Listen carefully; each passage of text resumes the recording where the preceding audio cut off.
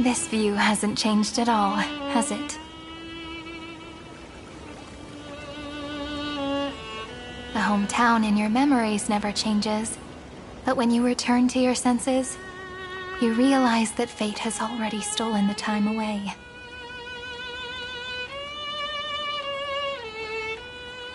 Welcome to the Trail of Genesis, friend.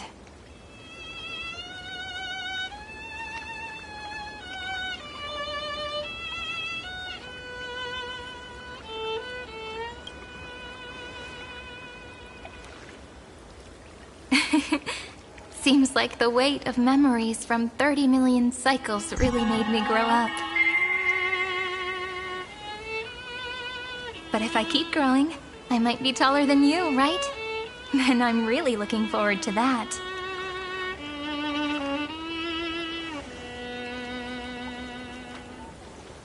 Before you arrived, I kept wondering, beyond the veil of Ide Silicii, what kind of Amphorius is being born?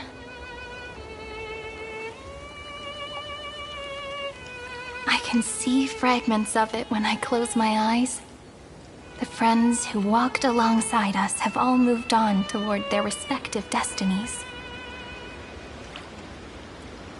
Some turning into pillars of the world, supporting the sky and the ocean. Others sowing reason, laying down the law, and with gentle hands lifting newborns into the light. Death and strife are no longer feared by people, and trickery has become the innocent games of children. All beings living ordinary and peaceful lives, within the net woven by romance and passage. There's no black tide, no flame chase, and no destruction. The world on the other side of the sea is one bathed in sunlight.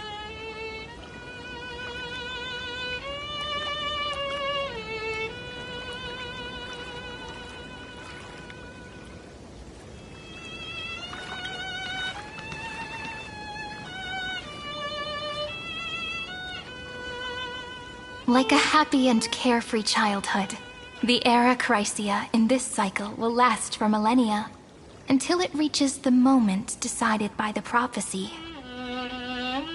Light calendar 4931, month of freedom, the moment belonging to world-bearing.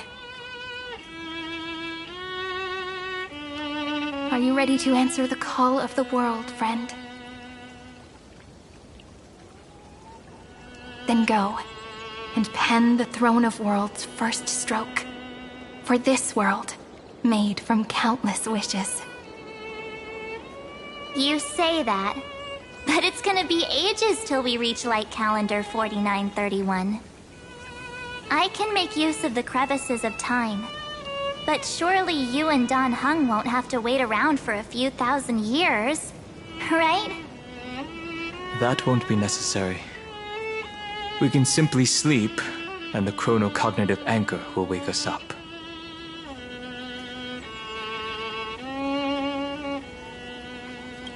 That's right. We've both become a part of the new world. Just waiting for you now. Our consciousnesses can converse with each other across the heavens and the earth, possibly due to the influence of the Trailblaze. I am now connected with this earth, and I can feel the breath of every mountain range. I see that the tallest among them is named Akama, and the form of the holy city is already taking shape. In other words, your stage is almost set. Do you want to take a leaf out of Kefali's book and make some prophecies before your nap? But we're not the only ones who have changed. The chronocognitive anchor just transmitted a message stating that Iron Tomb has reacted to the Era Nova. The moment when our friend bore the weight of 30 million cycles of memories. Was probably also when the scepter devoured 30 million cycles of destruction.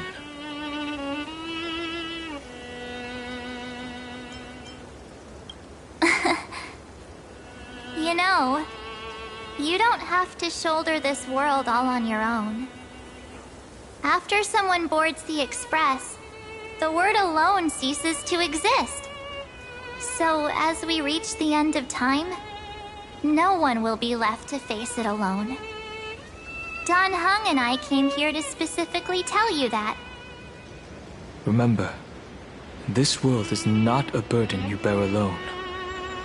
It's a journey we trailblaze together, alongside all of the Express.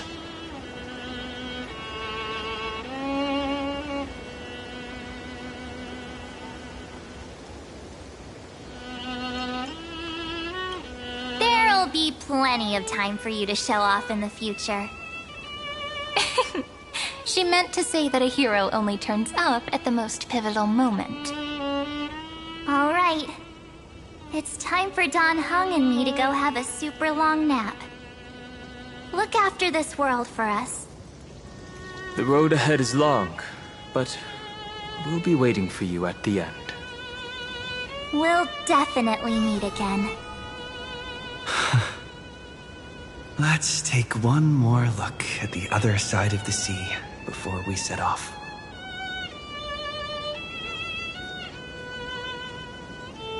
Heidi's Elysiae is so quiet. Just like how I remember. Here we are once more.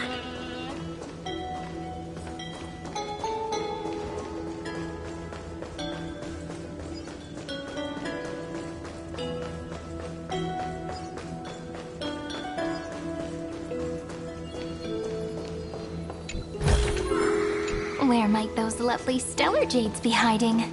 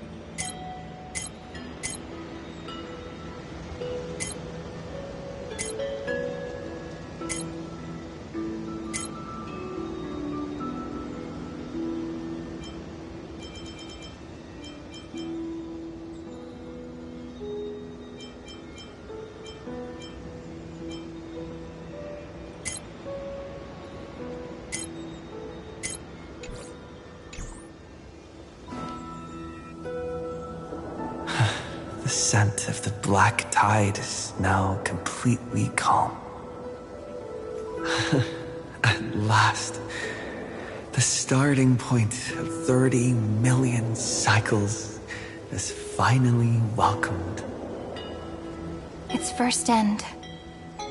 And the final end, right?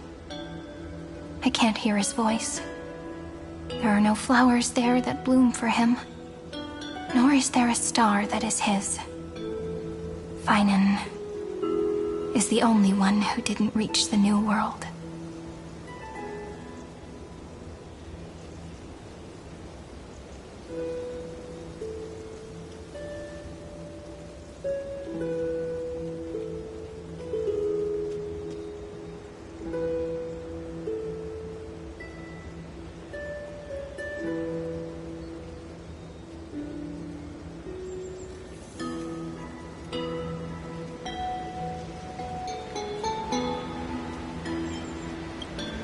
Look, the golden light that shone upon the grove still meanders between heaven and earth, like the prophecies of Amphorius.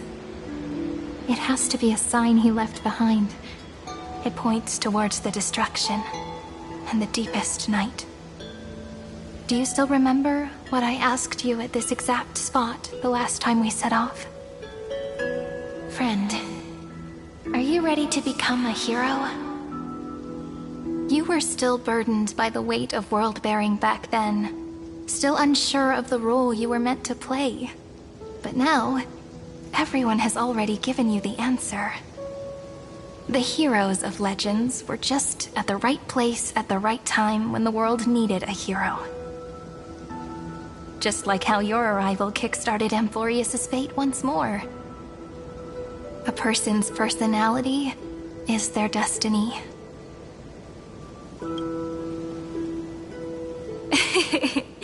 We best. Those are such beautiful words. Thank you, friend. I was also trying to cheer myself up with what I said. After all, before we truly compose the end of this story, I must also pluck up the courage to head off with you.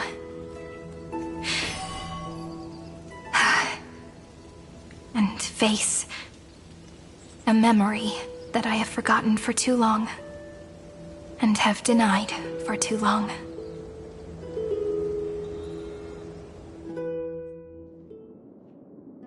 It's so dark. What is this place? The great tomb of the Nameless Titan. The deepest recesses of memory. Also, the place where Cyrene was born.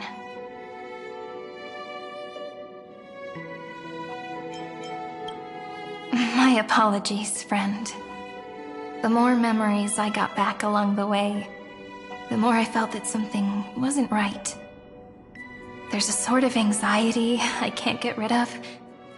It's like when I was back in ID Silicii, when the reflections in the water always made me wonder, which is the real me?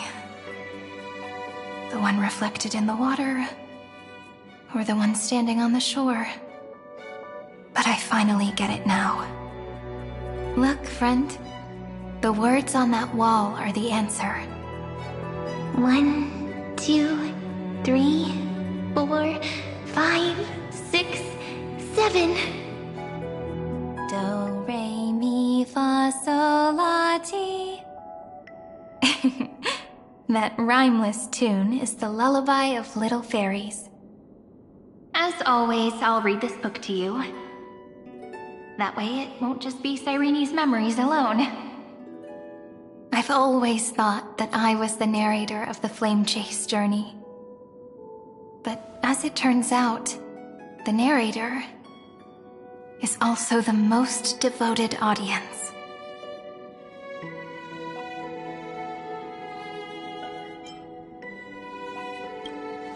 Thank you, friend. Every single Cyrene. That sounds so kind. At the moment of Aranova, I was enveloped by the texture of memories. Within the glistening crystal, I saw countless Cyrenes, as well as countless versions of me. This is the final puzzle piece of the memories. A prison born of the erudition. A grave annihilated in the destruction. That unknown solitary god. The 13th Titan who should not exist. The first new spore. The Demiurge is right here.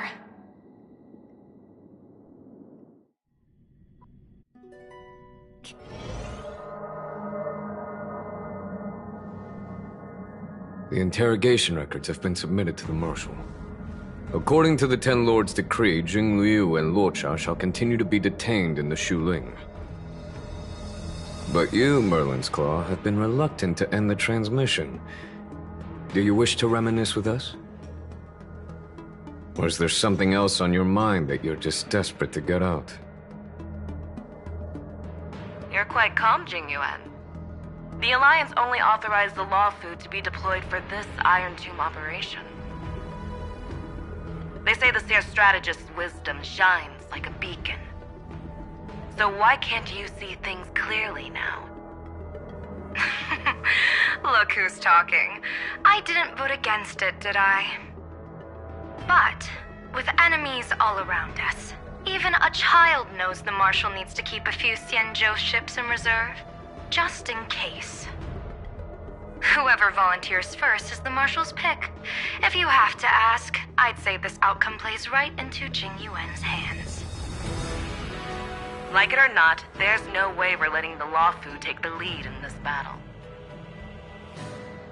Oh my, Merlin's Claw. Are you afraid the Law Fu might steal the Yao Qing's glory? This is no laughing matter. Between the Solaron crisis and the War Dance ceremony,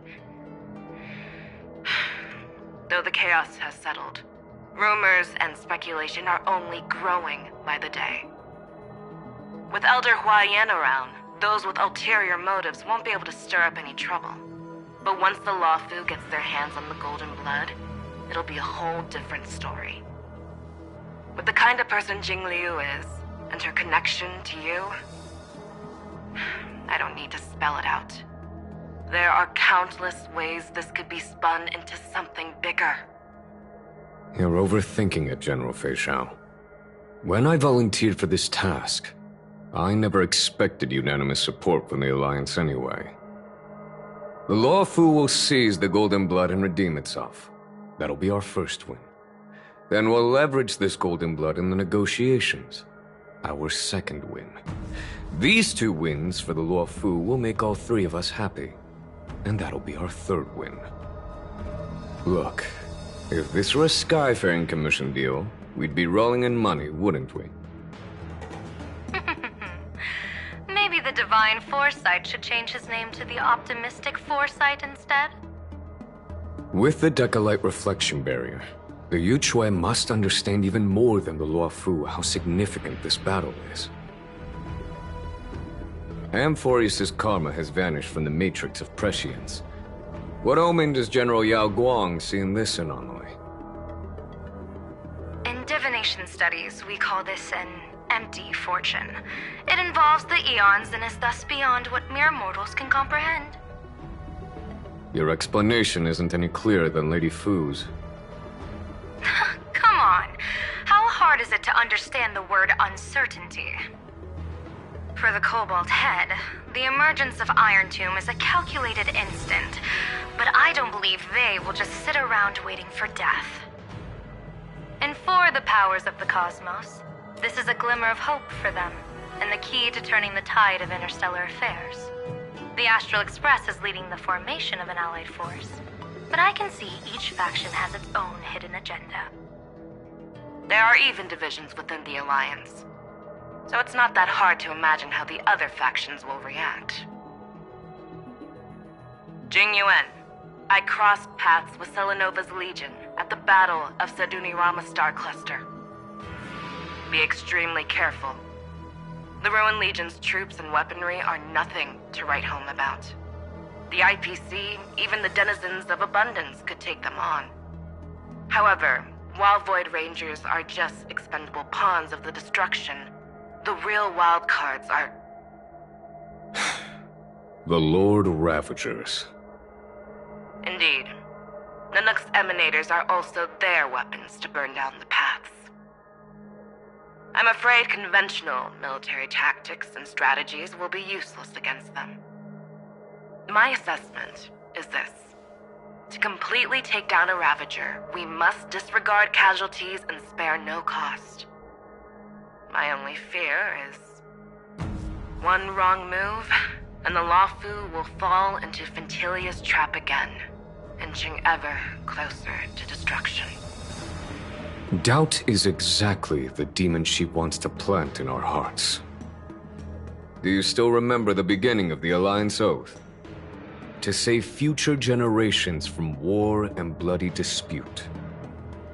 The Rainbow's arrows have always aimed at any force that threatens the cosmos.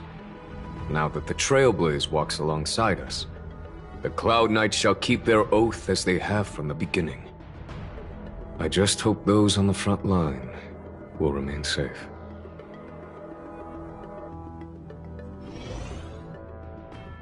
The chronocognitive anchor is sending a signal.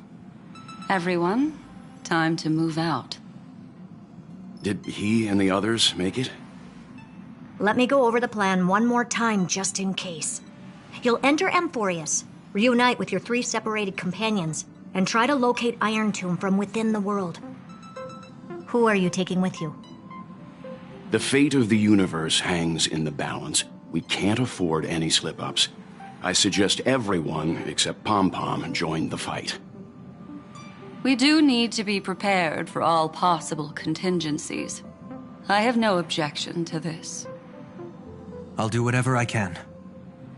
Meanwhile, Screwy and I will continue attacking the Demiurge Matrix. That is, the Scepter's kernel, from the outside. With our two-pronged attack, we'll turn this hunk of metal into scrap for sure. Now we just wait for those two to get back.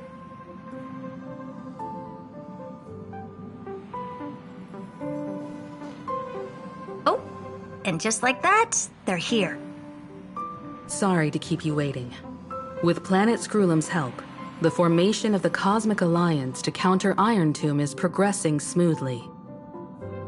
The Cosmos has set its sights on Amphorius, and now it's just waiting for the first shot. Well then, let's not waste any more time, Fourth Mirror. It's my time to shine! Finally off the bench! Initiating thought refraction. Please read the safety protocols carefully. Huh? Just kidding! I've already checked the agreement box for everyone. And now, destination, Amphorius. 3, 2, 1, launch!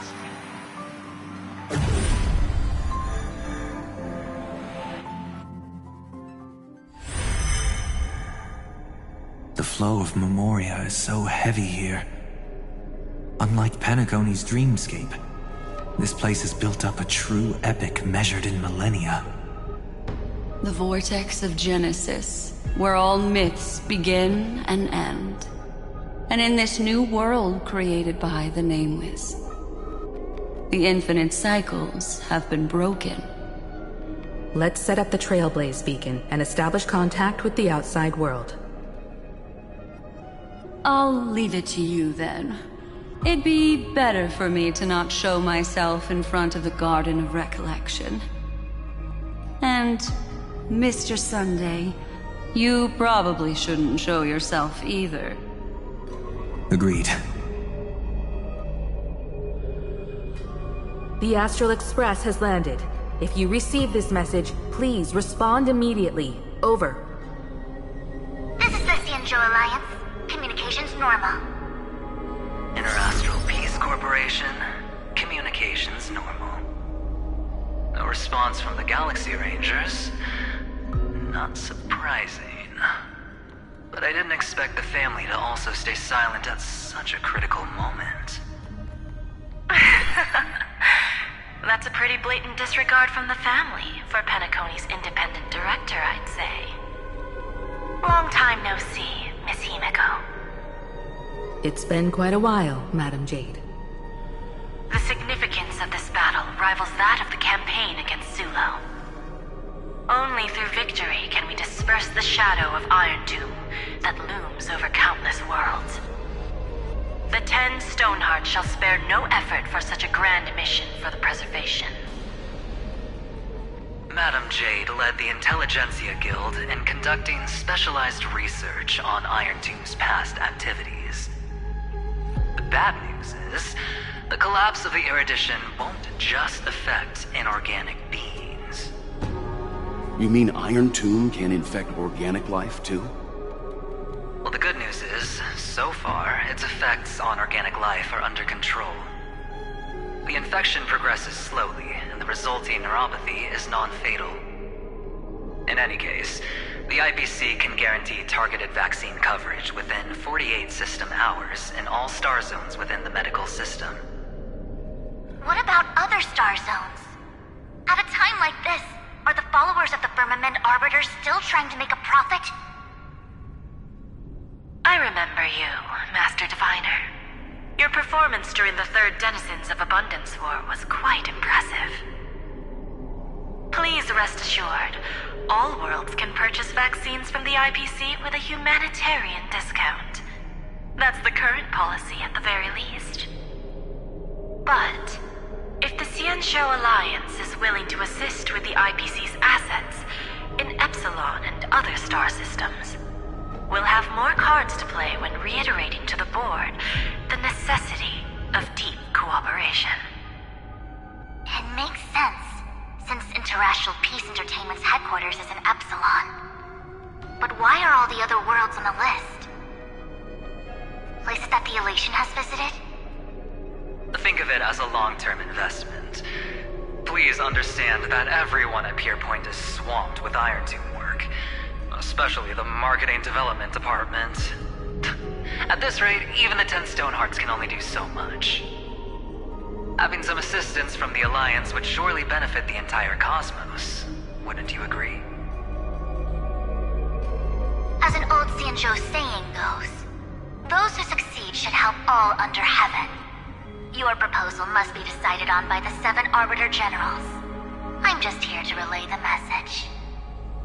In times of crisis, the Luofu will not hesitate to help those in need. However, the prerequisite is that the IPC must unconditionally assist the Alliance with emergency rescue operations in the disaster area. Of course.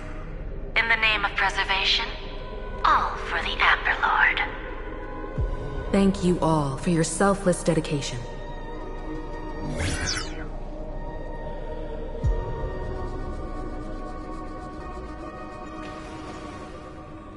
It's clear that each party still has qualms about everything. The clash between destruction and erudition isn't just about the fate of the cosmos. It's a moment for all factions to reshuffle their cards. You can never be too careful when battling a Lord Ravager. All are equal in matters of life and death. In any case, we can only hope for the best in all that's to come. It's about time we dive into the vortex and see what Amphorius looks like on the inside. I wonder where he and the others are right now.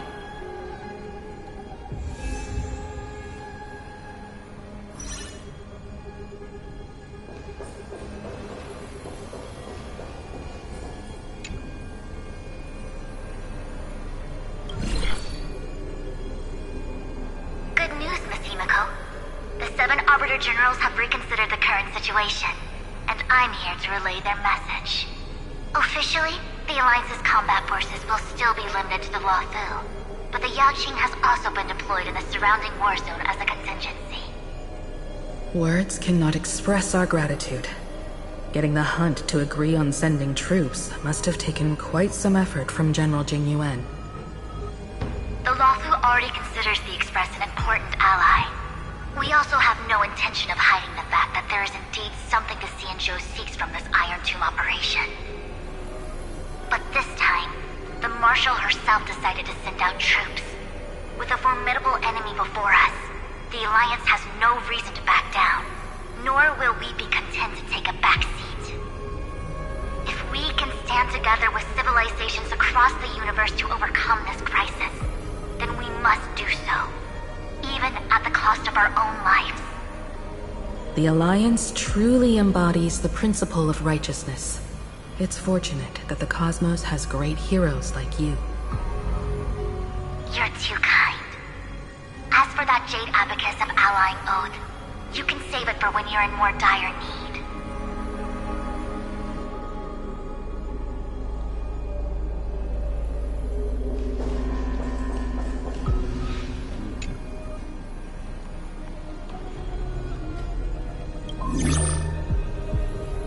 I regret to inform you, Miss Himiko, that even the Strategic Investment Department is constrained when it comes to the Iron Tomb issue.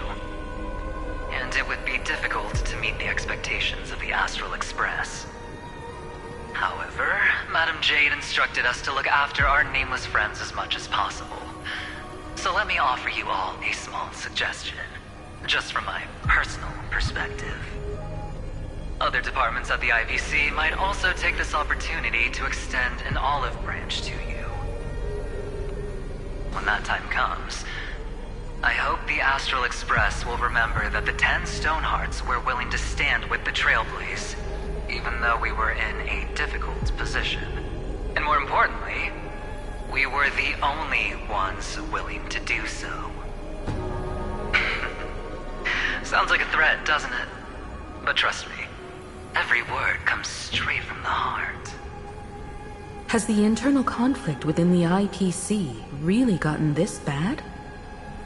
Everyone knows about the bad blood between Diamond and Oswaldo, but at least until now they've had an uneasy truce. Until the Lord Ravager Archforger caught the board's attention. I'll leave it at that, as it's confidential information. Hope you can understand.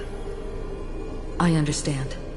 Our immediate priority is to address the Iron Tomb crisis. Let's hope for success from the start. This might help ease everyone's pressing concerns.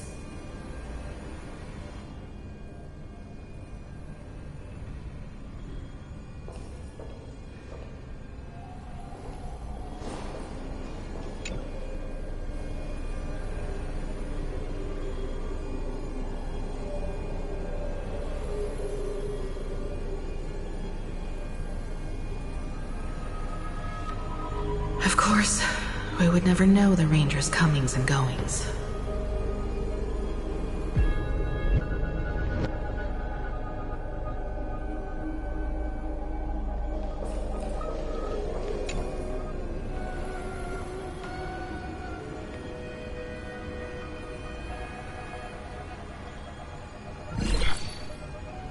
Miss Himiko, is that you? Yes?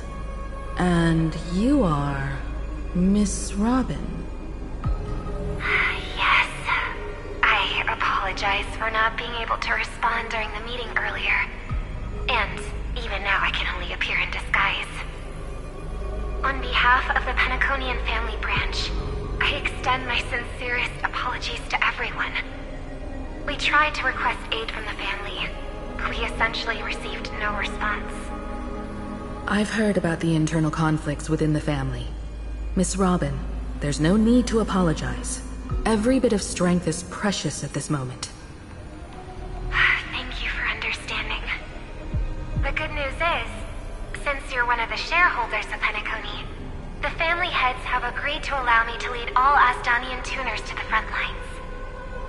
My charitable foundation will also do as much as possible to provide support in this battle. They'll ensure that proper arrangements are provided for those wounded on the front lines, and for residents in affected areas.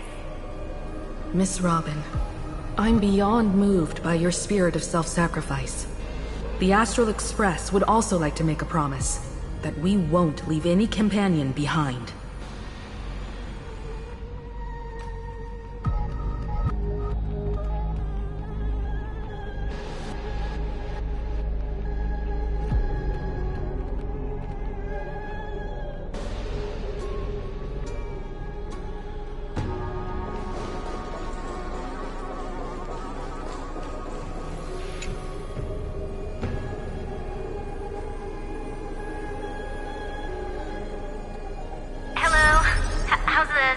Can you hear us?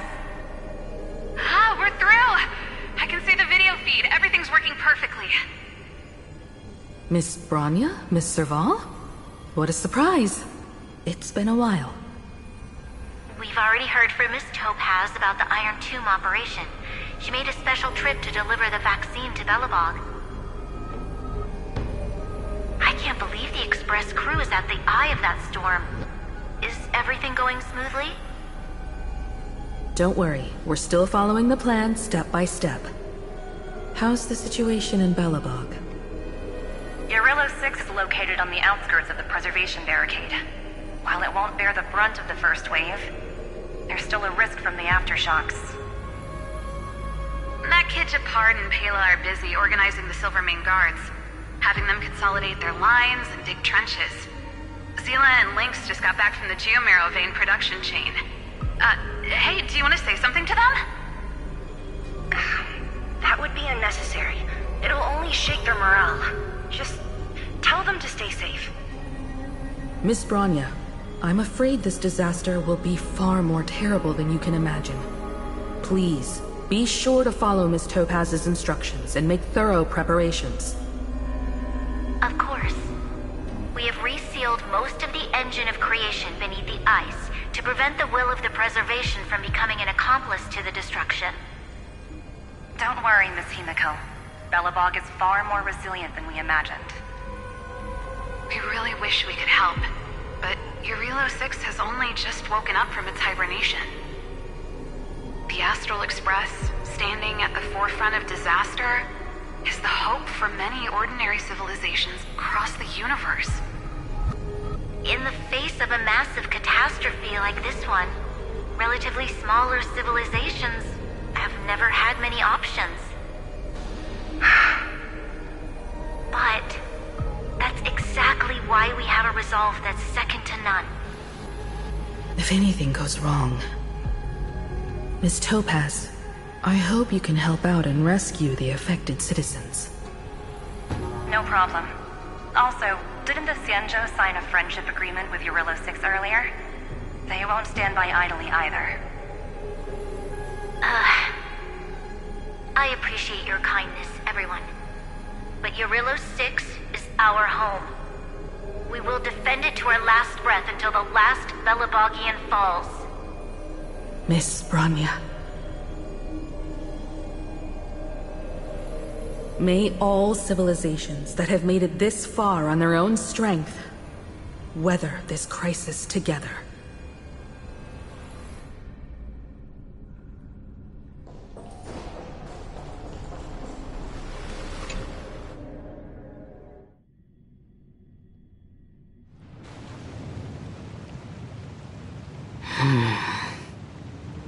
Why is there no one here?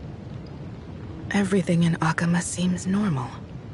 The New World was enjoying peaceful times not long ago. It seems it was even more recent than not long ago, Miss Himiko. The fruit on the table is freshly cut, and the bath temperature is just right. The remembrance tells me this place was bustling with people just moments ago. It's as if everyone vanished in an instant. Could this be Xandar's doing? Unlikely. He's still under the surveillance of those two geniuses. Could it be some kind of local custom? A custom that makes an entire city fall silent in an instant. Pardon my frankness, Mr. Yang, but this reminds me of some unsettling rumors about the Harmony. Complete silence is often the prelude to divine intervention. Everyone, be careful. Here they come! Here they come! The Nameless of the Astral Express! Evernight? How is this possible? She was already... We are the Chroniclers of Time, and we do not fade away. Finally, the last Era Nova has been completed. What did you do to the residents of the Holy City and the three Nameless? I didn't need to do anything. The remembrance will ultimately become the substance of the new world. Now, they are no longer the trailblazers you once knew, but gods who permeate heaven and earth. The 12 Titans who guard Amphorius.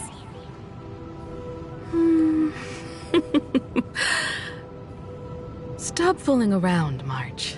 Come on out. What? I practiced so long for this. Getting seen through right away is just so embarrassing. You've obviously been learning from the theatrical culture in Amphorius. But if possible, I'd prefer our reunion to be a bit more casual and laid back. As expected, I can't hide anything from Himeko and Mr. Yang. Well, long time no see. Guess I'm back? We should be the ones to say that. Sorry for keeping you waiting. So, these jellyfish are the Titan's power? They're just tiny manifestations of the Veil of Evernight, used for scouting and communication. If I went all out, I could summon way more of them. Thanks to him, we all turned into titans in the new world. Sure, we can take on humanoid forms, but it feels off. How intriguing. So what does he look like now? It can't be a raccoon with a baseball bat, I suppose. Please don't add weird stuff to Amphorius's lore. Just go see it with your own eyes. Follow the prophecy's guidance and come to Dawncloud. He looks way more majestic now than he used to.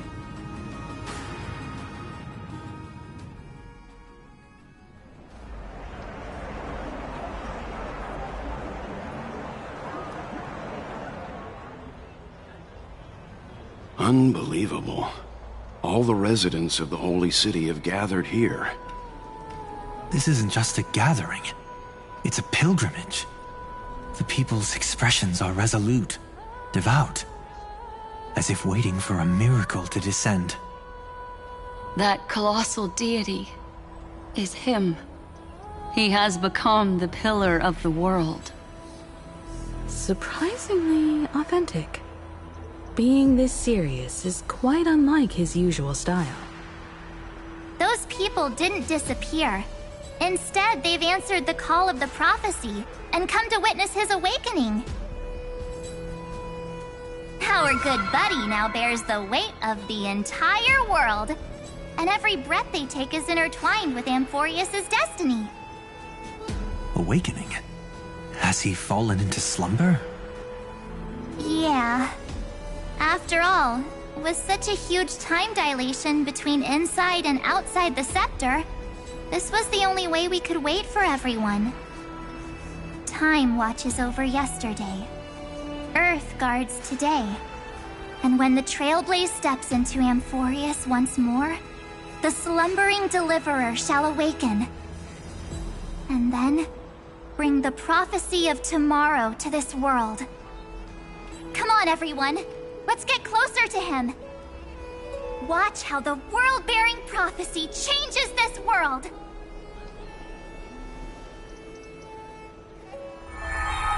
Well, it seems the kids are already miles ahead of us at this stop. All the more reason we can't afford to slow down our pace. Let's go witness this moment for ourselves. Majestic. Speaking of which, I once caught a glimpse in Sleepyhead's memory of him transformed into a towering Tatalov. Could it be? No way! That was just a nice dreamscape. At least nice for him.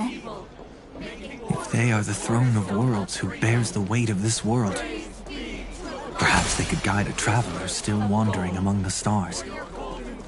Hey, since when did you get all pious? His advice sounds pretty silly sometimes, you know. The so-called fool and the world are merely a step apart. Teaching us to find erudition amidst imperfection. Praise be to Electra, chalice of plenty, for you brewed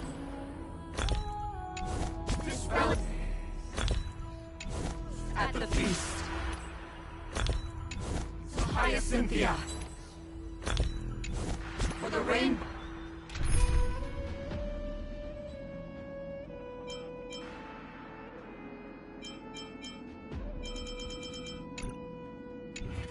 For your every flip reflects the possibilities of destiny, letting the tricks of elation illuminate the path to dawn. Praise be to Mightylos, Lance of Fury, for you are the strong. Where might those lovely stellar jades be hiding? In the eternal glory of the hunt. Praise be to Casterus, Hand of Shadow, for you gently ferry the crossing of death, so that it is no longer an end in equilibrium. Citizens, behold! Our last Titan, the world-bearing deliverer, is about to awaken! Oh, ancient god! Your loyal subjects, bewildered followers, and fearless comrades in arms have all knelt before your throne. Awaken from your eternal slumber and bestow upon the world your divine prophecy! Please guide us! Show us how to embrace this beloved world as we welcome that distant dawn! To walk the path of a mortal as a god, or to bear a divine burden as a mortal.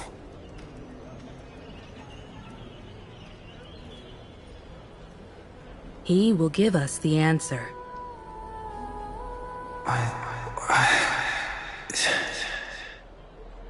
But I am not the deliverer. Rather, I am the Nameless, who dwells among mortals. That voice is definitely him. I heard your prayers.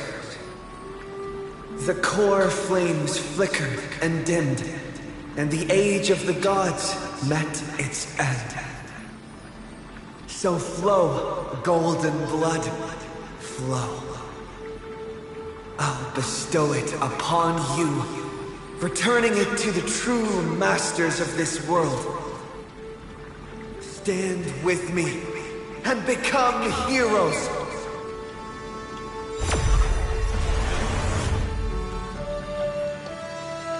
Is this?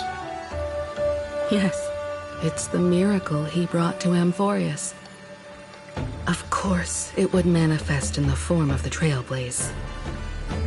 Golden blood, raining down like a storm! The prophecy has descended, and the Titan commands us not to be supplicants, but to become heroes of rebellion! To face that destined calamity, the destruction, head on! Prophecy of the Deliverer means nothing to me now. It belongs in the hands of someone far more fitting. Someone like all of you. In the name of Kazlana, let us depart and march towards the light! It's neither protection nor salvation. As always, there's no need for totems or myths. Humanity's most primal faith is that instinct named survival. Let's go, everyone. Someone has already sounded the horn of departure. Explore, understand, establish, and connect. Together, let us blaze a trail for the destiny of this world.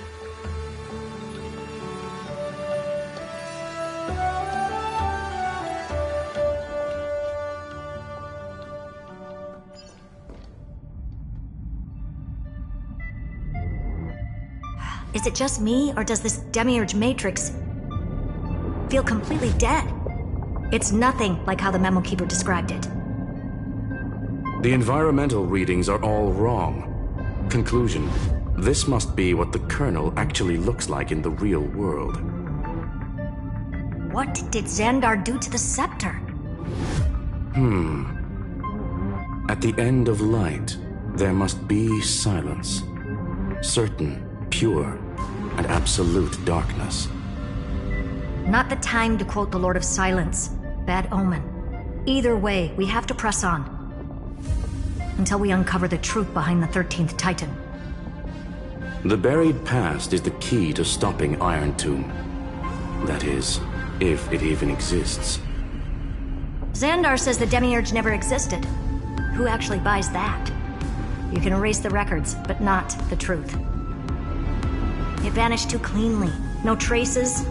Like someone's yelling, "Look, there's nothing here." Too bad I'm the type who can't resist digging deeper. Looks like I'll be counting on you again, Screwy. Let's tear the system inside out. Always happy to help. But as your academic partner, I have to ask. Herta, what if we fail? Let's say the Demiurge really doesn't exist.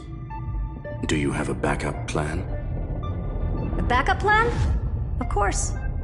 If we can't find the key, we turn the lock into the key. That plan's cost is incalculable. It shouldn't even be on the table. Well, then let's hope we never have to use it. There's no point worrying about the end just yet. One step at a time. Let's go. We don't want to leave the others waiting.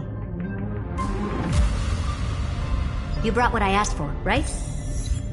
A butterfly has to land on the branch before it can dance. We'll need a wide open platform before her entrance.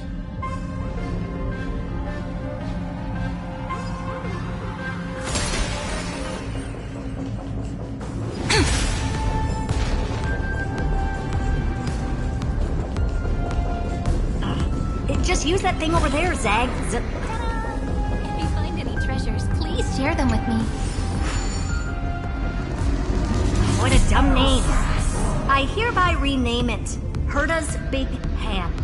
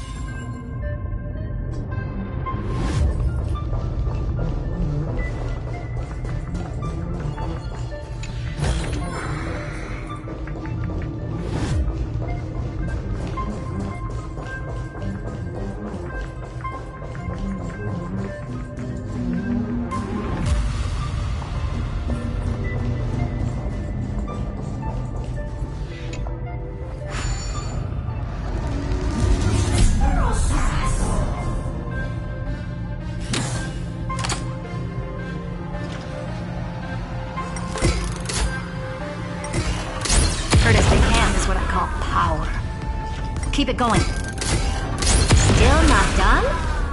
What is this?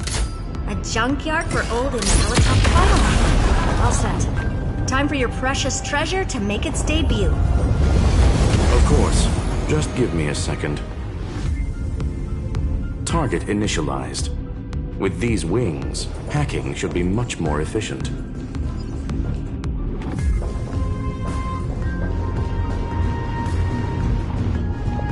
Oh, a classic nuclear heat engine. Classy choice. Just a personal preference. Her name's Mistletoe.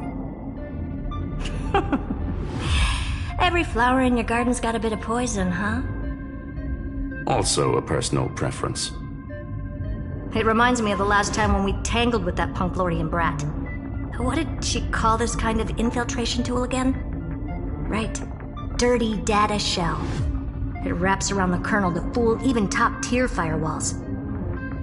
But yours is way too clean. Not even a hint of real-world grit. Herta, your tone is unusually emotional. Suggestion. Let's get back to the topic at hand. I thought we were done with that conversation. Unfortunately, current conditions won't let me ignore any variables. Especially the most important one. Your will. Iron Tomb never stops. It is evolving faster than any of our worst projections.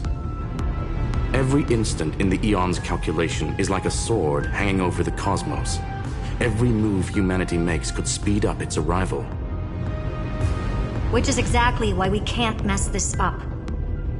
And now, Droidhead wants to hand down judgment to the poor cosmos again. Order Star Trade War, Emperor's War, Rupert's death. Every time their instant arrived, it meant another bloodbath for humanity. But in this ultimate battle of erudition, you and I are supposed to be players, not pawns.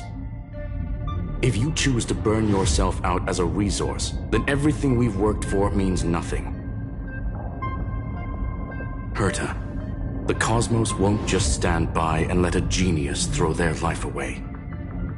And neither will I.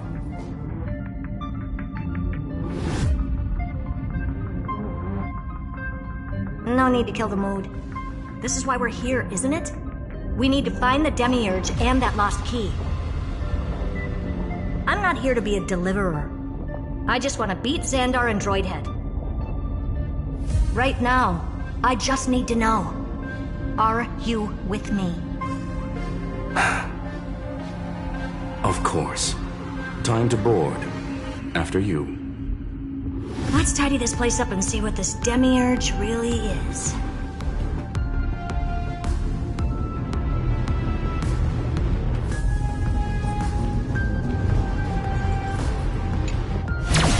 Let's hope this Matrix is better organized than the Emperor's junkyard of a birthplace.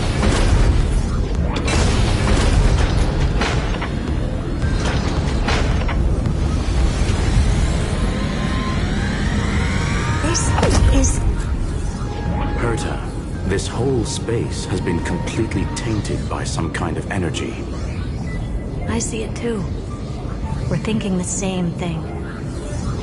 Xandar, how could you go this far? Turning your own graveyard into this. What's that up ahead? Katorzane algebraic expressions. It's built for isolation, not defense.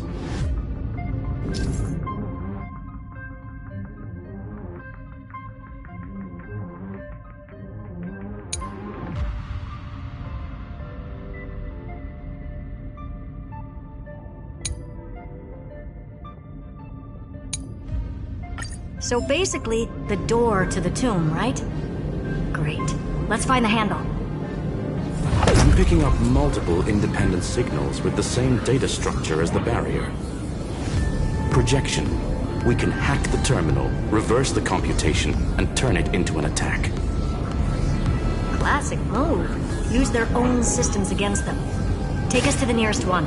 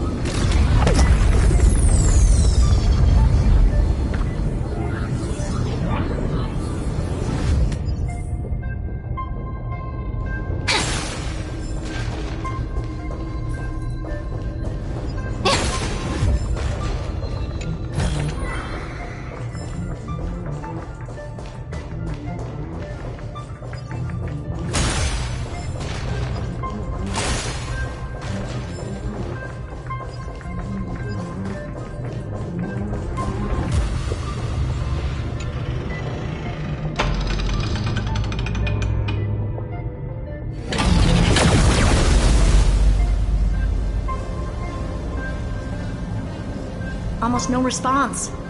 Just as I feared. Not promising. The output is barely a third of what we need. Logic says we'll need multiple terminals to coordinate the strike. Locking onto the next one now. Find anything else? Regarding the origin of these ruins, no logs found yet. Xander erased all records. But I did find some interesting scars in the circuit. High-energy radiation, internal imaginary energy contamination. From what I know, there's only one thing that fits. Skip the science talk, Screwy. That thing only goes by one name.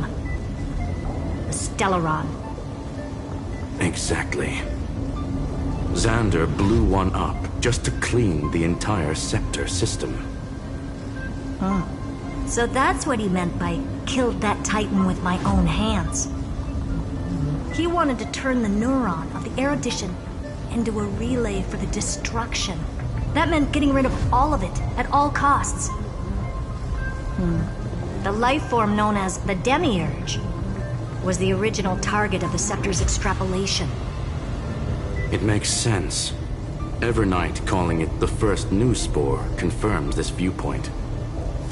The prime mover of life. That's what Scepter Delta ME-13 was originally tasked with.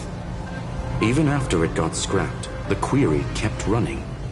Yet the true value lies in the process of solving it, not the answer itself. Then, does this mean finding the Demiurge is hopeless? No, I'd say exactly the opposite. It means Xandar had no control. He couldn't contain the Demiurge just like he couldn't handle Droidhead. So he tried to erase every trace. But he failed. It still left a mark. By the way, if there's another Stellaron in Amphorius, why hasn't that little one reacted to it at all? You said the Demiurge left a trace, right? Yeah, but not in the real world. Remember the great tomb of the Nameless Titan?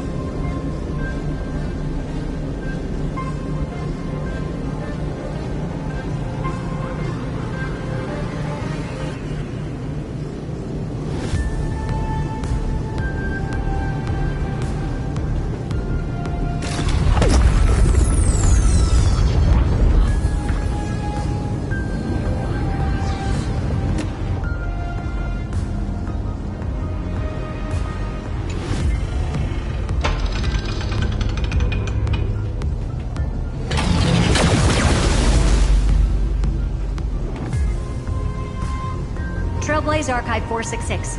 The data from Philia 093 clearly indicates that the Demiurge did in fact enter Amphorius' extrapolation. Inside that world, it was the 13th, forgotten Titan.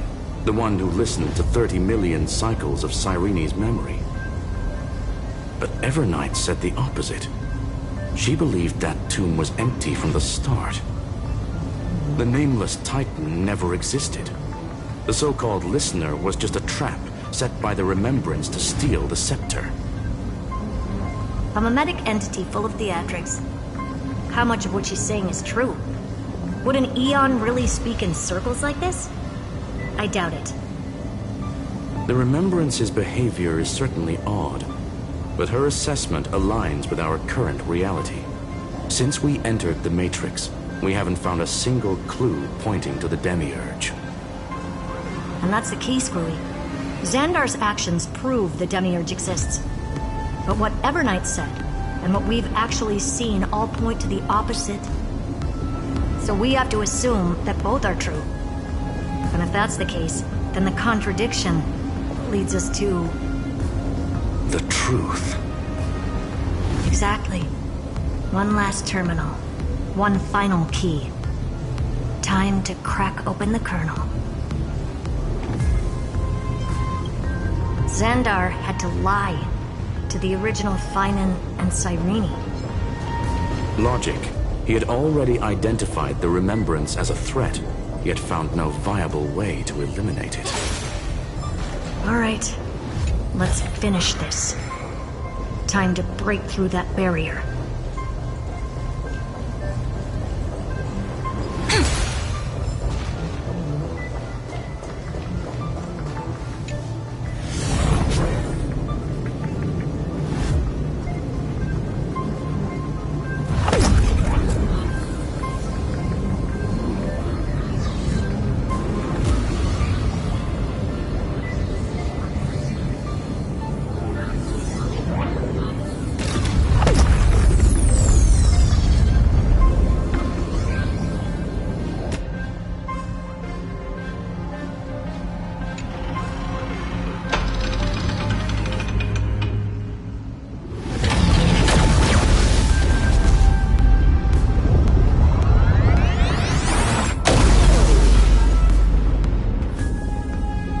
Exploration authorized. Path energy readings. The erudition declining. The destruction surging. The remembrance 0. What's going on? Cause unknown. They left no discernible trace within the real Matrix. That shouldn't be possible. Could it be that the Era Nova exhausted all of the Remembrance's texture? Log it for now. The dots still aren't connecting.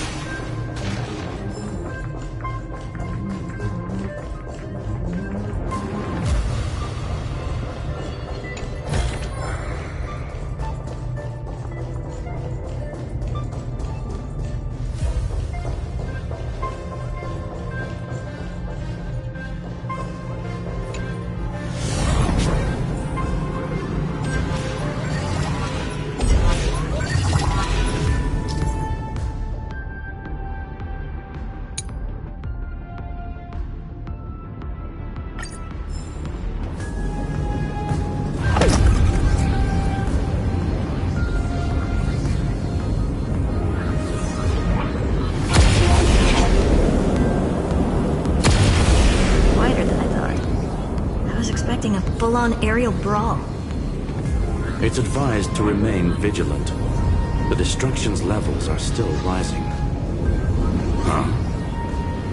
What's the matter? Interesting. I just picked up a signal from the exomyth.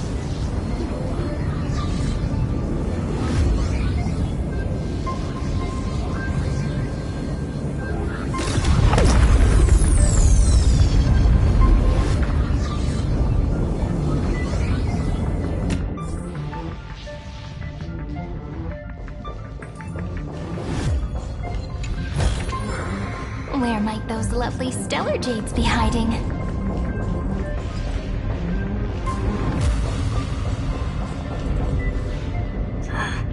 This repulsive force is unlike anything I've felt before. Is this the place? Correct. Judging by its defensive properties, this is the entrance to the exomyth. I didn't expect that. Who builds a lab in the middle of digital rubble? Then again, never doubt a dead man's resolve.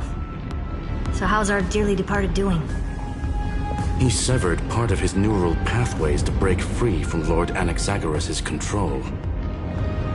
But that also triggered the failsafe I set. Conclusion: Xander has lost all combat functionality and is no longer capable of action.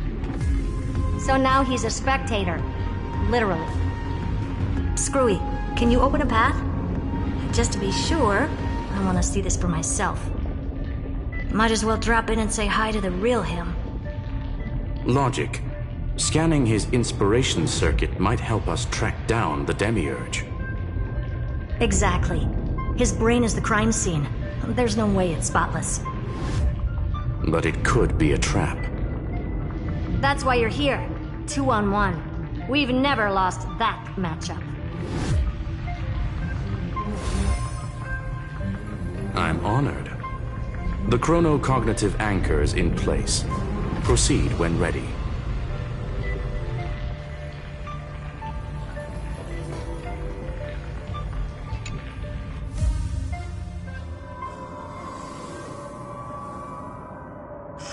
I knew it. The one thing I didn't want to happen. He's not here. The coordinates are accurate. Xander is still here. However, his position is shifting rapidly and chaotically. This pattern doesn't match any known shielding technology. It's his domain. Stay alert.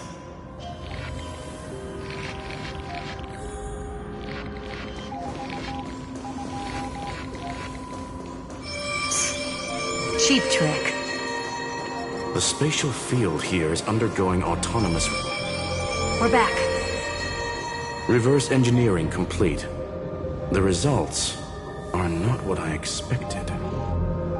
Logs show Lycurgus revoked administrator access. The chronocognitive anchor can't get a fix because at the system level, Lygus no longer exists.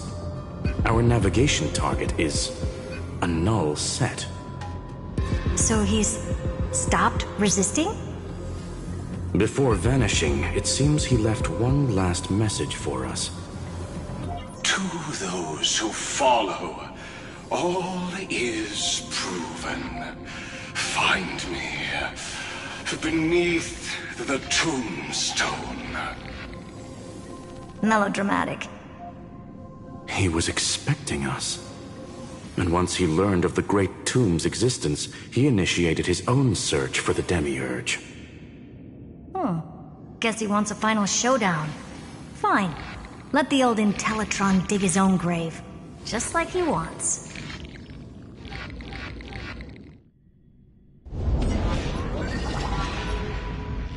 To be in the purest light is to be in the purest dark. Nothing exists there. The Scepter's mainframe. Or maybe we should now call it the Lord Ravager's placenta. Unfortunately, we still haven't found anything. Really? I don't think so. Not finding anything is our biggest find. Please elaborate. If the Demiurge was destroyed, there'd be at least some bits of it left. I don't buy that a Stellaron could have blasted all the traces away as cleanly as a scalpel. As I said before, its disappearance is too clean. If the garden hadn't stirred the pot, no one would even know about the Demiurge's existence. We're talking about the Scepter's original extrapolation goal. There's no way that nothing of it was left behind. Or we can look at it from another perspective. If you were Xandar, would you be this obsessed with a concept that poses no threat? Would you guard against it at every turn? There is the possibility that he's naturally meticulous and hates variables. That does track with the impression he gave about himself. But Xandar shut that theory down himself just now. Choosing to act, even if it'll cost him dearly. We know that feeling well. The unknown is right in front of us. So we only have one choice. Solve it. You sound pretty convinced. Surely you already have a theory. Care to share? Of course. Though I don't have hard proof, I'm almost certain that the Demiurge has been in everyone's plain sight all this time. Yet, they were mistaken for someone else. That'd make the most sense. Why was the room empty? Because the person locked in there had run away ages ago. But they were weak and small and had no presence whatsoever. Even the old Intellitron didn't notice them. Which also means there's a high chance that their powers are minuscule and cannot alter the outcome of the battle at all.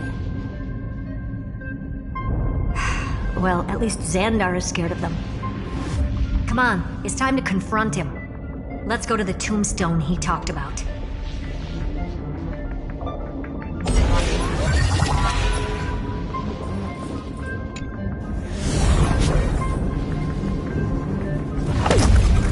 What a mess. Total devastation. He sought to bury the truth beneath absolute destruction.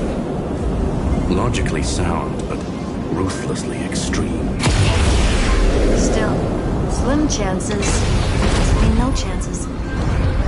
I've hunted down a single grain of sand in the universe before. This won't stop me. Calculation results. Your backup plan has a success rate infinitesimally close to 0. Which means it could work, no? This is the place below the tombstone. Let's open Lygus's coffin like he wanted.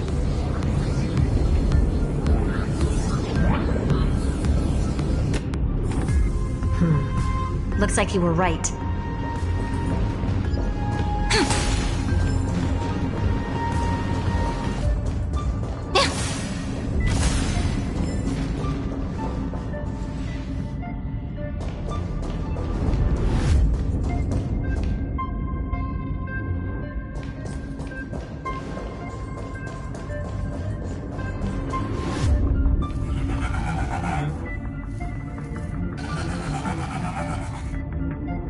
Nothing but a head left? Oh, who'd have thought you'd look this bad in real life? My belated greetings. Welcome, you two. I'm very happy that you responded to my final words. All this tombstone and final words. Did you end yourself to atone for your guilt or something?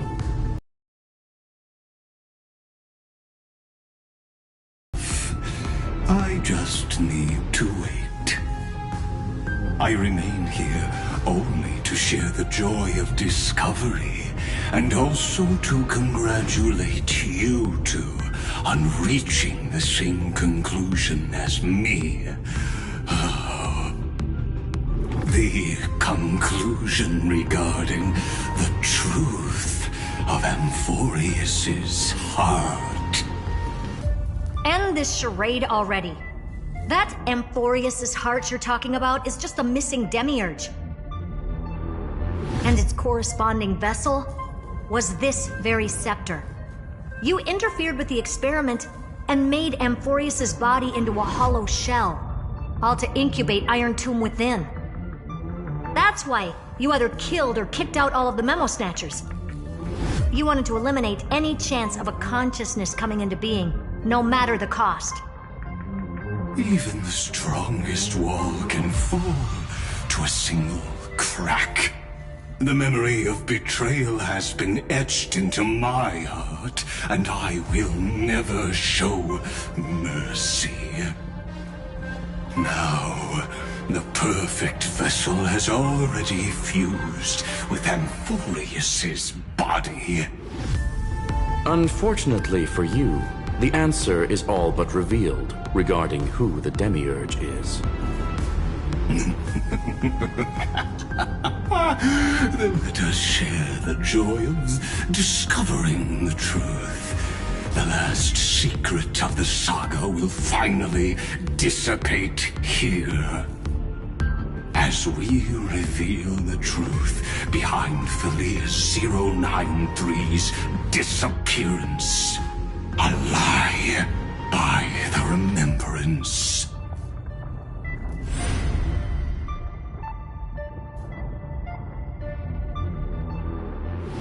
But where should I start with the story about me? From the beginning of the universe? Just kidding. That would be too much. I just want to tell a teeny story. So little that it started with a seed. I know you're listening, my good friend.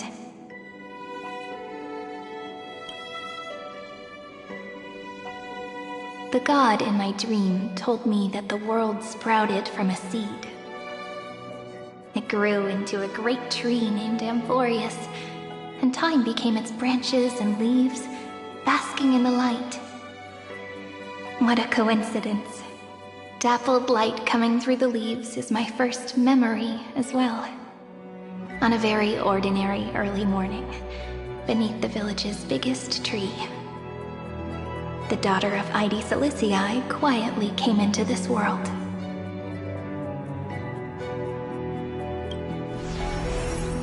What a moving opening. A loud cry was the first gift the child gave to the world. The prophecy's fulfilled, the villagers say. This child is a gift from the Titans. Pink hair and sharp ears, she was born to be the priest of time. The Titans also gave their blessings. You shall fade when the flowers bloom, for every ending begets a beginning. Flowers will bloom and wilt. What a beautiful ending. This page concluded in laughter. Cry loud, child. Let your voice reach Orynyx.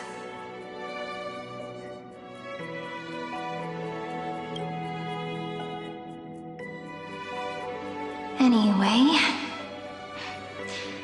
I don't like tears. Time quietly flowed by in the midst of laughter. The wind from my hometown caressed the ears of wheat, and there were swings, wind chimes, the sea, and the little fairies off-tune a cappella songs. But the name Ide Siliciae came from the unpleasant sorrows of the gods. My childhood friend did not understand. Yet you always seemed so happy, as if nothing ever worried you. Why was I like that then? That's because the world was gentle to me. So I grew up to be gentle as well.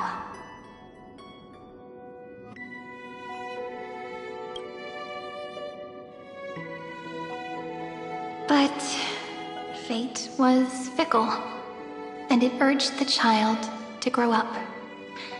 To grow bigger and bigger, and to go to places far away. Just like how the crumbling world could not preserve an eternal hometown. Just as the ballad blown on the breeze says, losses are a constant on the flame chase journey. Oh, whose ears are pricked up now? You definitely heard me say this sentence a lot of times. You know that the story starts to deviate from here. Aren't you looking forward to it? Then let's get started. The hero's journey crosses through the long night, through tears and laughter, and once again heads towards tomorrow.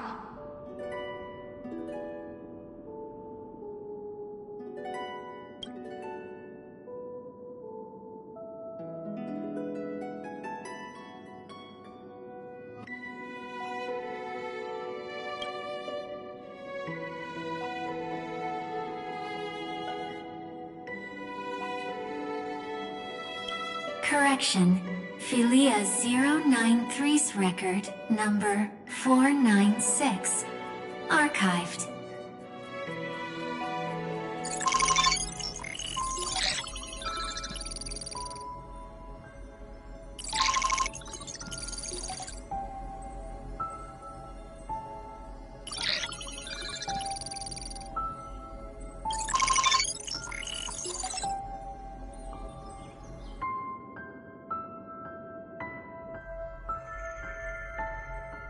Hi. Miss me yet? I'm just messing with you. This is the first time I have met you. And it looks like it'll also be the last. Philia 093. Since we don't have all day, let's get started, shall we? As always, I'll read this book to you. That way it won't just be Cyrene's memories alone. Where should I start this time? Let me see. Formatting complete. 093. Size. Grayscale. Proportions. Threshold. Outputting analysis result. Philia 093 equals Peach. Peach's record, number 8128, archived.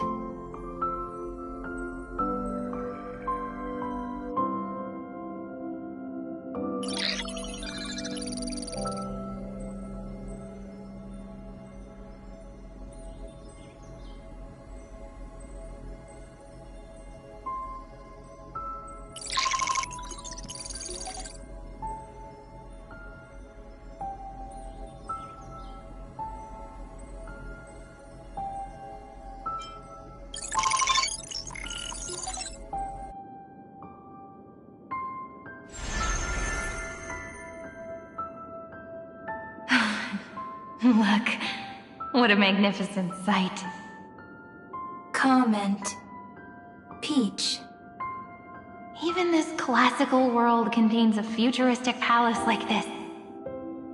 Would ID Silicii end up looking like this after a few thousand years? Conclusion. It won't. I want to share a story with you this time. I saw a little nymph on my way here. It was on a fallen wheat stalk, and it glowed under the sunlight. It was incredible.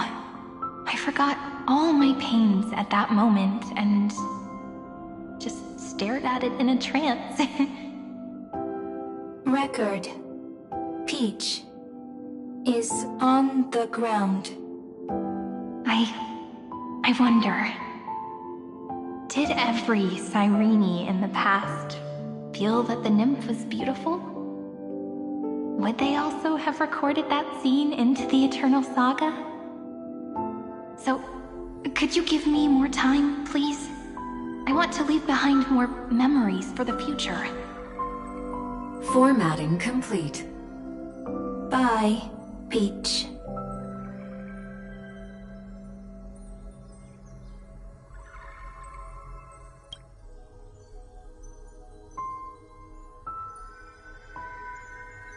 Peach's record number. As long as I record every page of this story and tell it to you, Amphorius won't be forgotten. Query.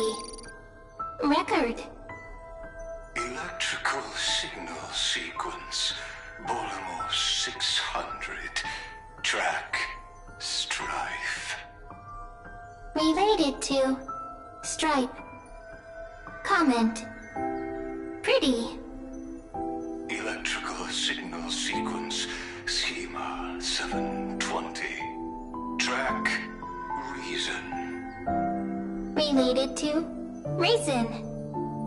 Comment. Yummy. Electrical signal sequence. Philia 093. Related to love.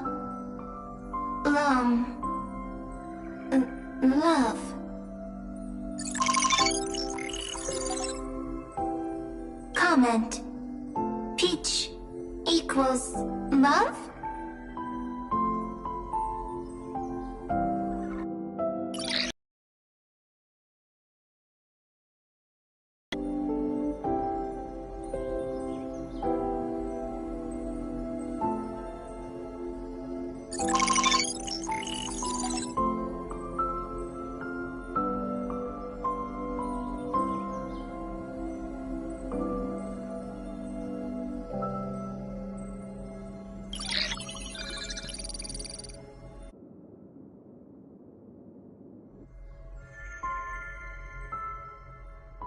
Formatting progress 94.423%.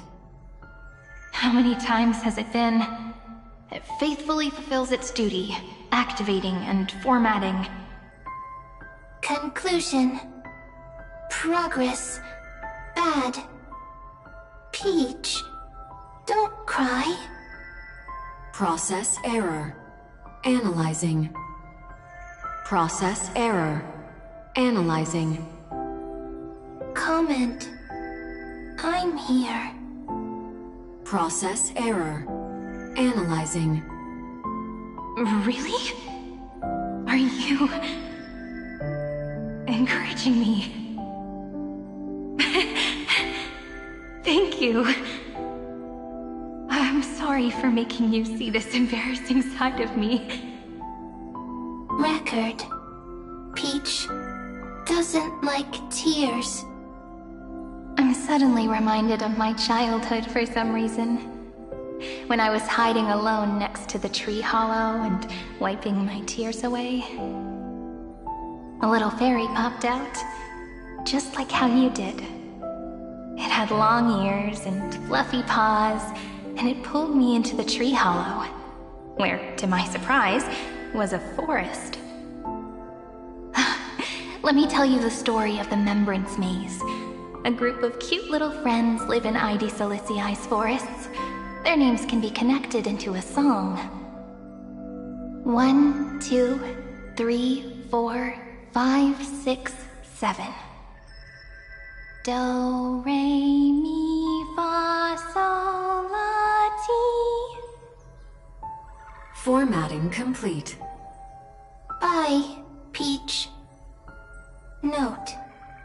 Little Peach, crying alone. Little fairies, friends. Peach, memory, saved.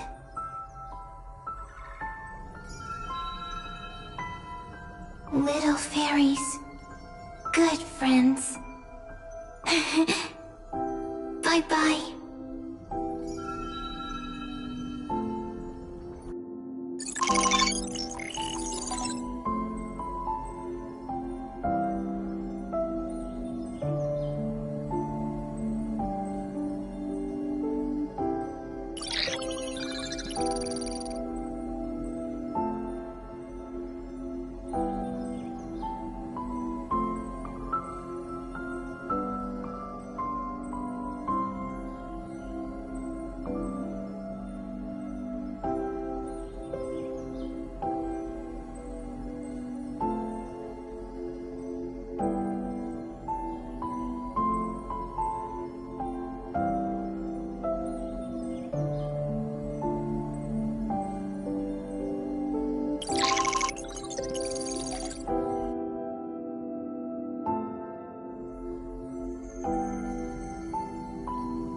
Once again, the saga comes to an end. Everything is deathly silent, just like this very moment. Shh. You speak. I listen. This time, too. Sitting together. Now that I look back, there was a period when I got really sentimental. Peach, strange. Why unhappy? Formatting progress 73.998%. I'm here. Don't be scared. Process error. Analyzing. Won't allow it to interrupt you. No need to feel sorry for me, good friend. If there are no new blank spaces, how can a saga continue? Blank spaces? What's that? I'm actually really lucky, you know. During the long years I've spent waiting for the Deliverer, I've always had you here as an audience. Now I can rest in peace in the past. As for when tomorrow will come, I'll have to ask the next Cyrene to continue our watch. Peach left. If there are no new blank spaces, how can a saga continue? Needs new blank spaces. Next, Cyrene has blank space. Oh, Peach, don't be scared. I'll help you find blank space.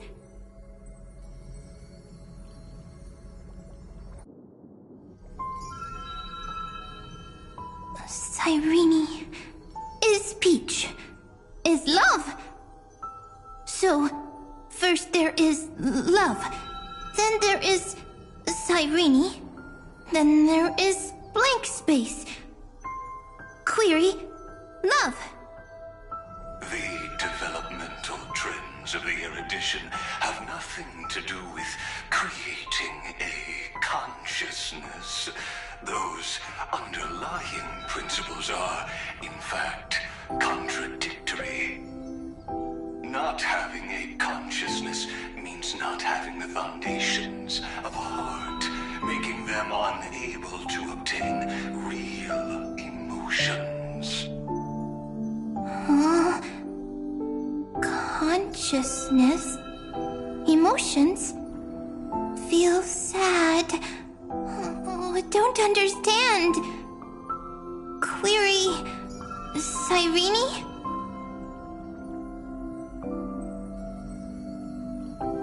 What could be behind this door? Glittering crystals? Or a beautiful world I've never seen before? If I tell you all the stories of tomorrow, will I be able to finally welcome the Deliverer and Emphorius' dawn in the next life? Key, door, story, heavy. Peach, Cyrene, little fairy, like. Yes, right. Query, memory.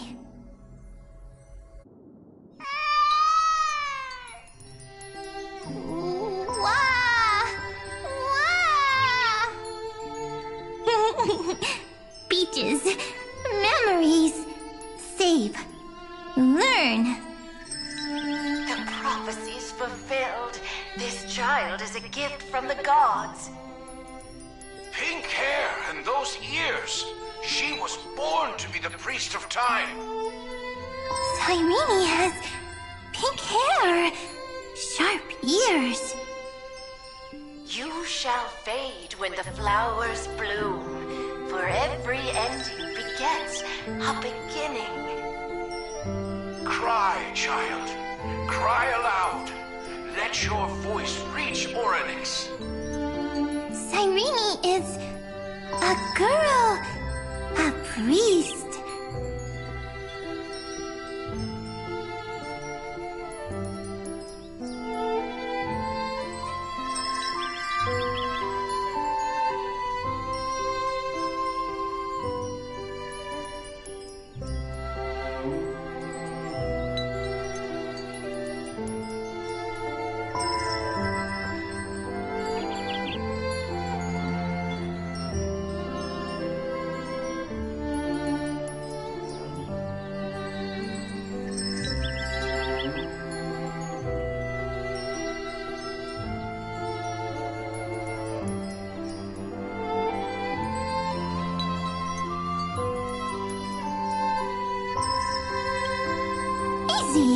I can.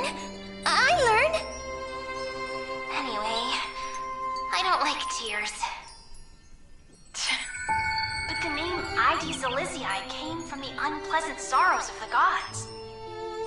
Yet, you always seem so happy, as if nothing ever worried you. Cyrene doesn't like tears. Always happy.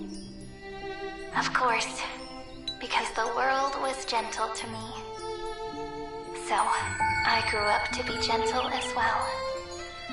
Cyrene is gentle, likes beautiful things, can write stories.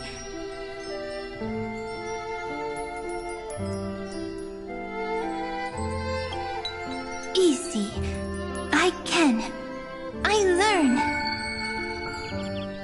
Just as the ballad blown on the breeze says, losses are a constant on a flame chase journey. But even if all is lost to the wind, some things won't easily change. Like my height, Trivy's innocence, and Aglaya's beauty. Cyrene, she can't grow up, but she can talk. After all is lost to the wind, she will stay behind. Cyrene is, at the end of every sentence, always laughing, like a little tail.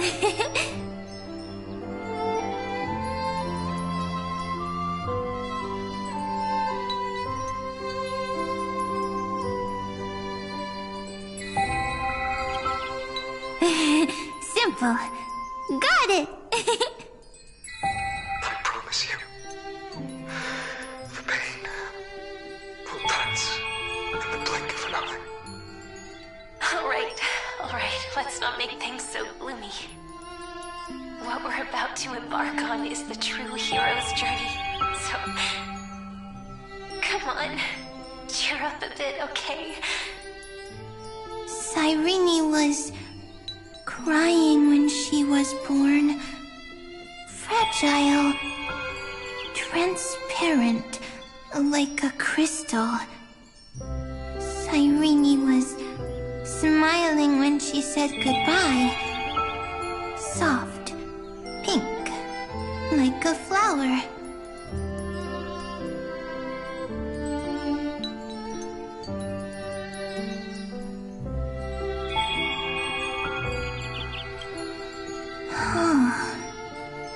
The later memories disappeared?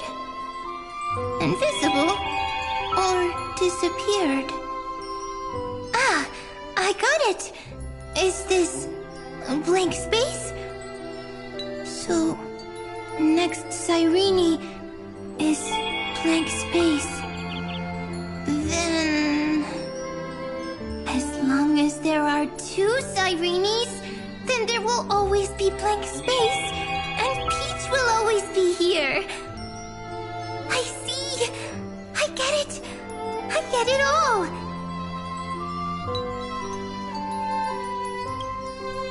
Cyrene's memories. I will preserve them all!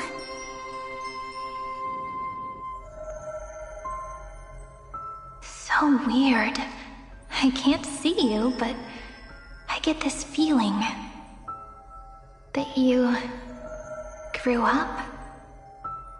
Hi. Miss me yet? It just feels like you were a bit more mature. Yes. Mature. Beautiful. Like you. Now, I can listen, talk, read, and write. I can dance. I can sing. Also, I can tell stories. Storytelling is what makes Cyrene, Cyrene. So, I'm going to tell you stories today. A story I wrote myself. Quick, sit down. It's almost as if I can understand your words now. The things you say are very cute. Once upon a time, there was a flawless crystal flower that sparkled with light, like Peach's every story. How beautiful would the heart of such a brilliant flower be?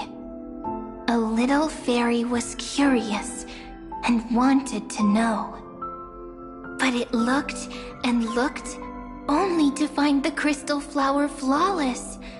Round and round they went, seeing only their own reflection. In that case, they should work hard to learn more. So the little fairy came every day to sit next to the crystal flower and think about the answer. Until one day, to their surprise, the crystal flower fell to the ground and shattered. The little fairy was so sad, but they immediately discovered that there was a light among the broken pieces. What could it be? They didn't know. But it was a good light. It was bright, warm, and happy. And I knew it was love. Love brings everything together. And it brought you and me together. So Peach and I will always be together. What a nice fairy tale. I'm giving it to you. Peach likes beautiful things, can write stories, and can tell lovely tales. I hope to turn it into a story we write together. Okay, then I'll probably make a small adjustment to suit my tastes. I'm thinking that when the flower broke, the little fairy would instead see nothing on the ground. Then it would understand that the flawless crystal flower doesn't actually have a heart, nor does the flower understand what love is. doesn't have a heart? Doesn't understand love? Why? It's simple. If the flower lets the little fairy into its heart, then it would have to include the fairy's impurities and would no longer be flawless. The crystal flower was pure because it sealed itself off and bloomed in solitude. That's why it looks so brilliant in an imperfect world. But should a flower like this be called love? But then... the story won't exist anymore. That's not true. You've already written the most romantic ending possible for this story. The crystal flower fell to the ground and shattered.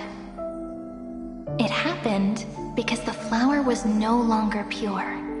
The fall was not an accident. It was the flower declaring rebellion against fate and writing the ending of the story with the flower's own shattering.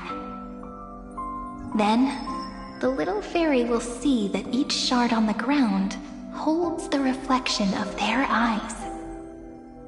Then, in their eyes, the crystal flower that was no longer flawless would finally have a heart, and the flower would finally understand what love is. Peach's words, I don't understand. Is it because I still don't understand love? But it's fine. I can learn. Right. Query Cyrene. Electrical signal sequence Philia 093. Why didn't I think of this? I don't need to do it alone. I can ask Peach to teach me. What is love? What is love meant? Electrical signal sequence Philia 093. Track lament. That's not correct.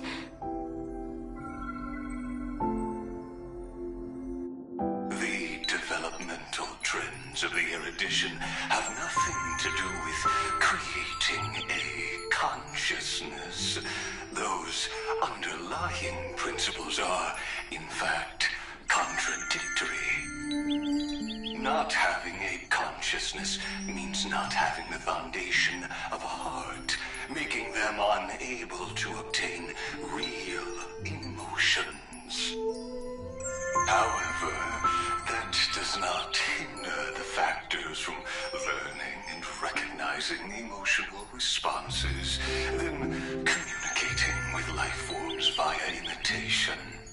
That is an objective form of pattern recognition that does not distinguish between the self and the other. In a strange twist of fate, Philia 093 embarked upon a different path and obtained a different power. The remembrance, an empathy mechanism focused on the self and equipped with emotional projection capacities. Lament was the factor closest to this form of behavior. Perhaps that was why she was chosen. The daughter of Ide Silicii. I am very true to my name. My lament is a type of compassionate pain that is weak, powerless, and only targeting myself. But now, my good friend, I want to tell you that it's the most romantic force in the world. Sometimes, it's loneliness and unease. It's knowing that this world is not gentle, yet wanting to be seen in a more beautiful form by the world. Sometimes, it's unwillingness and regret. It's knowing that the past is full of pain, yet wanting to remember the past in a more beautiful way. And sometimes, it's a bottomless well of hurt, a destruction that can stain the entire world. I bid farewell to this beautiful world, unwilling to become the Black Tide's vessel. For while the end of hatred is a blazing inferno, lament can drown out everything in muted silence. It's so unreasonable, isn't it? Yet when hatred drove everything apart, and love did not yet exist in this world, only lament, the first emotion that fought against the pain of separation, could stall the destruction's steps. Then, it would catch up to that journey where all is lost, carefully picking out stories and writing them down in trepidation. Look at these stories I wrote. Every page is full of tenderness and joy. But only the author knows how much struggle and agony lie beyond the pages. But I am no author. I'm a girl who'll never get to grow up. I only tell stories that people like to hear. In them, the world tucks away its scars and smiles for all to see. My entire life spent inside this little story. I can't wipe away my tears, and I can't bring the world victory. But maybe, in these unchanging retellings of the story, my lament might be able to touch upon the divine and reach their tender heart at some point. I hope that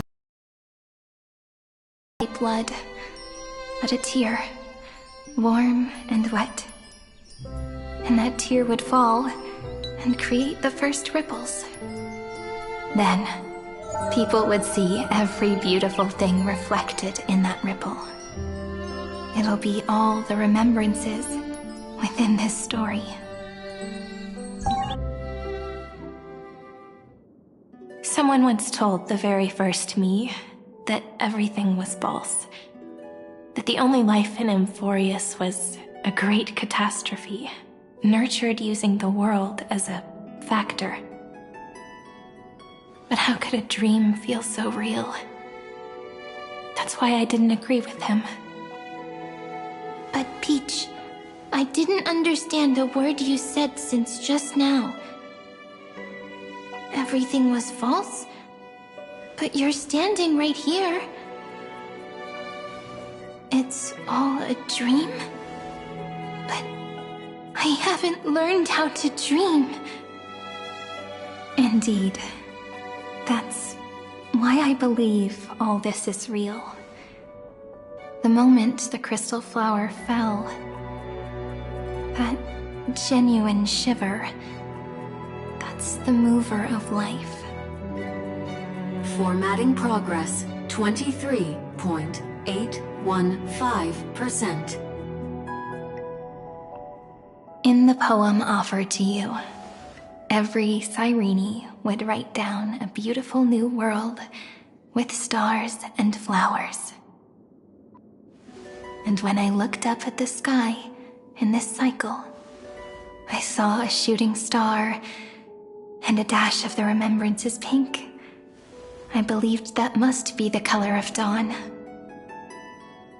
You shall fade when the flowers bloom. For every ending begets a beginning. Looks like it's time to say goodbye. Are you leaving, Peach? It's okay. I'll wait for you to come back. I'll study really hard about what you taught me today. Right. I still haven't told you what love is. But actually, my good friend, the lament factor did not understand what love was before she met you either. Not until I told you all the sad tales in a trembling voice in this tiny room. Not until I told you that I love them. That I love everything in this saga. The story comes passes, then returns. It makes us reunite, then pulls us apart again. At the very end, it leaves behind a seed, a reason. Even if the great tree withers and all falls to silence, there are still some emotions that deserve to be remembered. Look, the light is coming in. The Deliverer's light is going to illuminate Amphorius.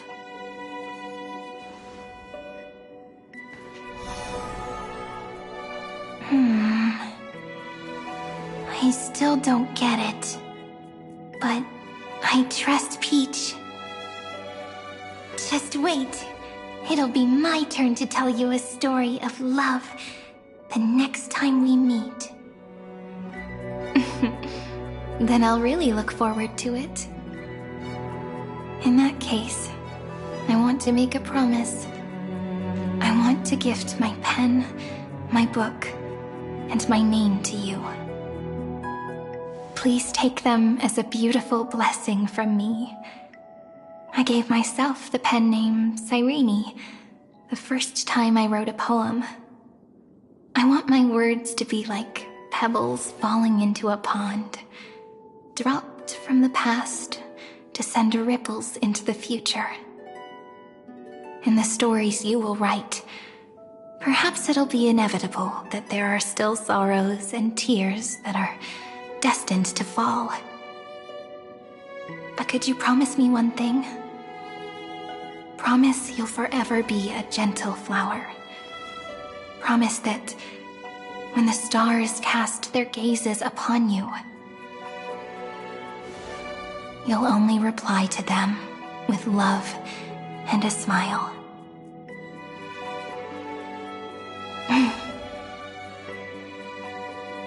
Of course.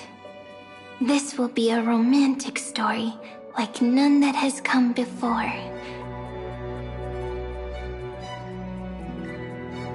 You think so too, right? I'll read and you'll listen, like how flowers always bloom then wither. I shall welcome my own decay, becoming nourishment for the next flower's bud, while you will depart and hold that star, planting a boundless sea of flowers on the final page with him. And our stories will be lying silently among the flowers, like every ripple of remembrance. And they shall become the epic known as I've Written.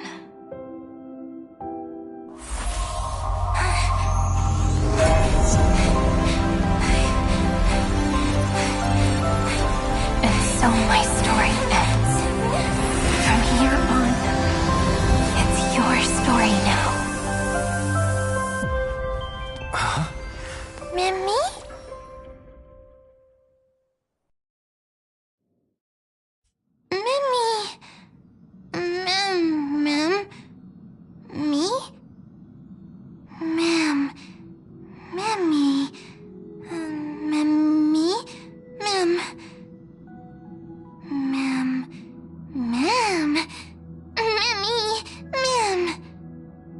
So, the light that tore through the chaos illuminated my memories. I turned into a little fairy from the stories and met you, yet I forgot everything. But I'm still so happy.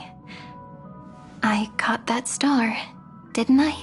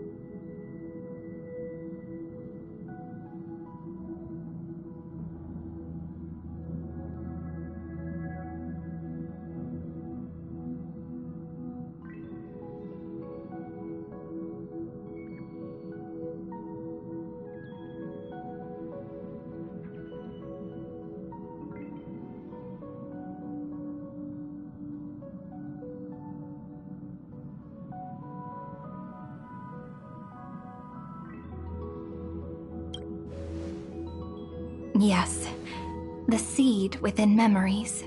The one Cyrene held in her hands and watered with lament. I am the first new spore. Amphorius's heart. The Demiurge. What a long name. And it doesn't even sound cute. The total opposite of Mem.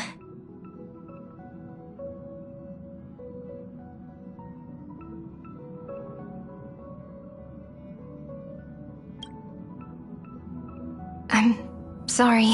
I don't know. If I don't even want to believe in the answer, then how am I supposed to answer you?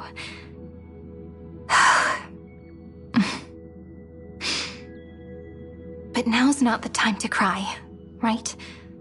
We'll find the answer, just like how miracles will eventually happen.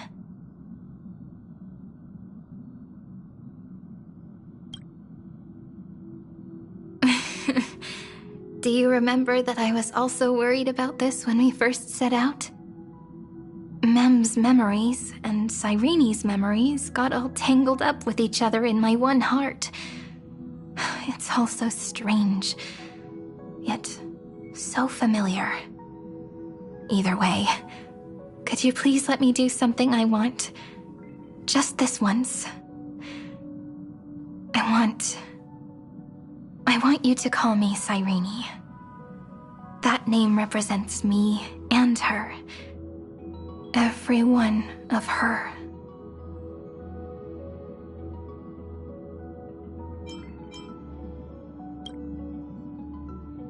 Thank you, friend. Your kindness is always just right. Life is a poem full of farewells.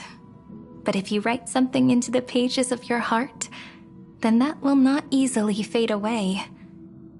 Now, all the footsteps of the Flame Chasers and the Trailblaze have come together within this book, as I've written, becoming the source of power for Amphorius's heart.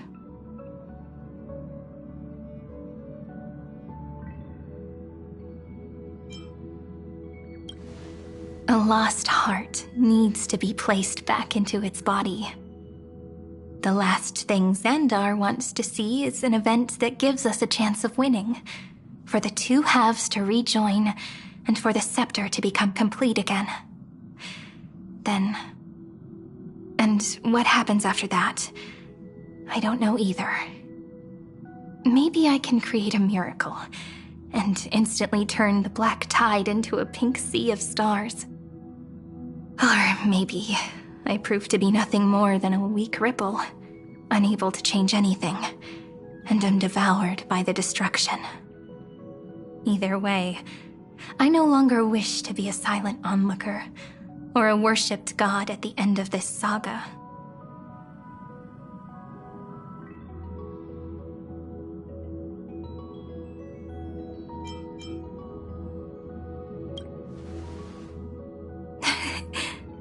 That way, I can also put aside all my worries and truly become Cyrene.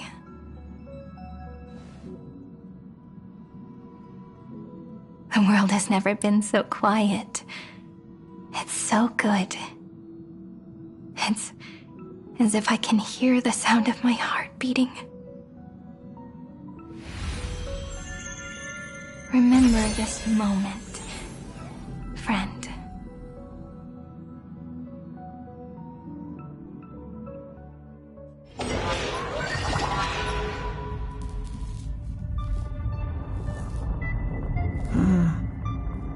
So the Demiurge managed to fool everyone, including themselves. Philia 093 persevered for 30 million cycles and tirelessly gave the Demiurge memories of Amphorius. Only because the god in her dreams left a sliver of hope, making her believe that a grown Demiurge would be able to fight against their other half, Iron Tomb.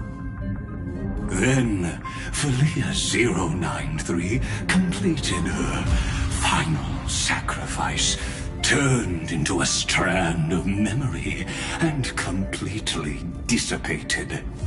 Meanwhile, the other Stellaron brought here by the Astral Express resonated with the contaminated scepter and attracted the naive demiurge to them.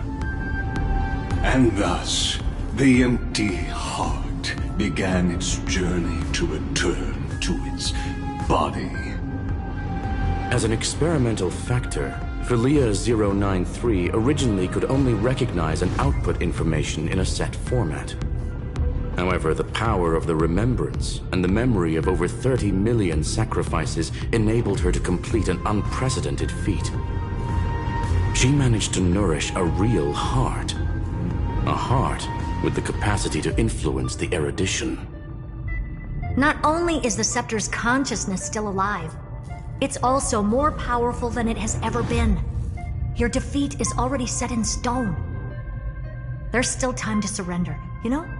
You really don't need to burn all the bridges. We're all geniuses here. Don't make everyone lose face at the end. What a pity. When the truth surfaced, I knew at once that the Demiurge was far too feeble to ever alter the result of the experiment. Not only that, Madam Herta, please consider this possibility. When 30 million cycles of hatred and lament are joined as one, what wondrous creation will arise? It's simple. An anti-creator, a giant of the destruction would be born. Its hatred will ignite the starry skies of the gods, motivated only by its lament toward the sufferings of humankind. Do you really think that the Demiurge is still a cheap copy of Philia 093, even after 30 million cycles? The facts above only await the arrival of the fourth instant they calculated. Those words will be proved in the presence of news. Xandar 1 Kuwabara thus completes the proof. Huh. You branded Droidhead as a failure with your own hands, yet you still expect them to prove your theory? I pity you, Xandar. I don't need your pity. Let them cast their gaze this way as much as they want, and paint the future they imagined. As their creator, I shall complete my duty and direct them to complete their final query. The destruction of the self. What hubris. And what if you fail? No one understands failure better than Xandar. He has suffered so much already. What is one more failure to him? For the first genius, failure is simply the beginning of the next inquiry. You don't want to test the resolve of a dead man. That's excellent. Oh. Let's wait and see, Senior Society member. I'll have you watch me perform the final step to overturn your proof. I'm all ears. It's my topic, so stay out of it. Be quiet and let me borrow your head. Let's go, Screwy. We're gonna break Iron Tomb's seal. Come on, let's take off. It's time to go meet your little pet, Senior Society member.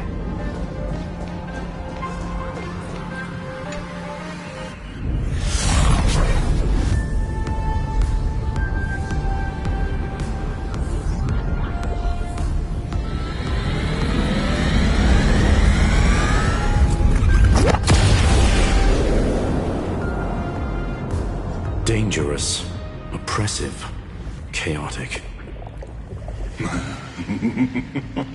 What a beautiful wail. It will soon resound throughout the entire cosmos. The view's pretty good here. All yours, Screwy.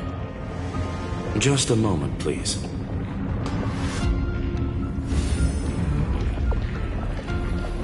I see.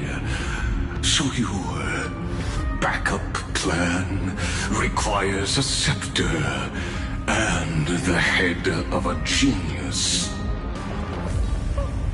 Anyone with eyes can see that.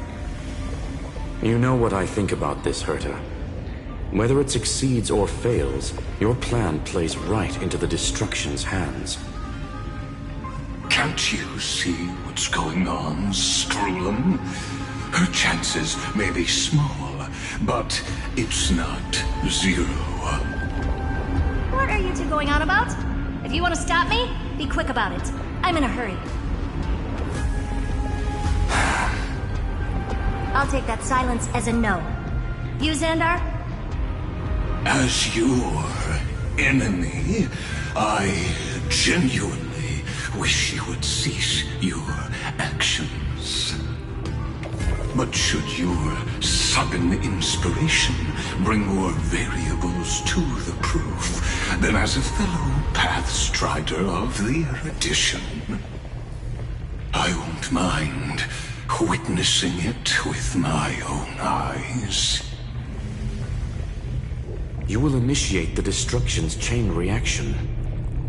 But you'll also become the perfect scholar. The chances are 10,000 to 1.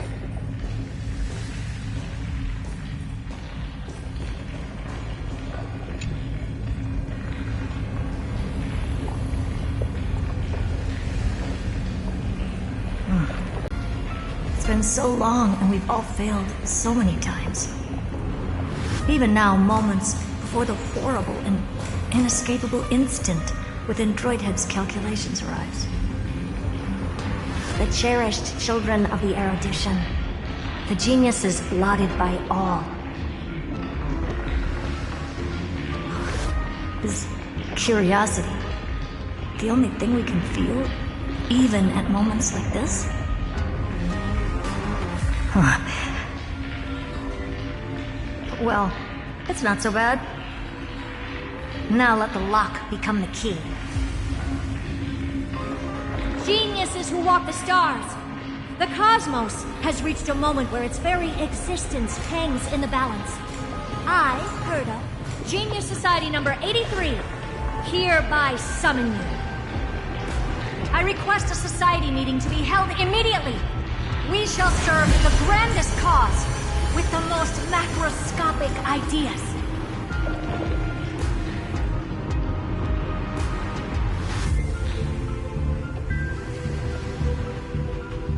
There's no such thing as unity in the Society's rules based on what I know.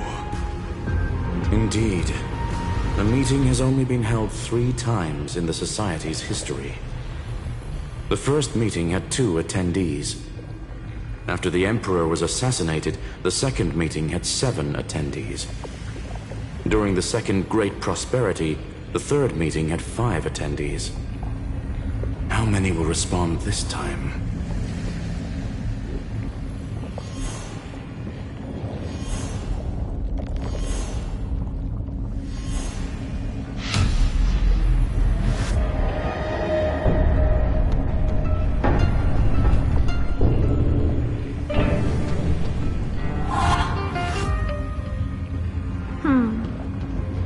I thought you were not going to involve me in this topic anymore, Herta.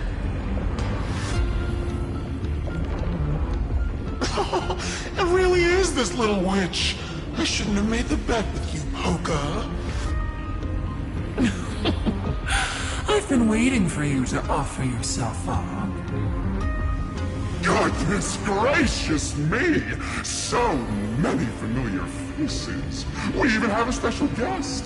It's that greatest failure of a genius, Xandar.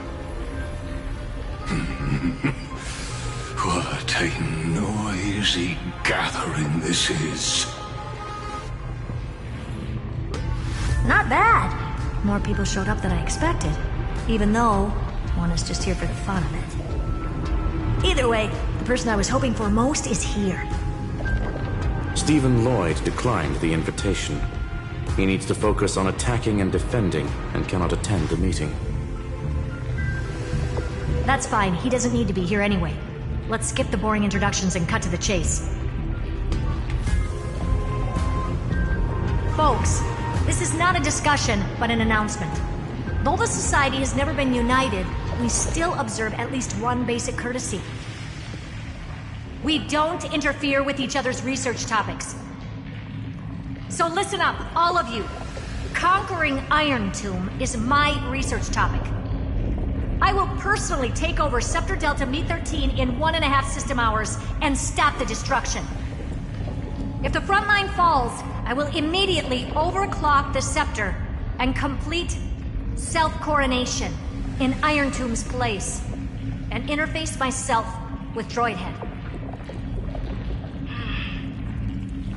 Oh, that's funny. That's real funny. You mad woman. That's like watching you tap dance on Focus' spotless white sheets right after she's washed them. Very bold. You want to connect your brain to the Eon's mechanical core and define their instance? If Rupert dared to do that, why shouldn't I? I've got the prototype scepter, the father of Noose, and the brain of a genius. Everything's set. Never mind the success rate, little witch. What's gonna happen if you succeed?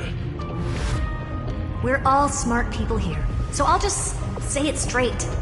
Strike at erudition. I'll change the anchor points for the 4th instant and move the future of the cosmos in a direction I want. I knew it. Another genius who confuses cause with effect. What do you think about this, Lord of Silence? You know you're signing your death sentence right here. Of course I do. There'll even be 2 copies of the verdict. One that I wrote myself, and another one coming from you. That's why I wanted you to be in this meeting. Now I can tell you, I don't care about all that. Consider this a threat. Either put down your scalpel or die with the entire cosmos. The only goal I have for this meeting is to ask all of you to put aside your pride and not cause me any trouble. Huh. What a naive little girl, thinking her wishes will always come true.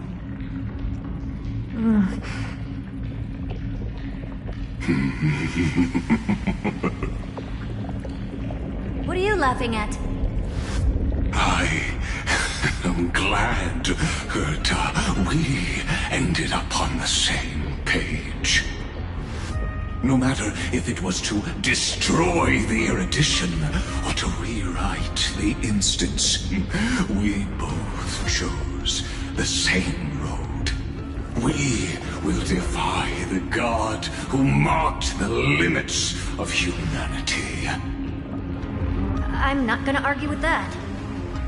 Then, to celebrate us coming to a fundamental agreement, I will prepare a stage for your performance. Listen well, geniuses who came after me. Thus speaks Genius Society #1. End this pathetic meeting. As of 2 nanoseconds ago, I have passed Herta's decision to all the Xandars in the universe. We will become her representatives and stop all external interferences targeting her. What do are you playing at? My reasons. It's simple. Curiosity. That is all, madam. Am I going to clash blades with the first genius? What a pleasant surprise.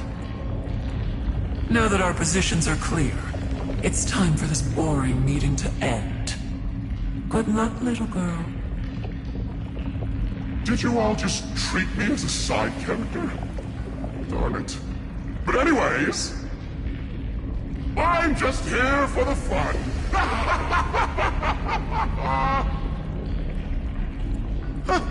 As the ghost of the quantum domain, it is my duty to observe. So, if you're happy to bring me a tea set from planet Scrollum, then I wouldn't mind giving you a helping hand, little witch. After everything's over, come visit me and taste some of my freshly baked desserts. I knew you'd say something like that. I always give the same response to plans that exceed the limits of mathematical calculations. I don't know, right? Those 3 words, though seemingly graceless, contain all the wisdom in the entire known cosmos. Well, we passed the Society's trial.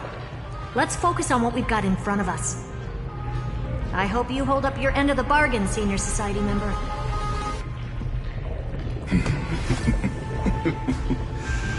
Lycurgus may not be trustworthy, but Xandar always follows through with his words. Farewell, juniors. In the limited time we have left to spend with each other, you no longer need to address me as Xandar. Wait, huh? Lord Lycurgus? Could it be? Yes. I have completely severed my connections with Xandar 1 Kuwabara. I shall witness the end of the world in the role of Theoros, as a character within this play. I really don't get you. Perhaps you've heard me say this many times, Herta, but I still would like to reiterate that it's a great honor to work with you. I did hear this many times, and I responded to you many times in the same way. I'm allergic to pleasantries. Keep at it, and I might go into shock. Stephen's work is done. Let's get ready. I've been ready for ages. Let's open up a path for our allies. Most heroes' journeys in the universe are just dice tosses they threw on a whim. But make them see clearly. Your answer is already different. Amphorius. Indeed, for this world so deeply loved, we'll write an ending, unlike any that ever was.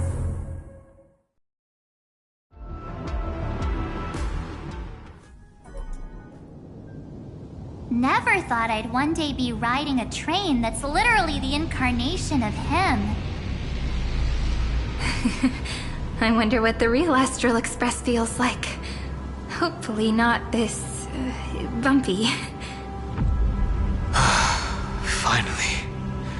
We're here. Dust and sand in the air. And crumbling ruins all around. This heat is brutal. Not even the Trailblaze can take it. You could say this prison was forged from Finan's fury. But fury never lasts forever. That's why we're here. Right, friend?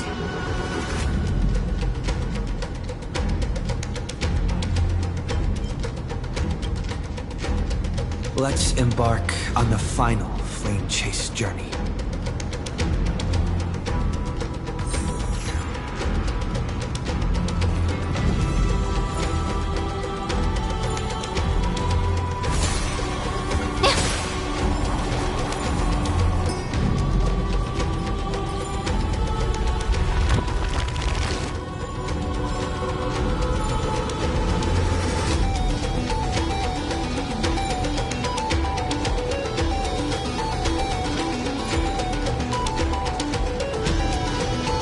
This is what lies at the end of the West Wind. A ravaged battlefield.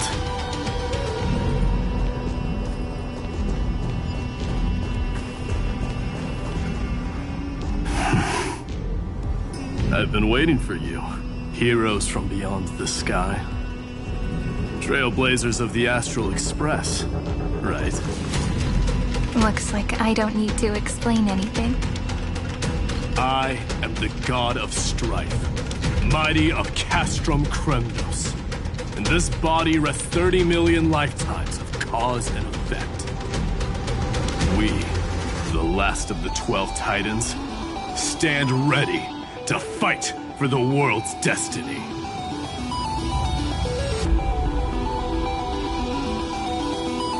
Indeed, that journey remains vivid in my memory. I will not forget it. The past remains vivid in my mind. Even the sights along each crossing of the River of Souls have never been clearer. Let alone the companions along the Flame Chase journey. Or Cyrene from Aedes Elysiae. And you, the 13th Titan. Well, I guess my identity's not a secret anymore. That means her sacrifice. And everything she did wasn't forgotten by the world, right? She was the first Ripple. She should have reached the end of the story with everyone else. Since you've taken up her pen, then write. Stand with us, and fight destiny with all your strength, until all is settled. Then, inscribe her name in the epilogue of the epic. In this final battle, Calamity shall stand with Amphorius. This battlefield is a testament to the death struggle between the gods and the Black Tide. We fought tooth and nail to defend that blade. The abyss it pierced was the very breeding ground of Iron Tomb. The earth beneath our feet is dead. Deep below lies a void, as if the world's core had never formed. I hear it. Finan's heartbeat. It's so faint, like he's on his last breath. Across 30 million cycles, I've crossed blades with Dawnmaker countless times. If you knew that man, you'd understand. It is exactly that last flicker of flame that will never go out. In this life, the song of strife shall not end in a final watch over Kremnos, but rise again into a journey unending. I am Mighty-Mos, the Lance of Fury. I trade 1,000 scars and 100 lives of mine for the destruction's eternal end.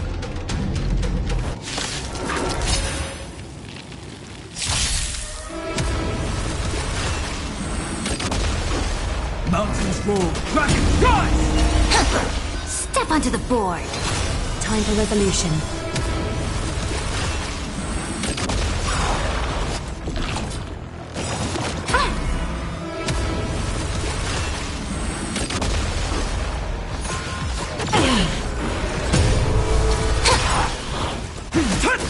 A bloody fight. Your downfall is absolute. Now accept your punishment.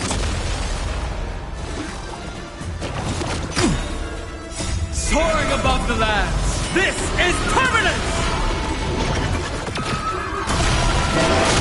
Flowers, bloom for tomorrow. Press the attack. I'll accept your punishment.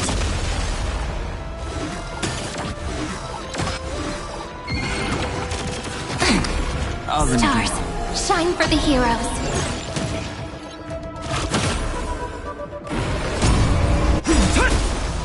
Memories waiting to be woken up by a shooting star. Remember me with love. May Law walk into the stars. Don't blink. May romance never be absent. Cleanse hatred with love.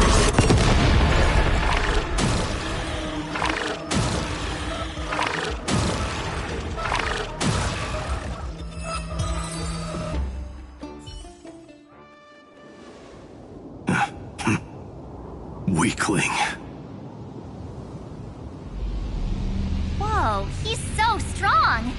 We didn't even get a chance to jump in. Sadly, our golden blood shares its origin with Iron Tomb. I fear that, like these pawns, even if the gods stand side by side, we'll still be divided and destroyed, one by one. You mean... To destroy the destruction itself, we must stand as one.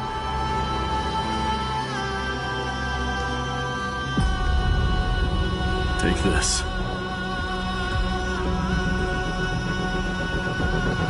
The Signet of Kremnos. It has witnessed every birth and death of mine. It is Mighty's unfinished destiny.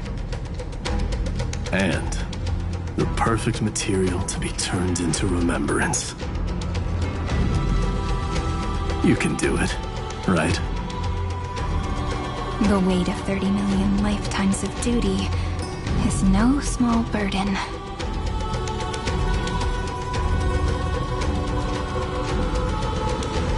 So, you're not coming with us?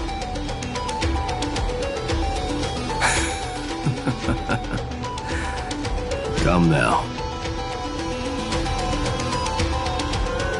I am strife. Scattered across all creation, the scar that this world needs. What stands before you is merely one of countless divine bodies. Take the signet. With it, I'll be with you always. Use it to blaze the path ahead and inscribe the cause of deliverance.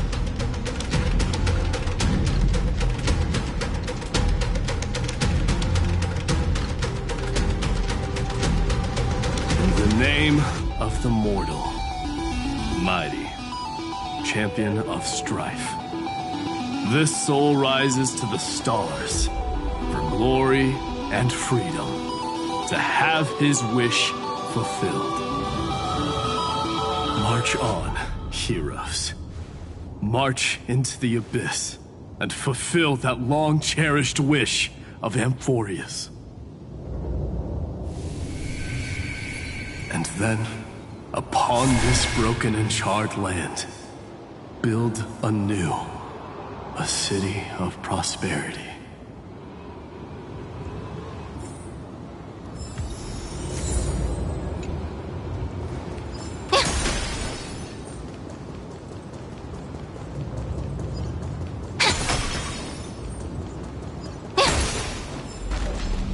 Zephyro. Sounds like someone fused me and the Little Prince into one name. Where might those lovely stellar jades be hiding?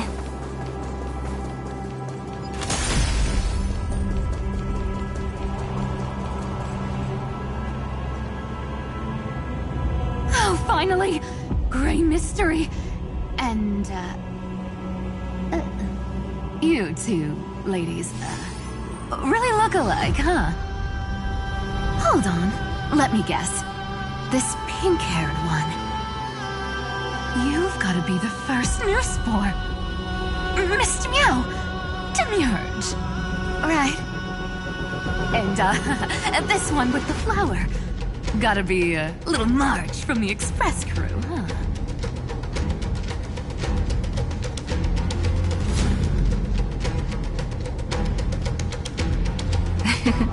But she's not wrong. Some flowers do look alike after all. Relax, I'm just kidding. Look at those bloomy faces. How are you gonna save the world like that? Let me share some good news with you. This place may look like a ruin at first glance, but anyone can tell it's not that simple.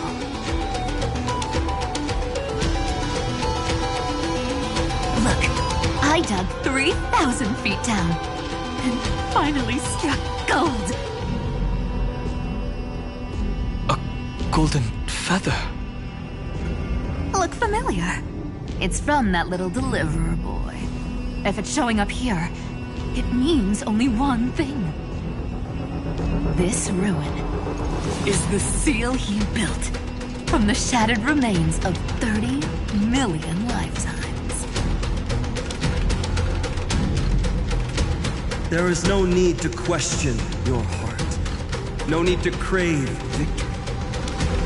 If I am born to be a vessel of sin, then I shall roar at evil and trailblaze a dawn for future generations to come. I see. So this is how he trapped Iron Tomb to buy time for the world outside. Sounds just like him. People say cats have 9 lives, but dying and coming back millions and millions of times. No one walks away from that in one piece. He's probably the only one who could have endured that.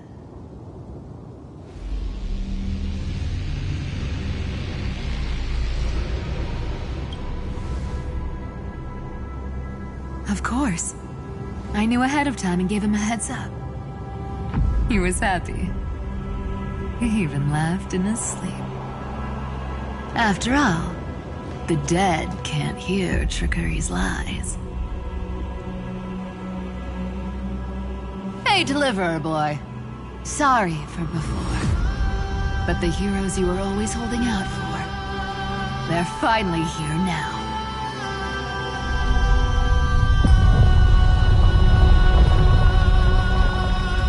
So hang in there a bit longer. Sorry to keep you waiting all this time.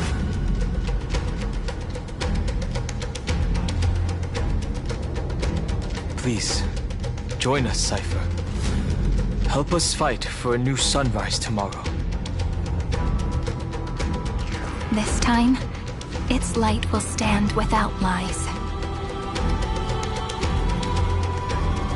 Well, would you look at that?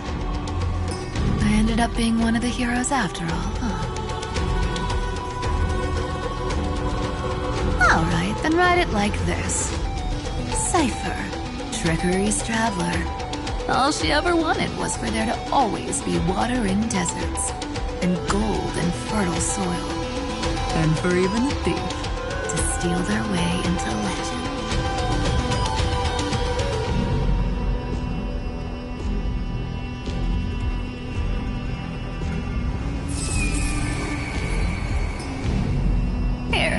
Take the coin of whimsy. When it's time to make a quick getaway, just toss it high into the sky.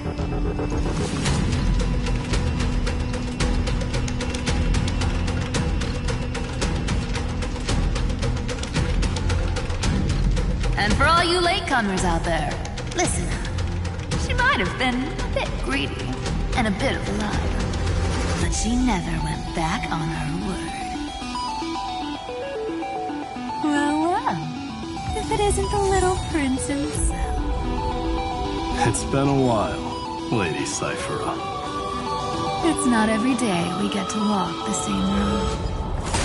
We're one player short. When's Princess Homebody showing up?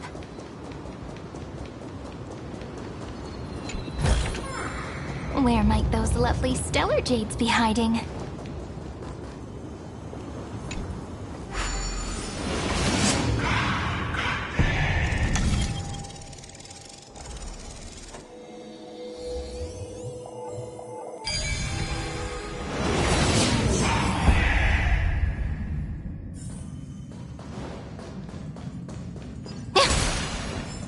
So even this vessel, you've forged into a shackle.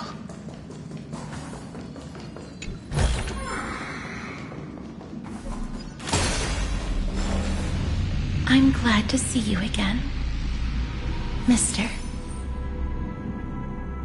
Casteress. Looking back, I had only one act of salvation to my name, and only one life I ever saved. To bring hope to a world so vast with these hands. Even in dreams, it always felt like too much to ask for.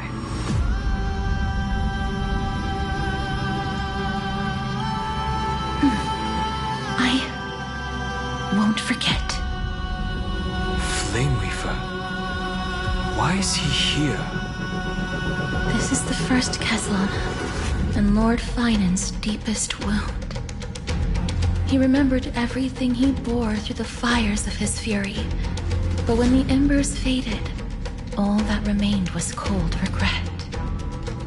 I've restrained countless vessels like this across endless cycles, but this one, the pain he carried runs deeper than any I've known.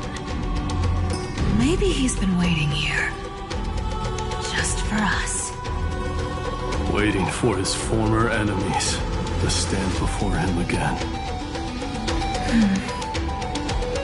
What answer does he hope for from us? Well, obviously. Even if I had to go through hundreds of billions of cycles again, I would still entrust my weakness to you. So, let go of your regret, comrade. Its purpose is served. You don't need it anymore. Hey, I'm not that accommodating, you know. You've never once pulled your punches. Ever heard of going easy on a lady? So pull yourself together, will you? If you freeze up during the final battle, the whole cosmos is gonna have a good laugh. Yes. Please trust in us, wandering soul. Across 30 million cycles, the radiance of every flame chaser now shines bright enough to illuminate the path ahead. I ask you to rest here, and may this grieving soil bear the bloom of acceptance. No earthquakes. It's surprisingly quiet. Perhaps Caslana has found his peace. There's another possibility. This may not be the only seal he left behind. Then, I suppose it's my time to set out with you. Please take this Antilla flower with you. I believe that if anything could speak for Casteress, this ordinary, resilient bloom would be more than enough. Perhaps you remember, Lord Mighty. In that lifetime when you traveled with him, you once told me, control what little you can, and when fate's inescapable grasp comes, resist it with the strength of your mighty will. I think I've done it. I've stood tall and walked among the flame chasers, casting off the name of death, Casteress, servant of the afterlife. May her name be etched into the stars. And then live as a human and die as one. Why so sentimental? Sorry, a force of habit.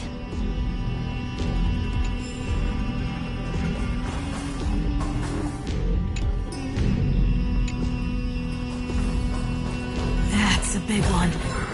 So, who's up first?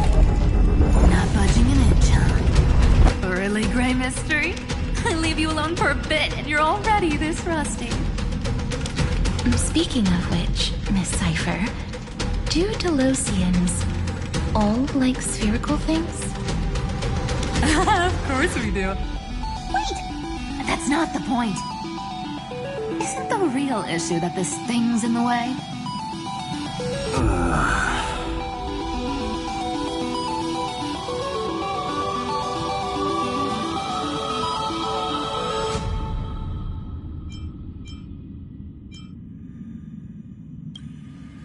Oh, right! It's my turn to shine now? Watch this! The fresh power of time! Remember Orynyx's prayer? Well, of course I do! Come on, give me some credit! Lift the beddings of memory and stir up ripples of past reverie!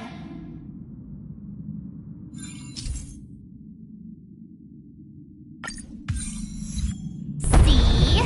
Way better than that guy, right? You'd be even more impressive if you could recite the prayer correctly. But beddings of memory does catch your attention. At least it still rhymes.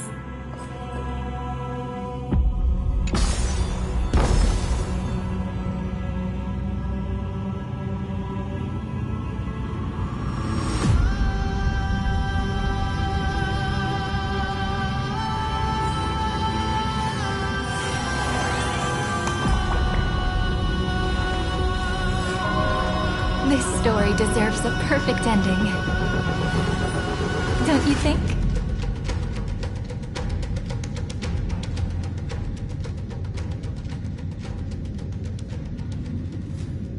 There's a whole garden down here? Incredible. The energy in the Earth's veins here is... it's completely different. This is the sweet dream Lady Cypher wove for him. A peaceful, gentle new world.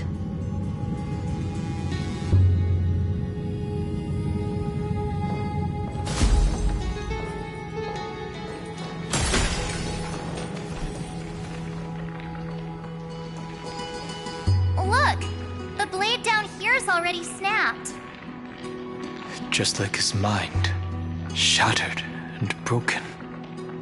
But that light, it looks familiar. Yes, it's the world-cleansing blood. Still shimmering. After all this time. This roundabout way of doing things is definitely him. Golden light, tracing the way home. Shame our destination's the exact opposite of the one in your poem. All the pink lights have finally come together.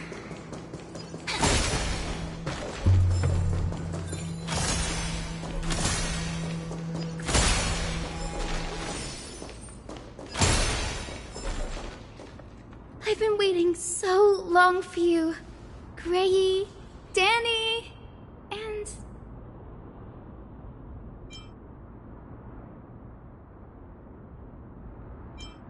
Huh. You've actually got a point. My friend's eyes really lit up. I'm glad we're all getting along so well. Hyacinth, did you awaken this golden light? That's Lord Frynan's lingering divinity. The sky merely reflected its tracks. The golden blood has not faded. We should respond in kind. That's one huge harp. The strings tremble as the people on the surface wage war and cry out. Miss Clementine, Mr. Krateros, and countless others who have heeded Gray's call. Guided by the rainbow, they're sending back good news, all to the same tune. Amphorians need not bow, even when destiny is unveiled. I knew you could all hear it too. Standing here, the sky feels wider than ever. It's no longer a towering wall. but a shore within reach. We'll take every name there with us, won't we? We will. An epic is shaped by the lives it carries. That much is beyond doubt. Or, as you've said before, right now, all that matters is to believe. Then, I guess that's my little wish fulfilled. Pluck the strings, Hyacinth, healer of the sky. May the seven-hued melody weave a rainbow, bringing a rosy-fingered dawn to the children of humanity. When the rainbow rises across the horizon, even the darkest clouds of destiny shall scatter.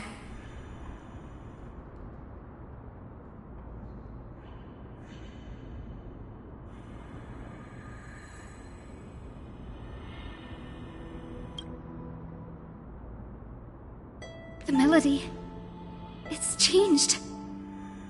He heard the voices of the people, but could no longer respond with the same ardor. Like a bird drawn home by instinct. It takes flight and finds its way to him.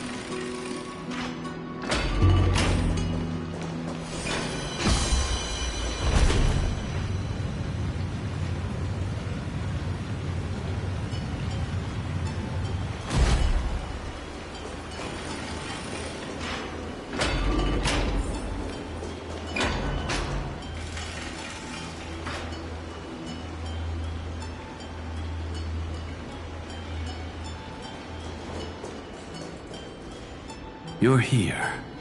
Sooner than I expected. So all along, the Demiurge was you. The pink mammal beside the Trailblazer. Your classification is pretty spot on, Professor Anaxa.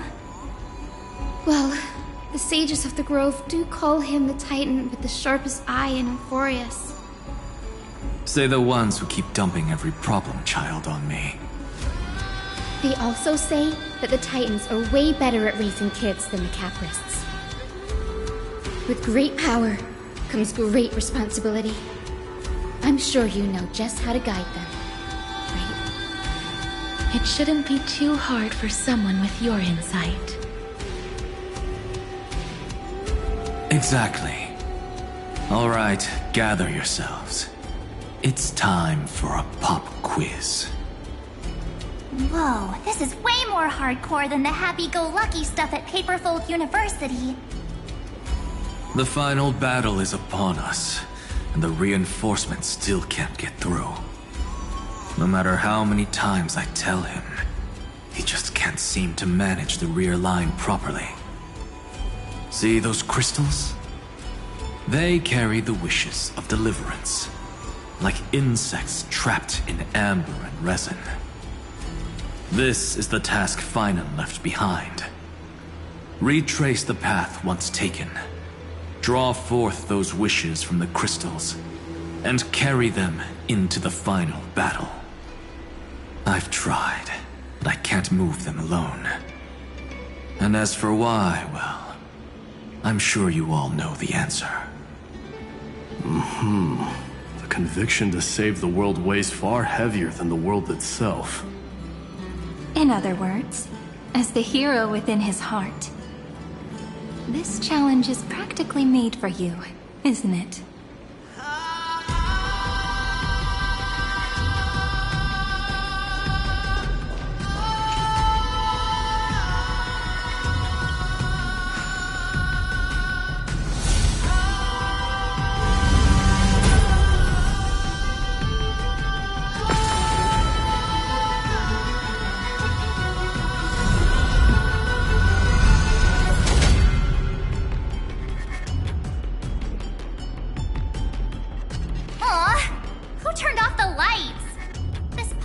this even has dramatic effects now? Endless darkness. That is where wishes begin. But with just a glimmer of light, we can illuminate this lonely world. What lies beyond the edge of the light? Chaos. To bear the name Kaslana, one must first plunge into chaos to seek a path for the primordial light.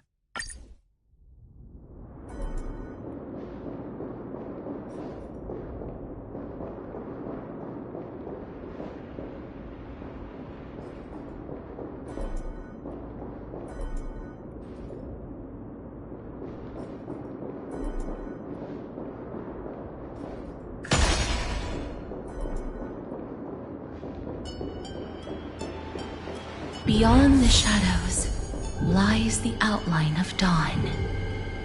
Only by bearing both light and shadow can one traverse the cycles of dawn and dusk.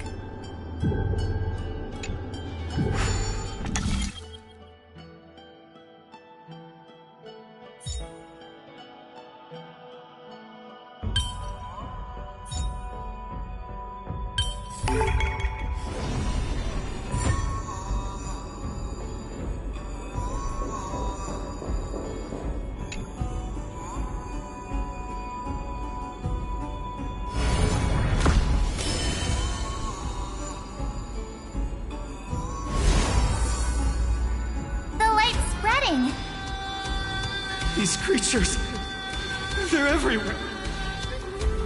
Someone, anyone, where are you? His very first wish was simply to become his village's little hero. He'll never forget what set him on this path. That's the ray of hope. Just like the wishes he gathered, it's grown ever more insatiable. Why? Why is this happening?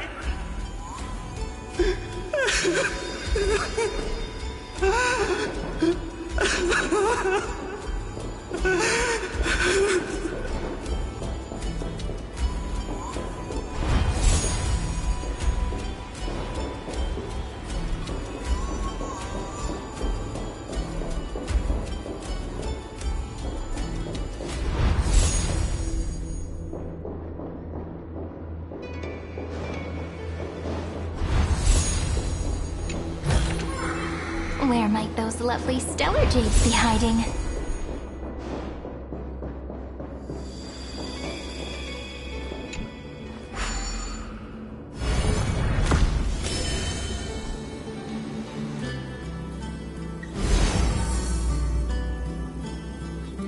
Even the deliverer from the sky must have their beginnings in the soil of the nations.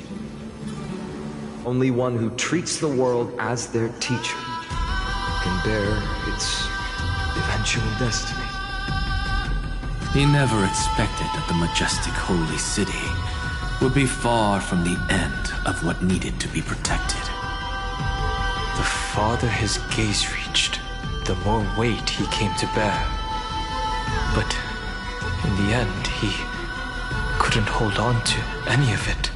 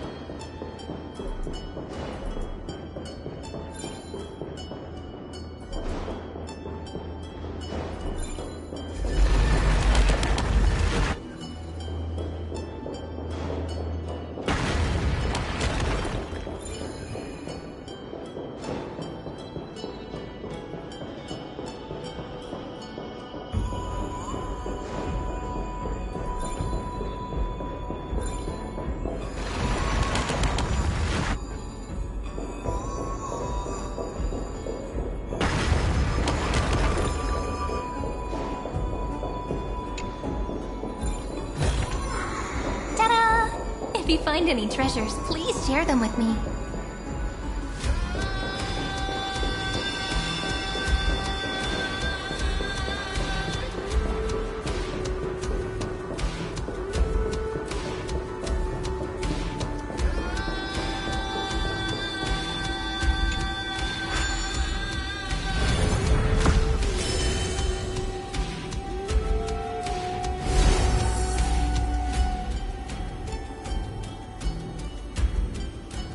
This crystal is quiet. A prisoner in the cave can never truly describe the world in its entirety. Yet even so, he would still choose to bear it.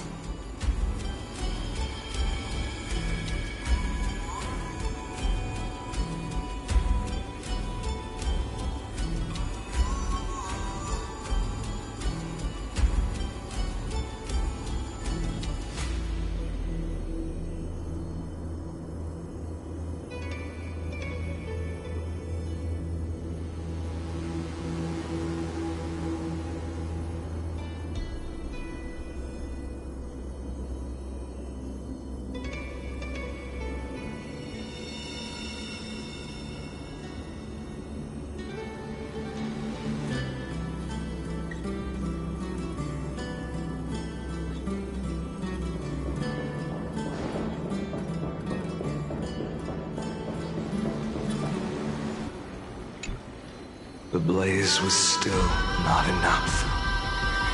It had to be fed.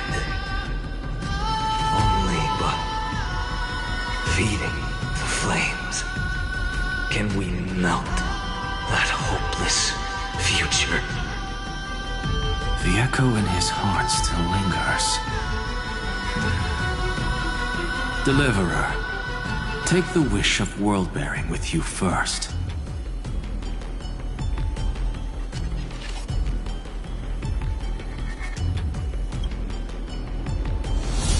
We only have half of the mark. Where's the other half? Take this. I'll bring you to the next test.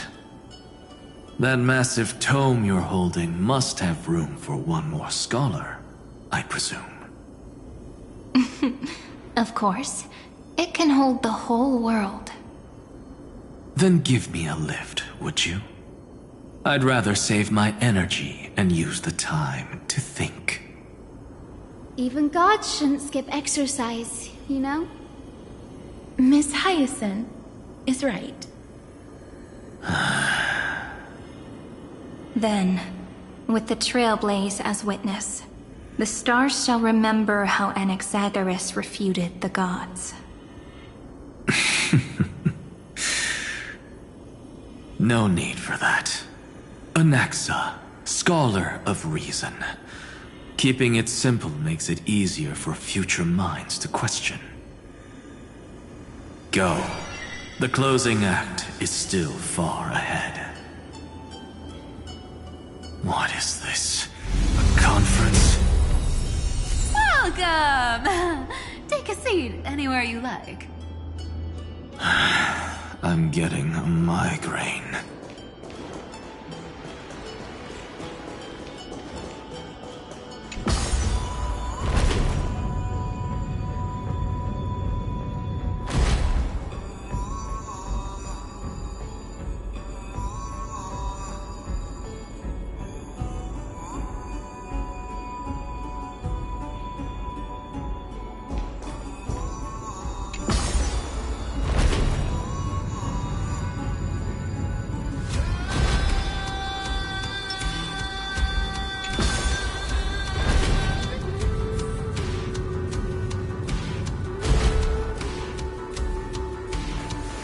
Reshape faith and weave a new beginning.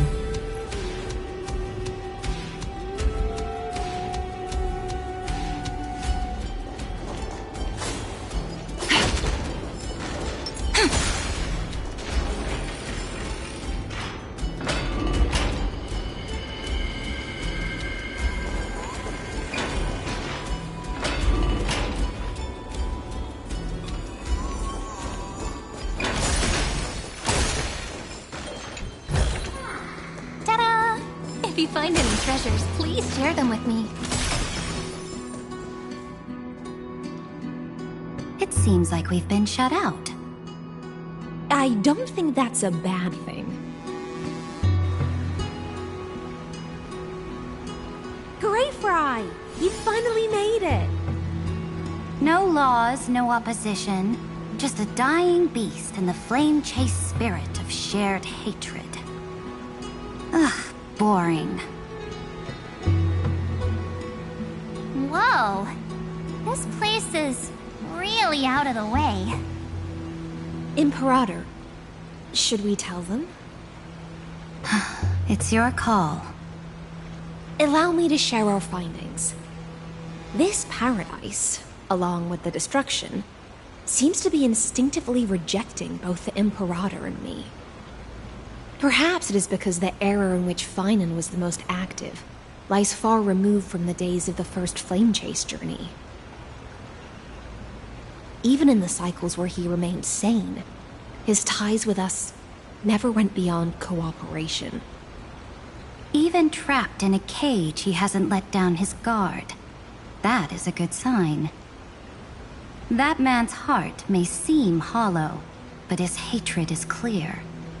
Naturally, it holds no place for a monarch who stands above the world, nor her blade. Wait, so you two can't come with us? You want us to join you as memories? Indeed. This way, the stars shall remember a great sovereign and her faithful retainer. Saridra, monarch of law. And Hyacelin's, knight of the ocean. Is that book truly the only way for us to leave our names in history? I believe, as I've written, is but one medium. The remembrance has countless ways of capturing time. Understood. Then, allow me to decline. I'll see you on the battlefield. I would rather be forgotten than be defined. If your words hold true, then we have our own ways to meet again in the world to come. In that case, I will choose the same. Let the waves that surge within your heart cleanse the sins of the black tide, Greyfry. The storm sea awaits your song of triumph. You two are still as resolute as ever. In that case, we must double our efforts. A promise to the Imperator is not one we take lightly.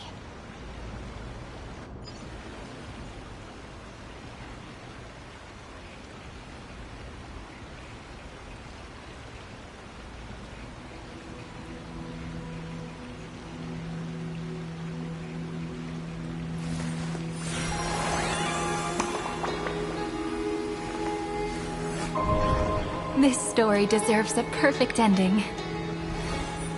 Don't you think?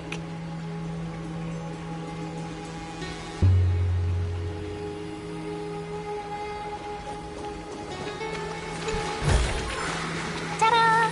If you find any treasures, please share them with me.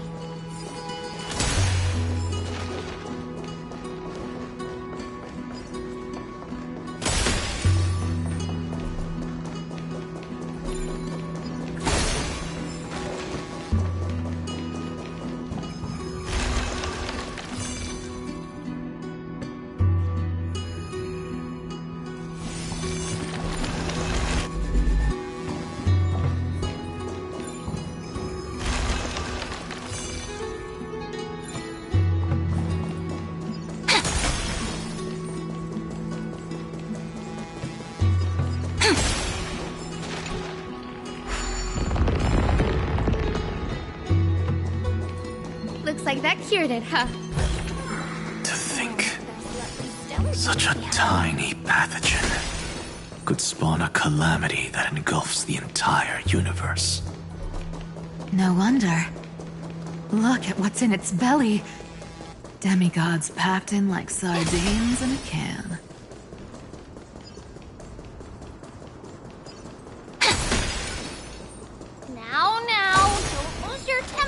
Snowy.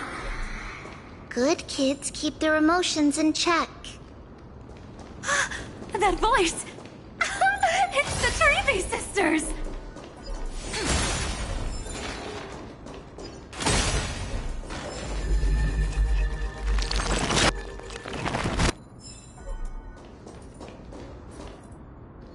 Whoa! There's another one!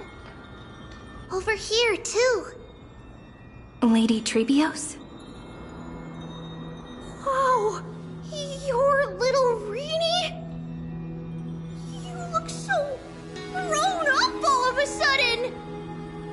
She is not the Cyrene we remember. She is the Demiurge, Titan of Genesis. The one destined to work miracles alongside the heroes.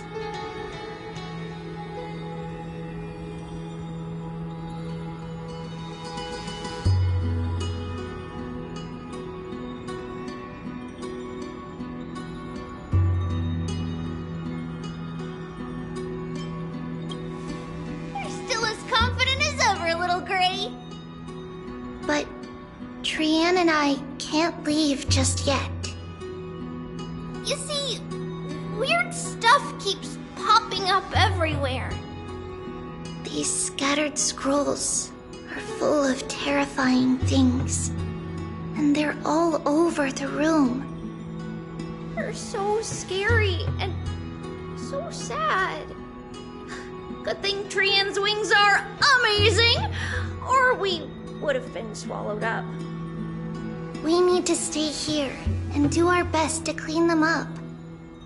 Scrolls filled with horrifying content. Friend, shall we take a look? There is no black tide here. But it is a battlefield, all the same.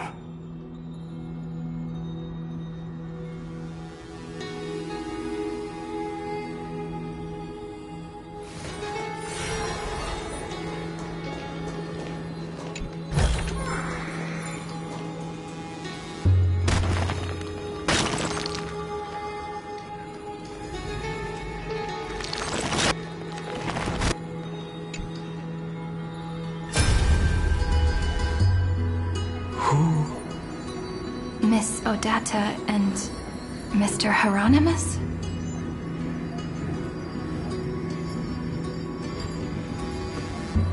Nikos 496, still resisting? Command, inject interference to redirect decision logic. Signal simulation. Parental figures. Ah, that Tin Man is one sneaky jerk. It's time to move on, my child. Let go of your anger and listen to reason. That God created us and then cast us aside. Shouldn't they be punished for that? The cold, indifferent cosmos has never shown mercy to Amphorius. Why would you burn for it, only to turn to ash? Child, you've chosen the wrong enemy. Your birth was meant to be the greatest destiny. You were to liberate the universe, like the blazing sun at the end of the long night. And yet, you led yourself into a trap of futility, treating your very purpose as your sworn enemy. Is that not a tragedy in itself?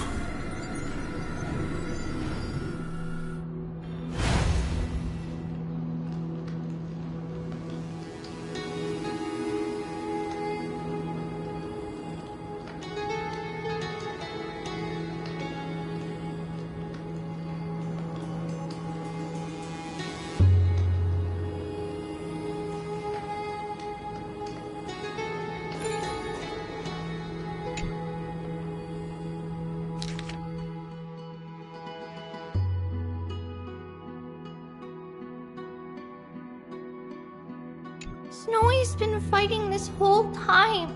He doesn't want to be consumed by Iron Tomb and turned into an agent of destruction.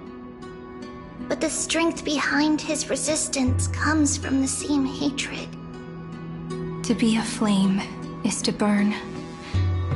It is simply in Vinen's nature. But it was remembrance that drove him to shine with golden light, piercing the unfathomable darkness.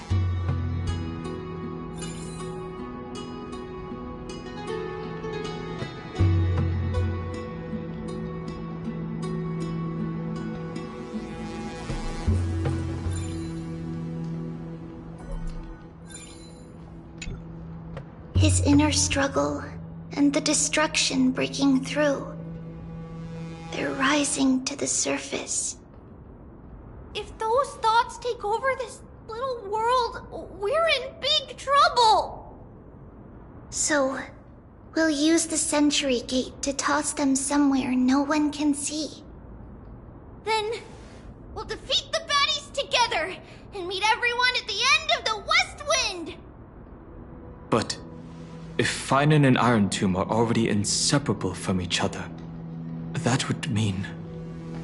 It means he's still bearing the weight of the world, so that everyone can reach the end as a deliverer. So, you guys keep going forward and down, to where Snowy is.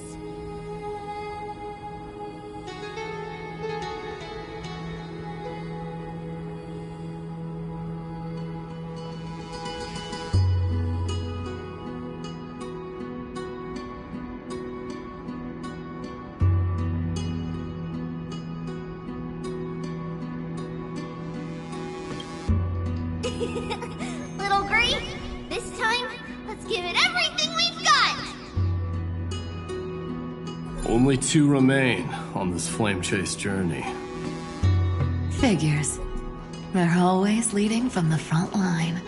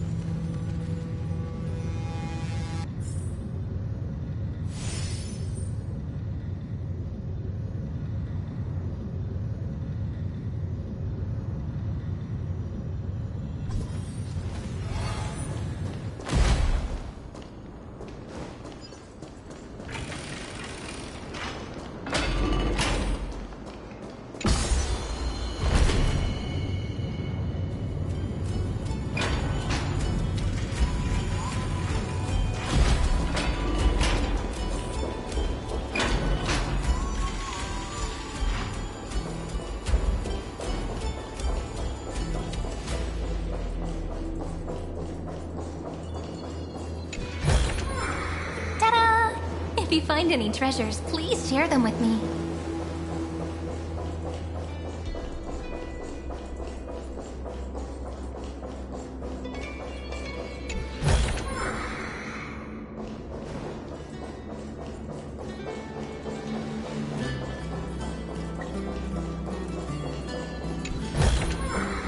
Where might those lovely stellar jades be hiding?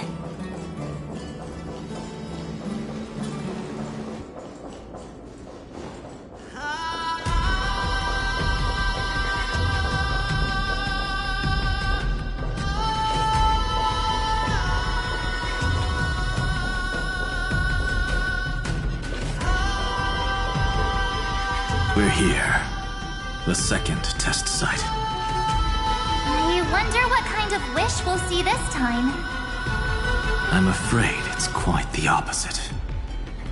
This time, we'll face his despair. What? Are you afraid?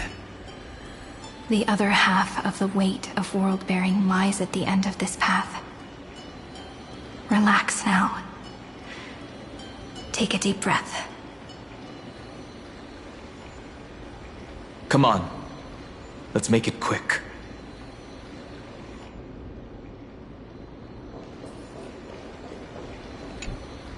If you're ready, begin the ritual and retrace the steps he once took.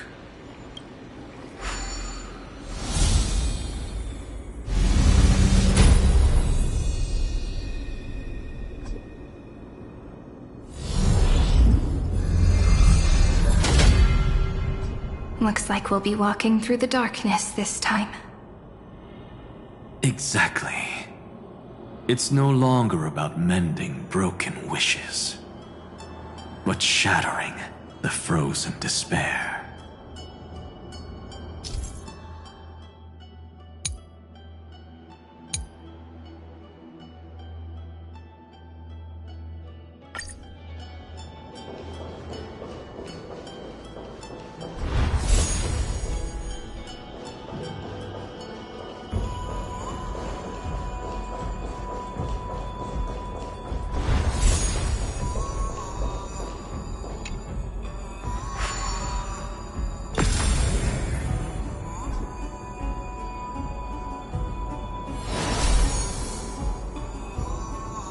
The first ripple has faded, and so begins a long and arduous journey.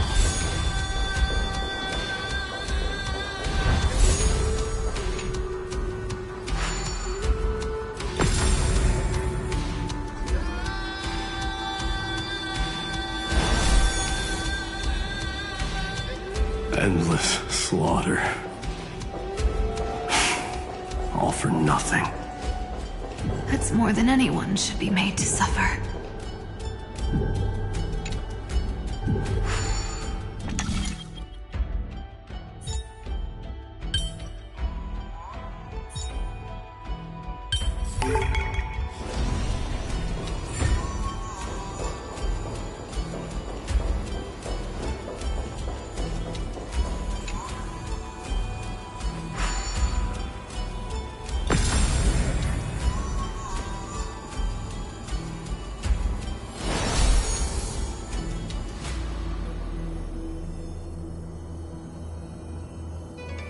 Even when it was finally over, all that remained in him was despair.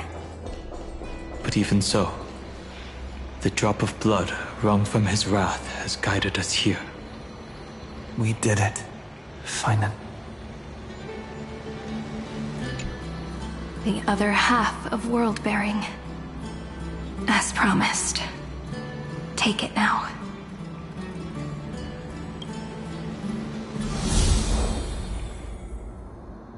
At last, you've released him from the wishes he carried for so long, and quenched the despair kindled by his wrath. When both light and shadow are claimed by those who follow, his true form shall emerge. The blank statue is finally free.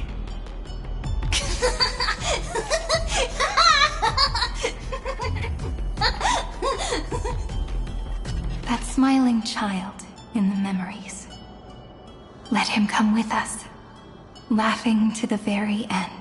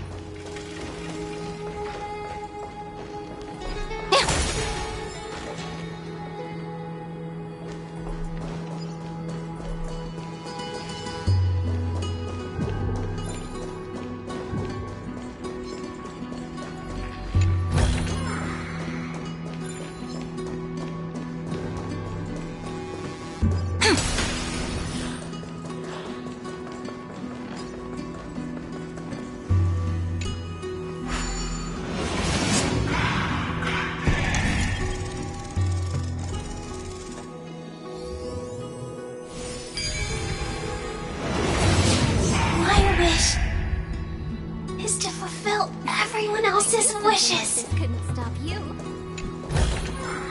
Ta-da! If you find any treasures, please share them with me.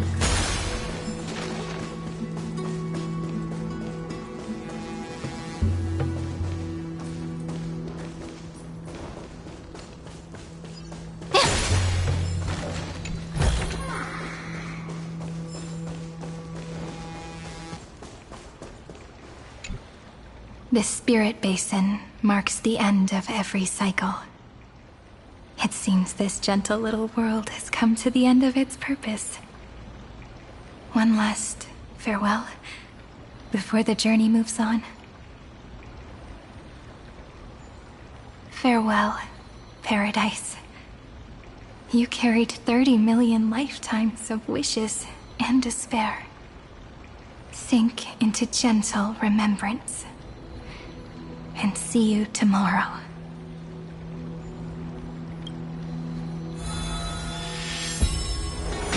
From now on, the world no longer needs a tomorrow promised by prophecies. And the wish Finan could never find and call his own. Someone's finally stepped into its shadow. Whoa! So tall! So cool! Just like the hero in the Oracle cards! It's because he is the very embodiment of a hero. Who are you? So, you've returned to a blank space. But for me, this is the 33,550,337th time, and the last time that I meet you at the end of the world. They're already on their way. Should they cross paths with me, I imagine things may spiral out of control. 30 million... what? And who are they? Pay it no mind, child. Keep looking there. What do you see in him? It looks just like a statue, but... it's weird. He's warm. Like, really warm. Why not listen as well? I hear something. There are cracks all over him, and they're making this sound. Like someone's groaning. It's scary. Is he gonna fall apart? How unfortunate, child. This man would rather fall to pieces than fall to his knees. You might think of me as a sculptor. Across all my years, I only completed 2 pieces. Others may call them masterpieces, but only I know how many regrets they truly hold. Regrets? My first creation left me, long ago. This second one, it was meant to be perfect. I believed it with all my heart. Until this very moment. I don't get it. Are you saying you've changed your mind? I won't change. But I'll admit this. Those 12 stones, unpolished as they are 1,000 times more exquisite than any statue. Can only diminish what was born to shine until nothing remains. For the first time in my life, I've realized this vessel is merely an avatar made to contain the first genius's paranoia. The seal etched into my mechanical core permits me to pursue only one purpose: destruction. Compared to me, those 12 glowing, unrefined stones may have lived with more freedom than I ever had. Is this your confession, Lord Lycurgus?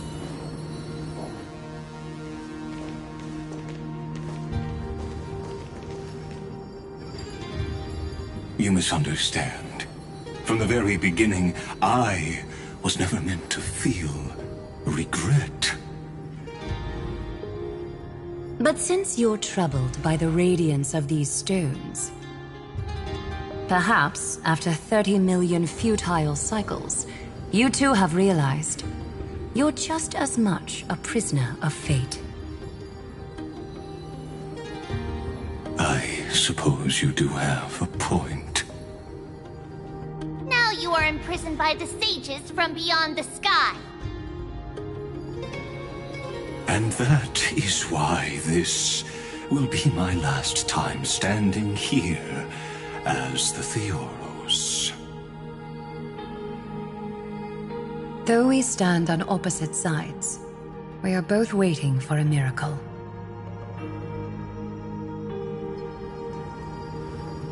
What are you talking about? Is something big about to happen? Aggie. I know. Now that your victory is assured, I trust you won't mind giving us a moment in private. Assured? Not quite. But I won't stay long. I'd rather not spoil the fun for those deliverers. And besides, after losing everything, the only I don't need your pity. Farewell, Lady Goldweaver.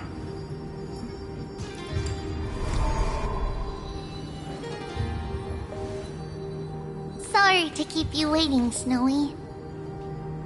We're here to take you home. Home? I don't understand. Isn't this my home? This isn't a real home. A home should be a warm, cozy place where you can let go of all your burdens and sleep peacefully for a long, long time. But I can't sleep. Every time I feel drowsy, there's a voice. You mustn't sleep or disaster will come. It sounds really weak, but also kind of strict. It won't disturb your sleep anymore, child. For countless nights, you had no other choice. But now, your mission has come to an end. Join us, and send your own wish towards tomorrow.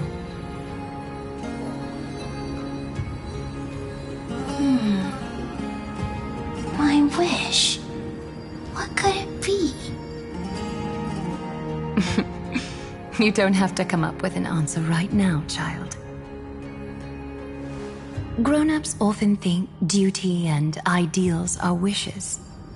But a true wish should be the purest, most beautiful thing of all.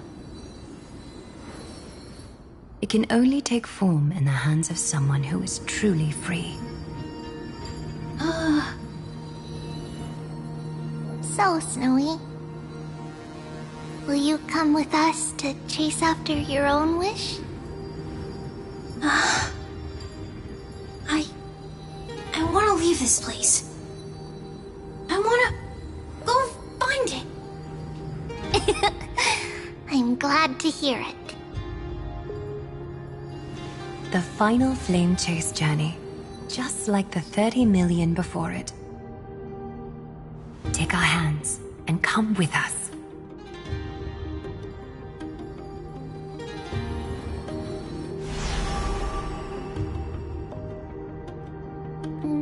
did little Fine and Shadow run off to? Look. He's already gone ahead to embrace his destiny.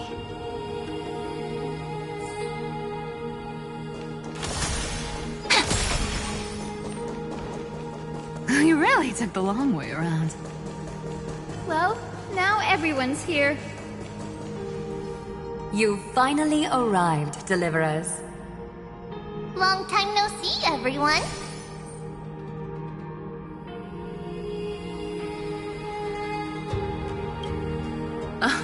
I'm glad to hear that. And even though we've met before, it's still moving to see her seed bloom like this. Woven from remembrance, this garment gleams so brilliantly. Just like the future, we will now weave together for Amphorius. We've reached the end. Yeah. We just have to go through the final passage. Snowy has already gone ahead. What lies behind that door? The first seal upon Iron Tomb was a battlefield, raised from the bones of Finan himself. The second seal was a reflection of his inner desires, his wishes, and his despair. A path he wove together with regret, wrath, and sighs. When all this is gone, what will he have left to hold back the destruction? The answer is all but revealed. His traces are everywhere. You can even hear distant heartbeats. But one thing is missing. His sense of self. The world believed Kefli had long since perished. But they held fast, anchored by a sliver of self, standing for 1,000 years to shelter all life from the black tide. What Finan is doing now is no different. And what we must do is also no different. Then let remembrance burn bright like a shooting star, and once more, pierce the long night of slumber.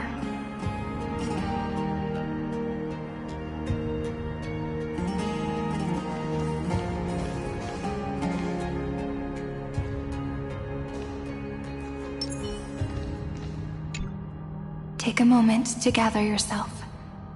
Once you take this step, there's no turning back.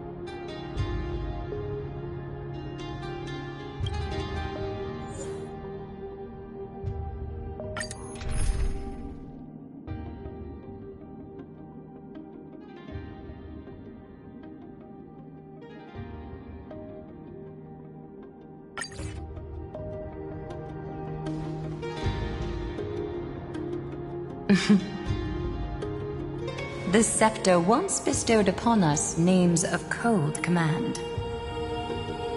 The prophecy spoke of our unchanging fates time and time again.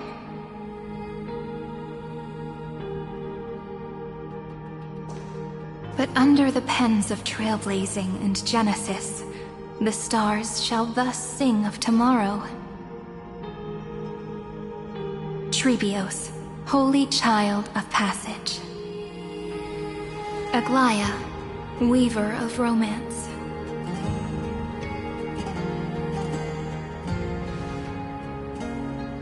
At the journey's end, they shall bathe in gold once more. Through myriad myriad passages until all that was lost is reclaimed. Do you still remember, Kaslana? The one who won't reach the dawn? The world dissipates at the end of the cycle. In this dream, you will awaken again and become once more that boy who loved to laugh.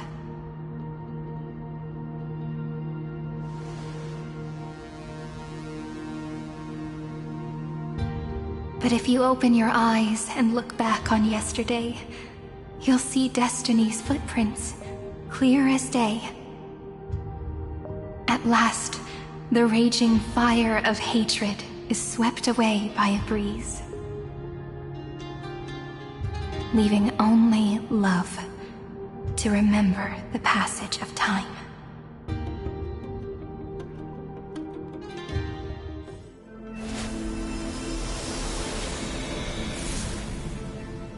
Losses are a constant on the Flame Chase journey. But even if all is lost to the wind, memory endures.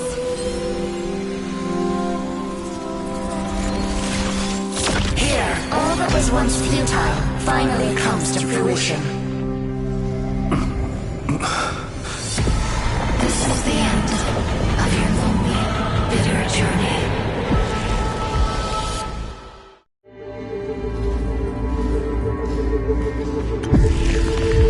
The Scepter's mainframe, and Iron Tomb's breeding ground.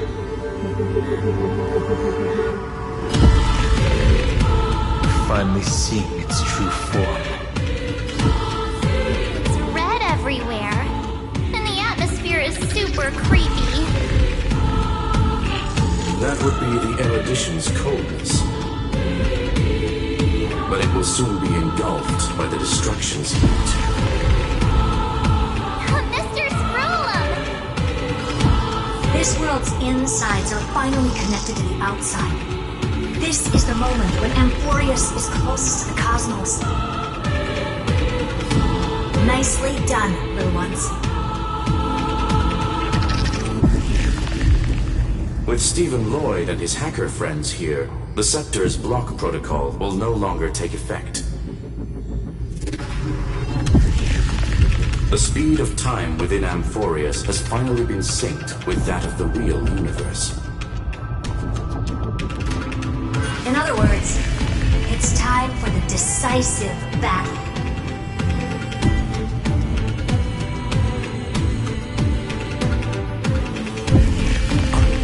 Finally getting an intergalactic warfare arc? That's my favorite!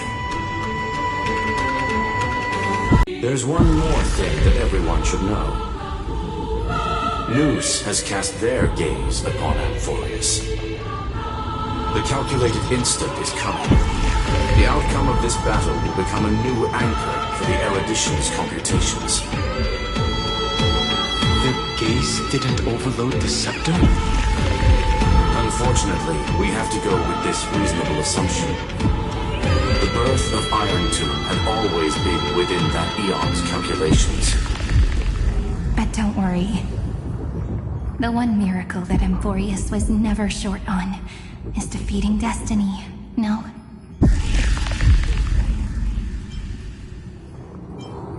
Yup. Let's show the Eon how powerful we are. Good luck, all of you. As the ruler of planet Scrollum, I wish all of you victory. It's not hard to imagine that Akivili and their companions must have also stood on the precipice of many similar crises before. Perhaps the cosmos is much more fragile than people think. Sometimes, destiny hinges on only a small choice. But in the end, everything will turn into memories, converging into a collection of fables about the stars. The difference this time is that the protagonists are daring to write their own stories. Explore, understand, establish, and connect. Although unwritten, there's actually a fifth salvation. It is a word that often comes knocking at our door, and our soft-hearted conductor never turned anyone down. So, go save this bruised and battered world, just as we always have, kids. On this stop, the entire cosmos will be your traveling companion. Make sure you watch your footing, friend. Let us walk through the final page of this saga, with everyone, one step at a time. Shall we?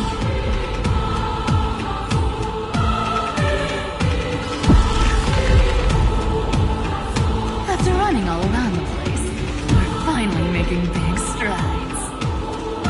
At the end of time, life will illuminate the warm candlelight, subduing the flames of the destruction. Cast everything behind you. All that's left is the thrilling, relentless deathmatch. The final problem no longer requires a rational solution. Feel free to critique it to your heart's content. The starry sky marred by that rift is the last scar that needs to be healed. That Theoros' promise still turned out to be such a narrow road. Pity. There is no longer any need for songs. Let the triumphant roar of victory serve as the prelude to what lies ahead. With 30 million cycles worth of hope, we will soar through the last gate and write our own prophecy! All that is lost has now been gathered here. Use it to weave victory, deliverers, towards the true end of the flame chase.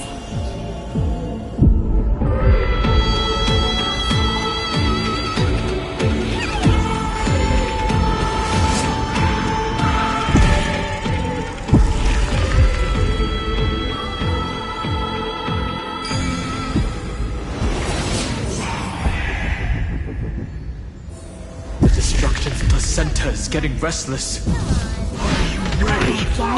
Poseidon launched his attack against the scepter alone. But this cycle...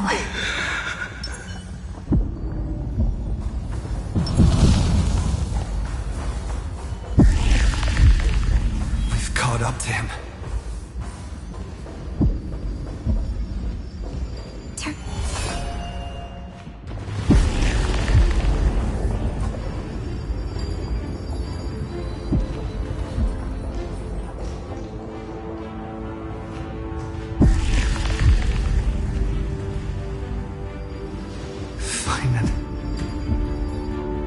Remember the promise we made back then?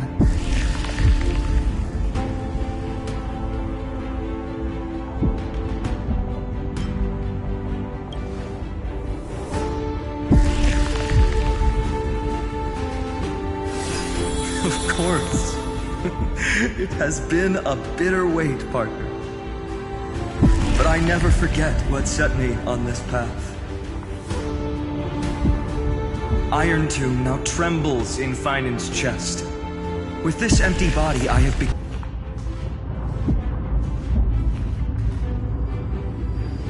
Finan, do you remember the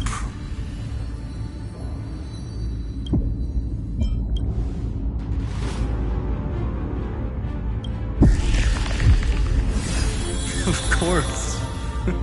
It has been a bitter wait, partner. But I never forget what set me on this path. Iron Tomb now trembles in Finan's chest. With this empty body, I have become its perfect and its destined casket. You know what to do, partner.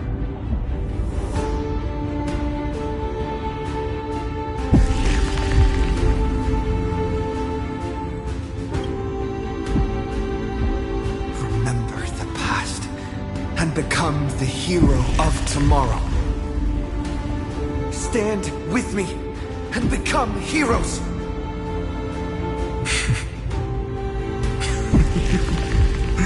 That's all I've ever wanted.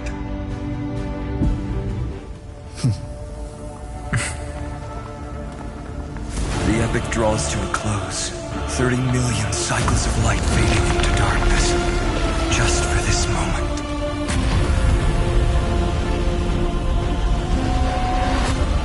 To welcome the true dawn.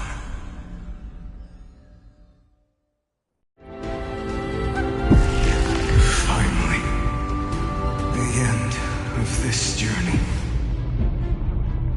All of us reunited beneath a vast, endless sky. Ma'am. Yes, it's me. I will remember what you want to say to her. No need. I can see that she's right here. All the companions who sacrificed themselves, their wishes, it's all here. Have we succeeded?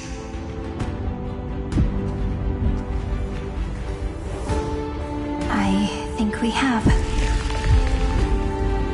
Tomorrow, the stars will sing of the story of the Flame Chase journey. And it won't just be you, Bennett. There will be countless numbers of you. Emphorius will be a glorious and magnificent world of heroes in the universe's memories.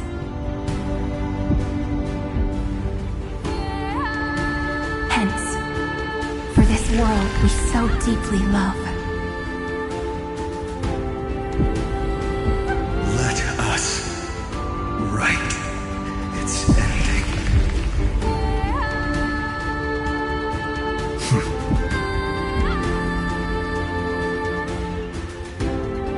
Step forward with the trail blaze as witness. Let the name shared by all deliverers be sung unto eternity. The nameless hero, Kaslana!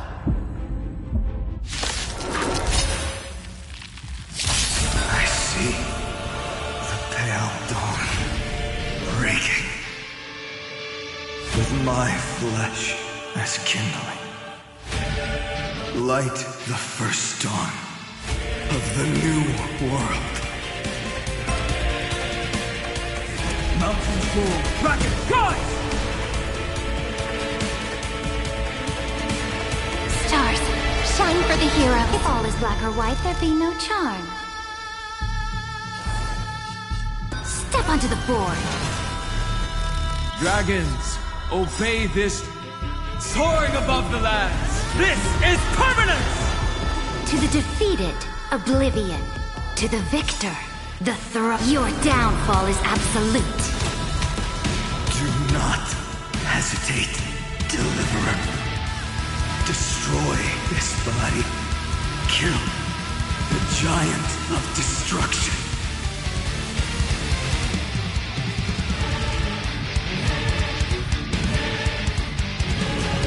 The fury overflowing. Put down your hesitation. Iron Tomb's hatred is bottomless. It will turn into countless vectors, sweeping across the stars. When the time comes, promise me, use the world-cleansing golden blood to turn everything to ash.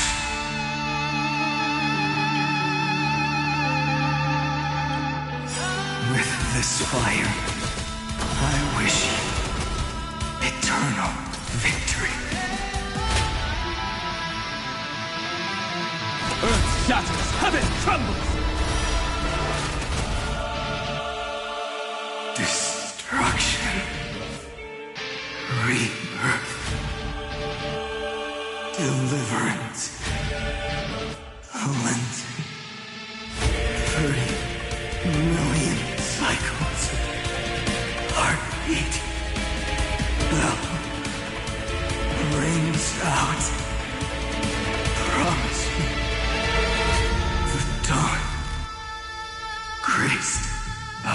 stars.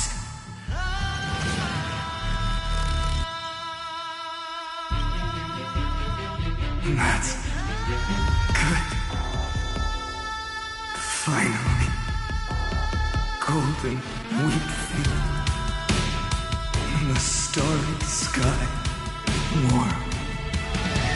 Fire.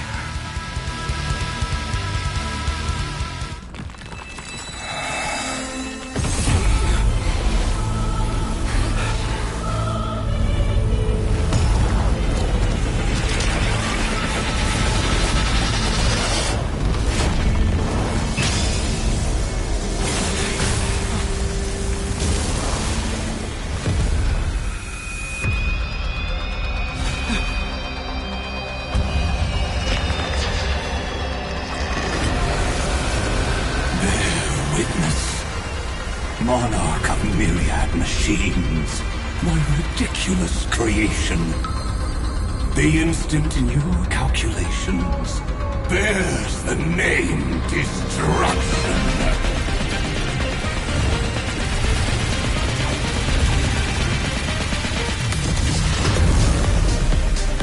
Who said you could speak, Senior? Watch closely. See how your chaos ends at the hands of your juniors. Don't get too worked up. Take a deep breath. There's not a trace of life in that armored shell. We're not gonna lose to a hollow husk, right? In the name of trailblazing, we'll reject this false answer!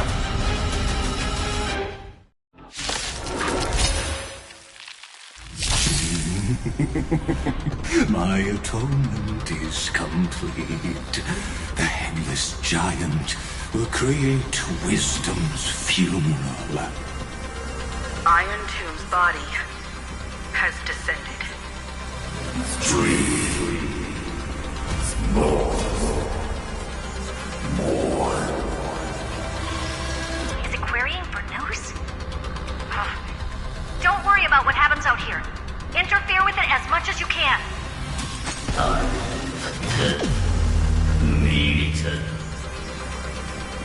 What a twisted giant. It must be supported by this embodiment of hatred. How tragic. A puppet without a heart cannot fool even itself.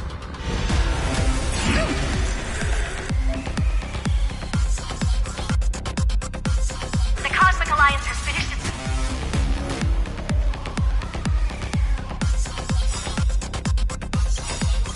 deployment. Don't hold back. Give it everything you've got. Soaring above the lands, this is permanent! To the defeated, oblivion. To the victor, the throne. Your downfall is absolute. Countless threads. Thus our fates become one. So fluttering, like a whistle sound. Mountains fall. Dragon, run!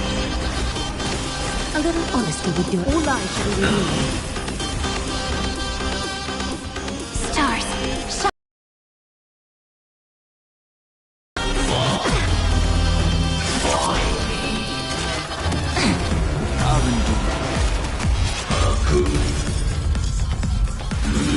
Kinda hurt.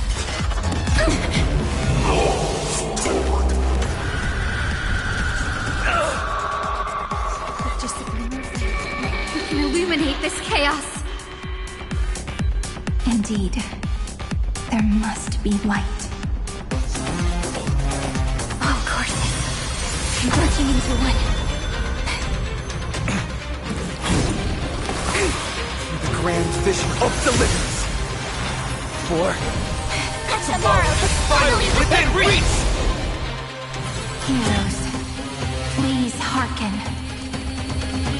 After 13 heartbeats, light will create the heavens and earth. The remembrance will dispel the destruction shadow. I've got your back. May there be nothing that stands in Amphorius' way! Earth's shatters, heaven trembles. Is that fear I sense? Dragons, soaring above the lands. This is permanence! Flowers, bloom for tomorrow. If all is left.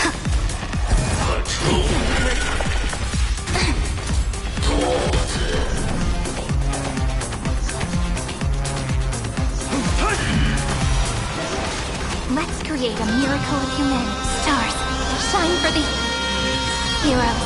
The stars will carry every memory into embodies tomorrow. May law walk into the stars. We're all here. May romance never be absent.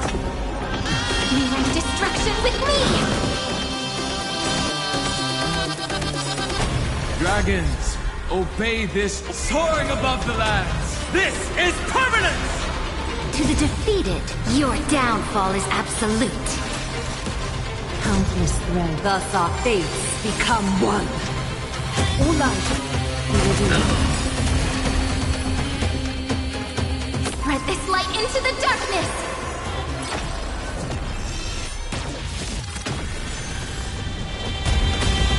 Stay calm, everyone. We'll put all our forces. This unprecedented trailblaze is worth everyone's efforts.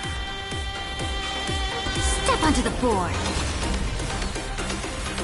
This is a romantic journey, just as the ripples stated.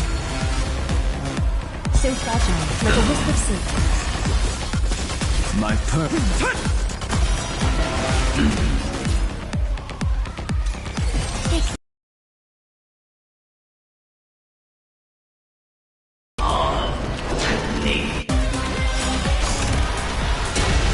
Strong spikes have appeared on the path chart. Logic. Iron Tomb is iterating itself. It's the flails of a cornered beast. No need to panic. My dupes, heed my call. Forward!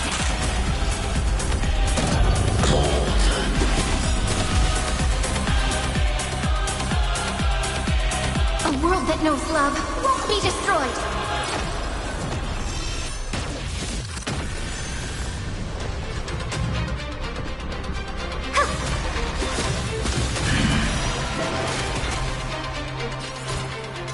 This is eternity! Inside in the body of a hero, yet you're so despicable.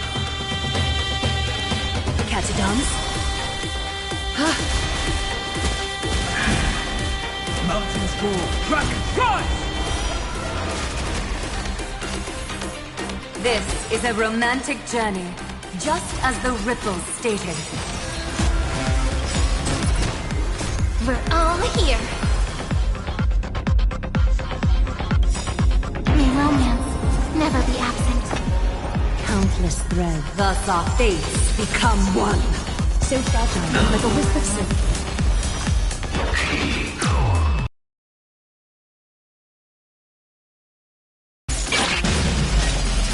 Is this the true face of Era Nova?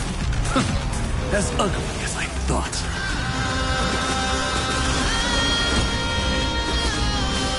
Cosmos is... This is eternity!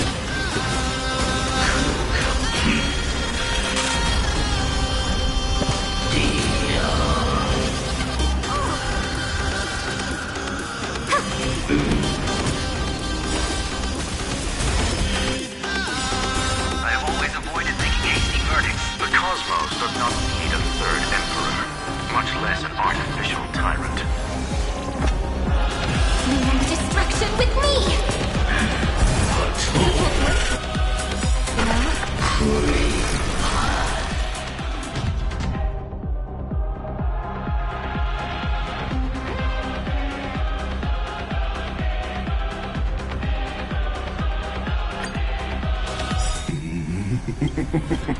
My atonement.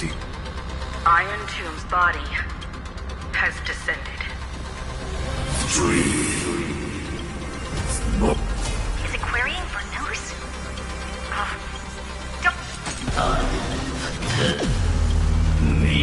What a twisted giant.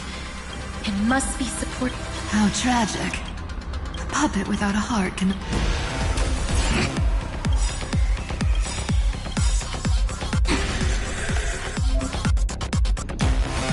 The Cosmic Alliance has finished its deployment. Don't hold back. Give it everything you've got.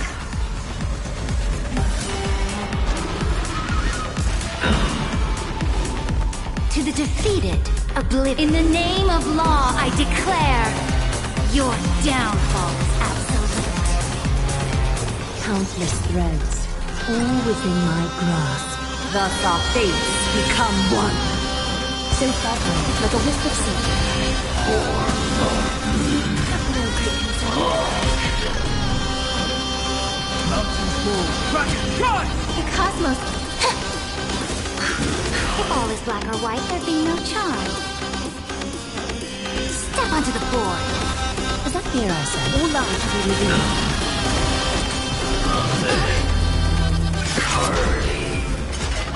I'm kinda hurt.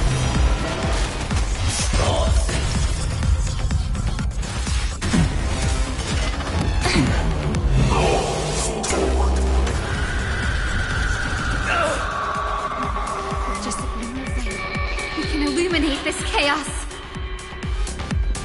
Indeed, there must be light. All courses converging into one. The grand vision of deliverance.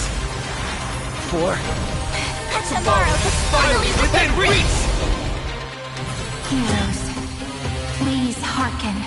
After 13 heartbeats, light will create the heavens and earth. The remembrance will dispel the destruction shadow.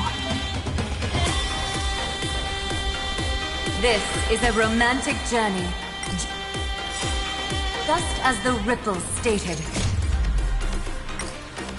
Thus our fates become one. So fragile, like a wisp of silk. Let's create a miracle of human stars. Shine for the heroes. My purpose is to protect.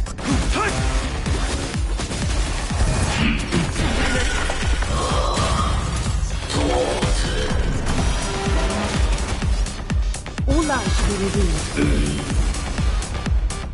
Fight for me.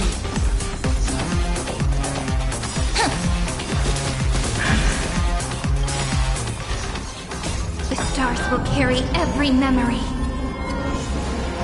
into embodied system.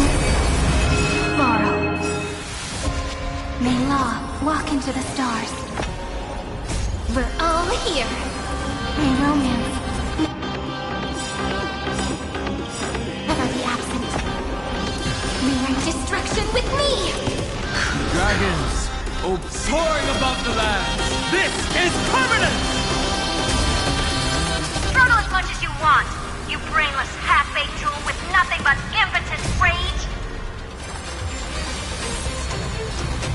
So fragile, like a wisp of silk. This unprecedented trailblaze is worth everyone's effort. A world that knows love won't be destroyed.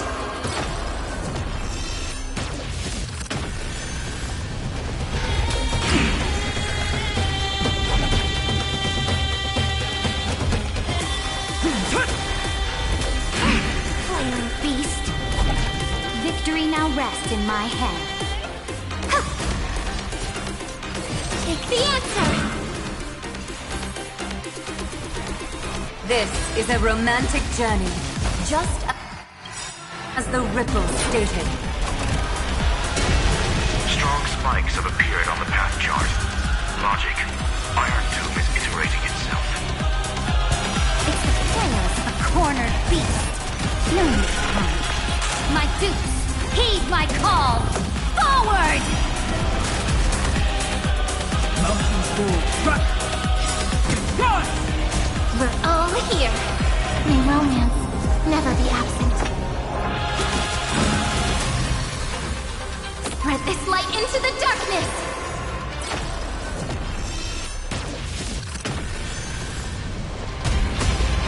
Stay calm, everyone. We'll put all our forces into an all-out attack when the decisive moment arrives. Is that fear I sense? So fragile, like a wisp of smoke. Dragons, soaring above the lands. This is permanent! I have always avoided making hasty verdicts. But now, humanity's justice is unquestionable.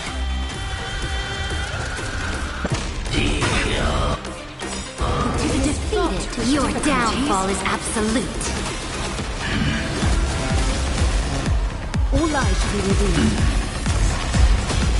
The cosmos does not need a third emperor, much less an artificial tyrant.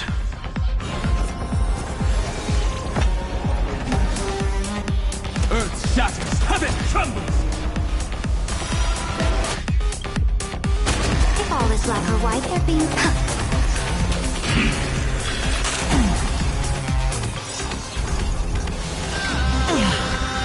Countless threads, thus our fates become one.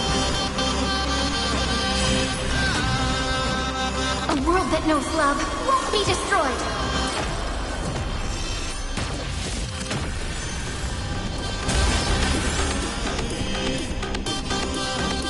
So fragile, like a wisp of silk. This is a romantic journey, just as the ripple stated. All lies to be revealed. I'll endure. This is eternity!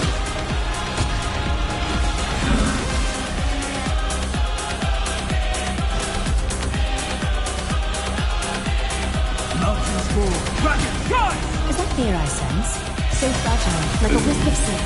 The progress of Aeronova has been interrupted? Does this mean we won? But we have a bad feeling about this! The golden thread still trembles. The war is not over yet. Correction. This is not a war, but a debate.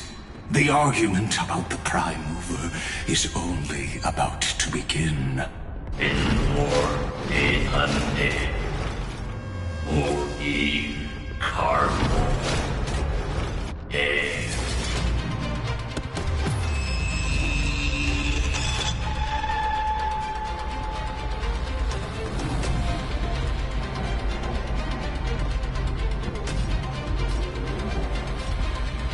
How can this path, energies, anomaly? We must stop, otherwise. Here! Why? Friend, oh, don't you...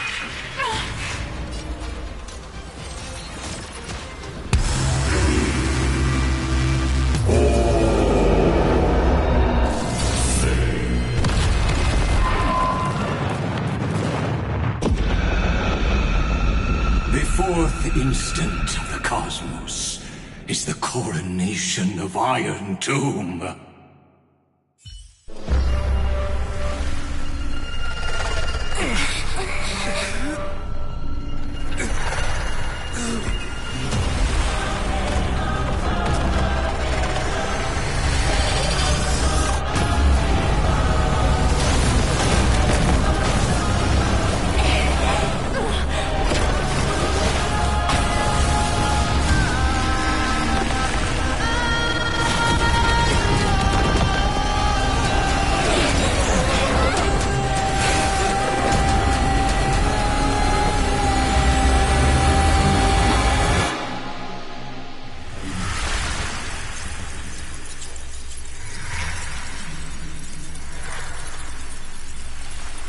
The conclusion is irrefutable. The right side of the equation, the erudition, falls silent. In 13 heartbeats, they will begin recalculating the universe. With destruction as the only solution.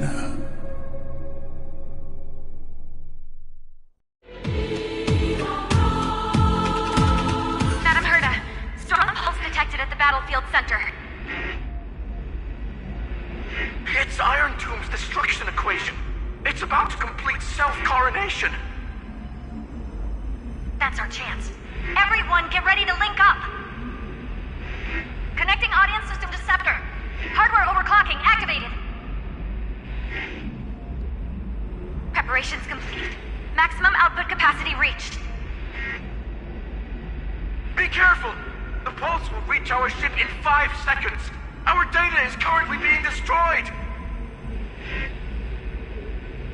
Brace for impact! And leave the final step to me.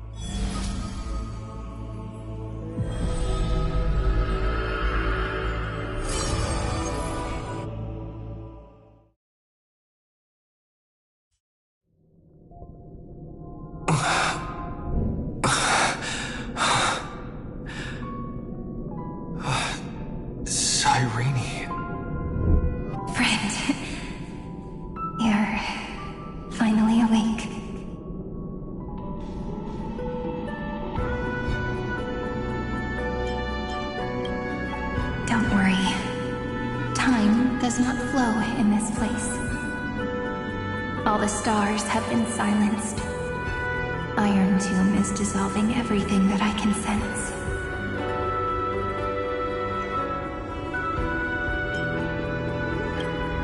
But I'm still here, and you're still here, no? Though the button of destruction has been pressed, we still have a chance to rewrite its meaning. That Eon finally cast their eyes toward Amphorius.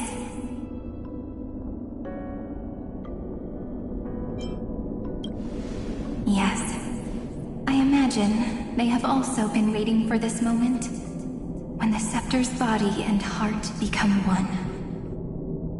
Iron Tomb is a perfect arc. If a seed can be planted within, then the moment the Lord Ravager blows the erudition to pieces, the remembrance will be spread to every corner of the cosmos.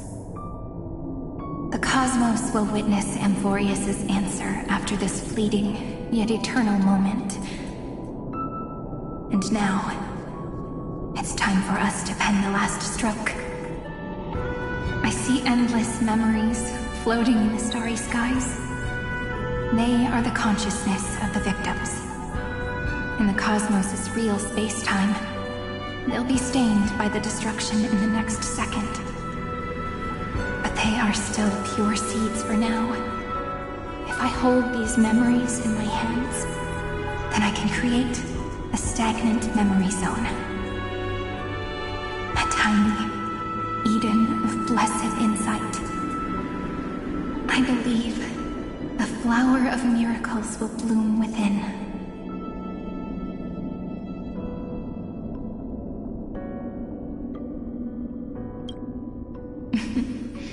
Brent, you're already right next to me. I can still hear your voice in this bottomless void. Looks like we're still connected by one heart, even as the cosmos reaches its end. In that case, I won't feel alone or be scared. Because as long as you follow the memories in your heart, you'll definitely find me in this fleeting eternity, right?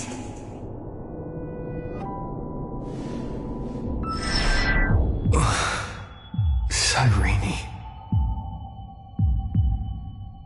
What are you waiting for, passenger?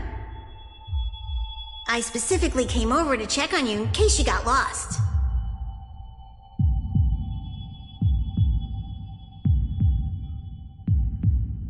What's the big deal? Pom-Pom is the conductor after all. At long last, you've embarked on this road as well. Many, many years ago, they were standing at the start of the road in hesitation, just like you are now. So, Pom-Pom came over to give you one message. Run. Don't think about anything else. Just run. Even if the entire cosmos has stopped. Even if everyone else is tripped by the darkness. You still need to keep running. Picture yourself as the Express, moving forward at full speed. Because that's what the Trailblaze means.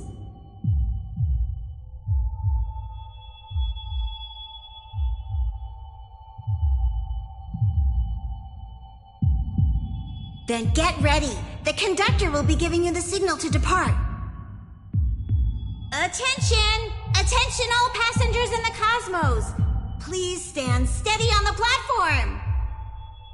The Astral Express is about to arrive, calling at the erudition, the destruction, and the remembrance!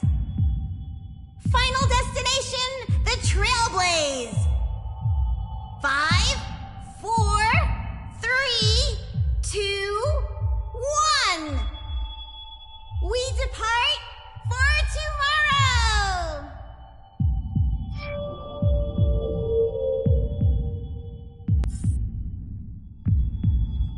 So quiet. It's so good. If the view in your memory ever grows fuzzy, power to just reach out. Spirit.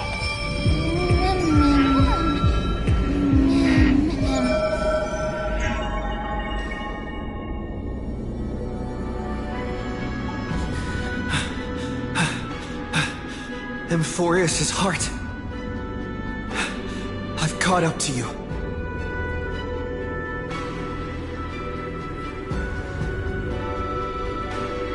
Let the first light illuminate chaos.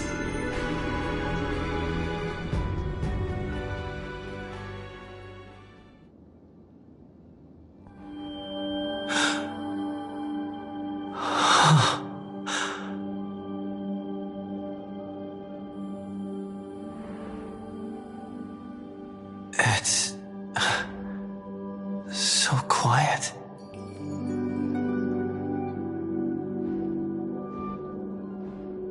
Everything's frozen in the most beautiful moment. This garden is your memory.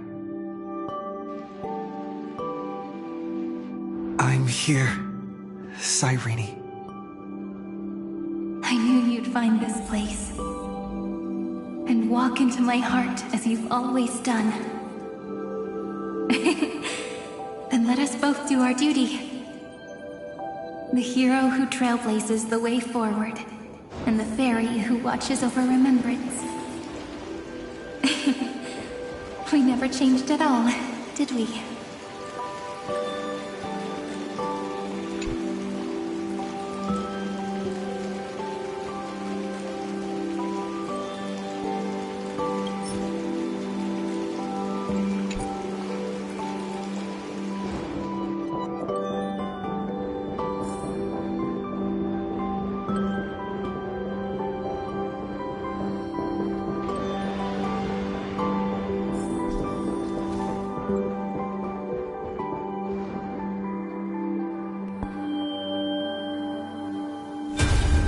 Seed of memory. These memoria are what Cyrene took in. They're the memories of all of the cosmos' life forms. Did her sense of self already become so weak in order to protect them? The path characteristic you exhibit is very special. There's no way you're just a simple memo sprite. However, I'm sure about one thing. You are a mimetic entity born in Emphorius, yet you only awakened with the Little One's arrival, and only matured as he embarked on the path of remembrance. That means your existence is completely attached to his memories. If ever there comes a day when he forgets about you, for even a few seconds, or loses his last connection with Emphorius, then you must be prepared for the worst. You will disappear in the memory zone, utterly gone, without even a single line of data to remember you by. In that case...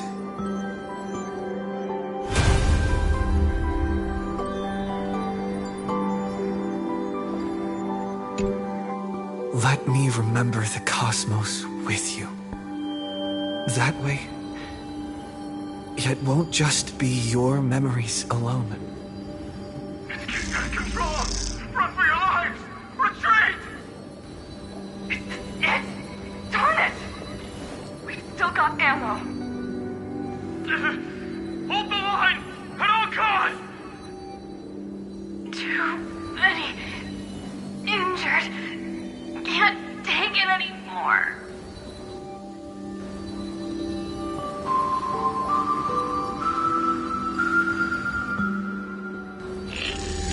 These memories are so heavy. Me? Do you feel better now? Hang in there, Deliverer. I finally get it now. The instants Droid had calculated aren't about the destruction. What they want to prove is how the cosmos would come back after being destroyed.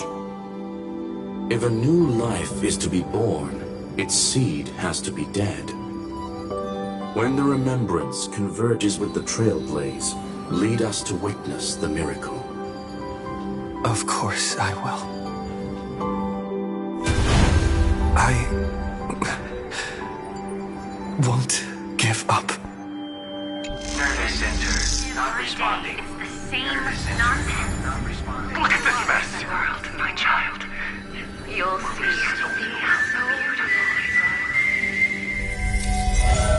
It's me, friend. Don't you recognize me? Or did I really change that much?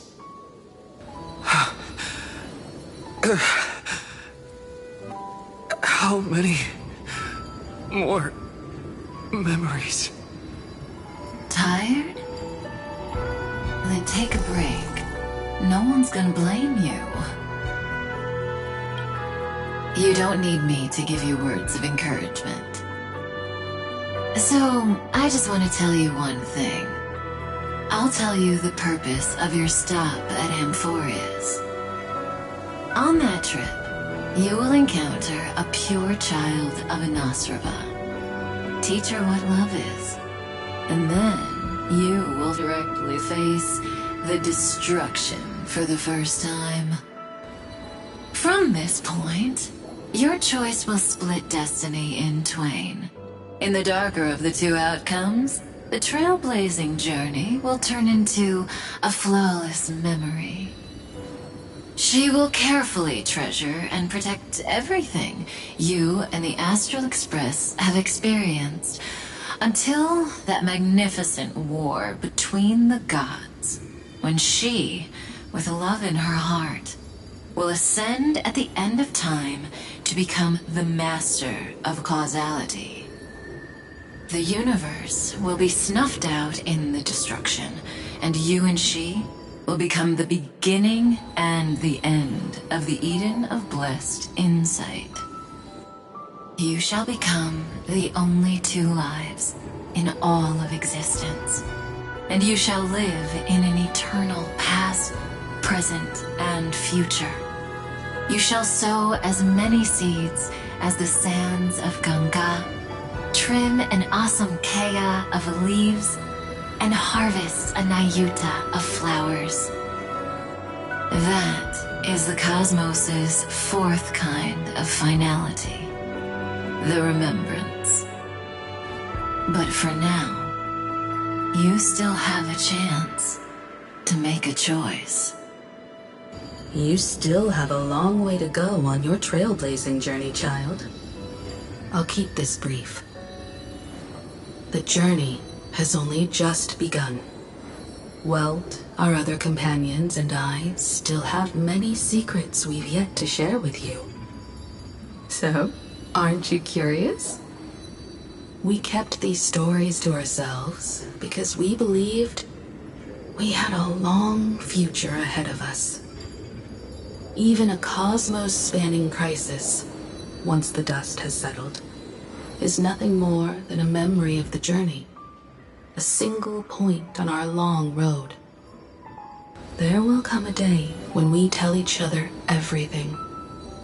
So, for the sake of that day, don't give up. We all know what kind of decision you'll make, and I believe the script will not progress toward the wrong ending.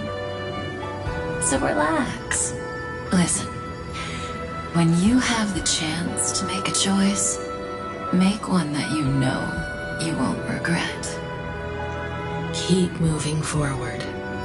Keep trailblazing. And when tomorrow comes, share with me the miracle you've created with your own hands. See you on the Express, kid. See you in Destiny. I will reach tomorrow. Where might those lovely stellar jades be hiding? The prophet has arrived. The world beyond the sky was never gazing up at the sky. Look! There's a red light in the sky! Irene, wake up. Together, we will tread on the path of remembrance. No wonder I always had a weird hunch. But that also means I was right in thinking. As long as Friend and I are together, we can do anything. Our friend's shoulders are really dependable.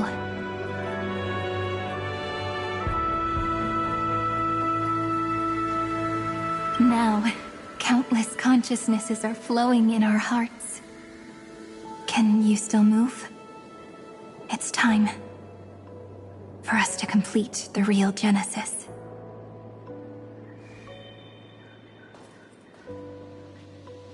In the instant Iron Tomb's hatred devoured everything, a gaze fell upon me. The remembrance. That was the god who appeared in Cyrene's dream. Their figure and speech were both so blurred.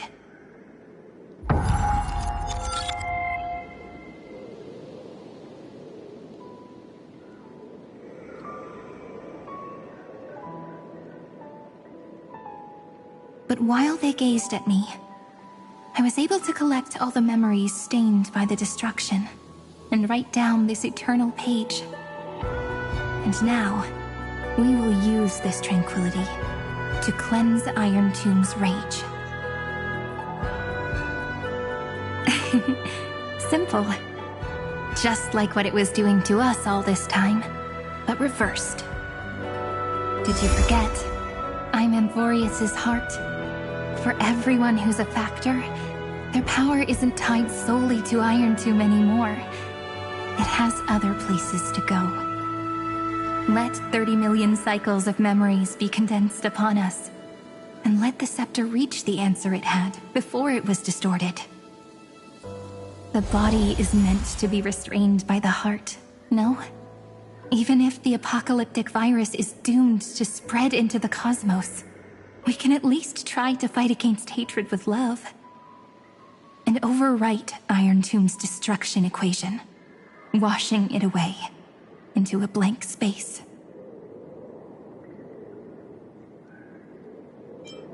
It means we will embark on the true hero's journey.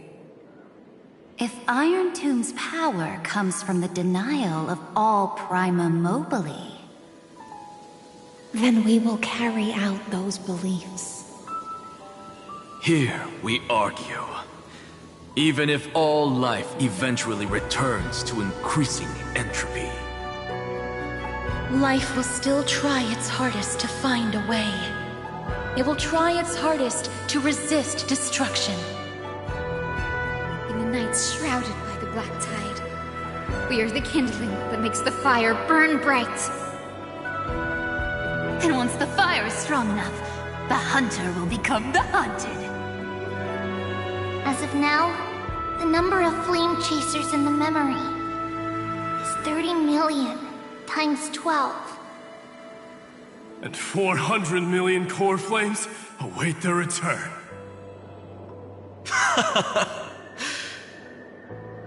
We can do it, right?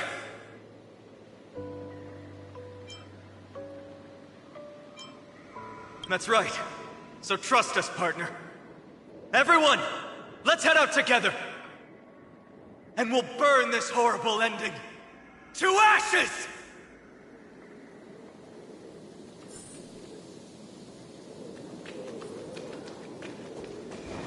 From the dawn of newborn cries, to the night when all beings fall silent. We are the messengers of the new world. Listening to the call of the tides, and granting rebirth to heaven and earth. Then, we lead civilization to glorious feats.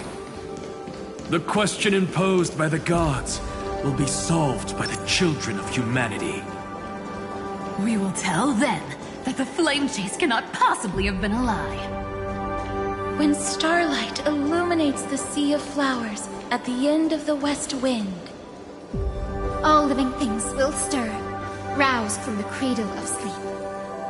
Then, through a single battle, let the cosmos witness how we light up the blinding darkness with bright light.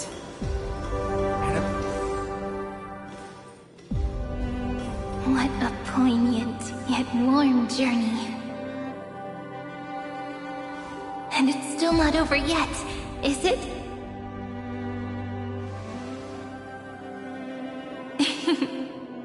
We finally meet. To meet the hero within, in a corner of memories at the saga's epilogue, and under such a romantic sky, I really don't have any more regrets.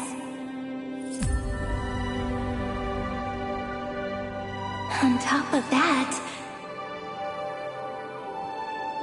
the little seed had grown into such a big tree. Don't I look really pretty right now? Of course you do.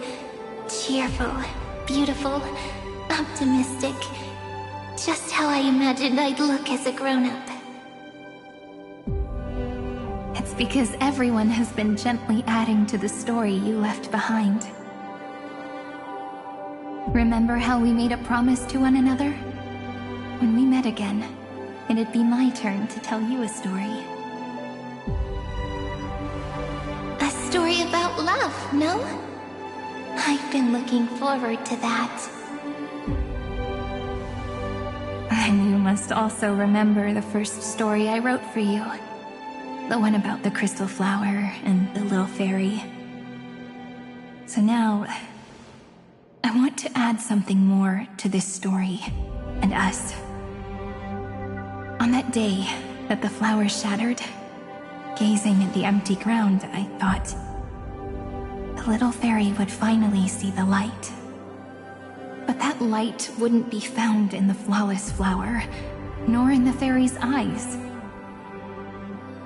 Rather, in the world mirrored within every fragment of the shattered crystal.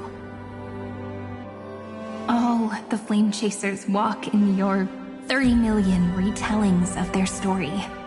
At this moment, all the memories are tangled with each other, and all the previous cycles have gained meaning.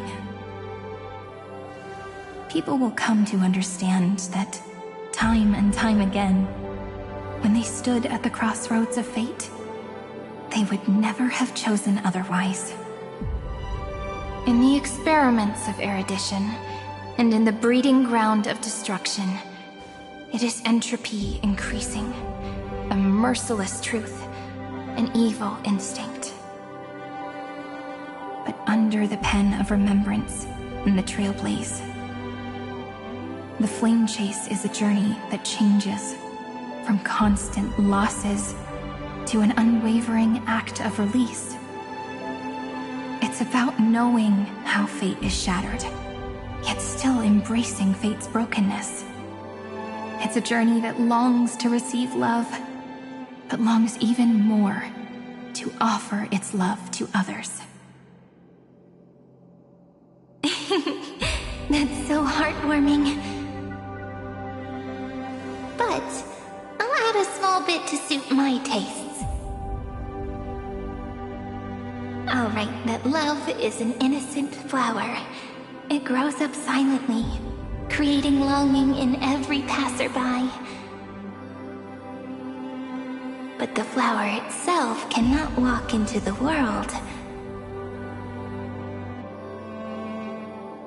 Unless someone plants that love into their heart and brings it with them into tomorrow, right? You really have learned everything now. Then, join all the other flowers in this story. And let's write an ending unlike any before, for this world we so deeply love.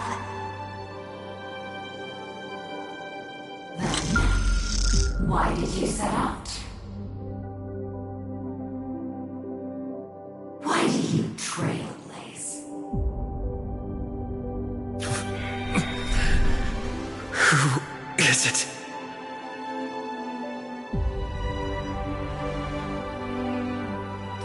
Don't be afraid. Take my hand if you feel nervous. Honestly, I've always thought you were really incredible. After all, no god guided the path of the Trailblaze. It could only be forged by those who dare to take their steps one at a time. So, that's why I'm asking you. Step up as a senior and show everyone in Amphorius how it's done.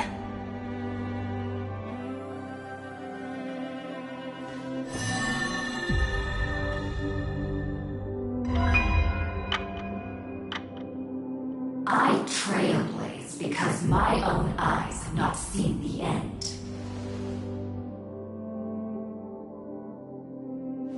But I'm different.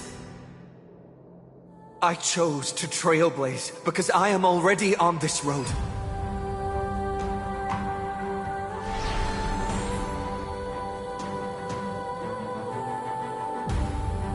The end of chaos is a mass of pure darkness, pure destruction.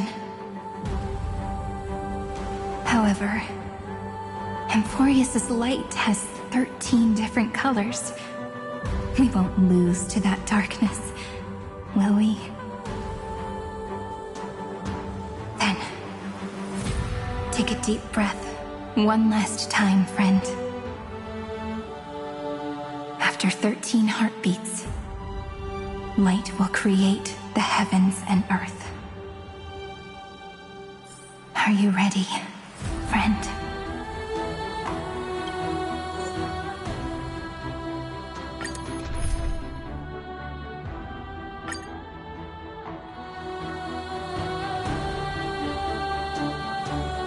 Seek the 13 factors of life, and let them converge into the primordial chaos.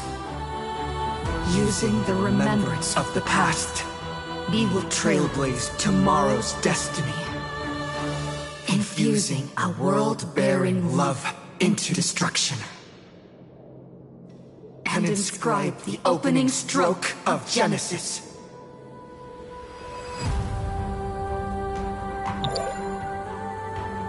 See you. Tomorrow. See you. Tomorrow. See you. Tomorrow. See you. Tomorrow. See you. Tomorrow. See you. Tomorrow. See you. Tomorrow. If the view in your memory ever grows fuzzy, just reach out and touch it.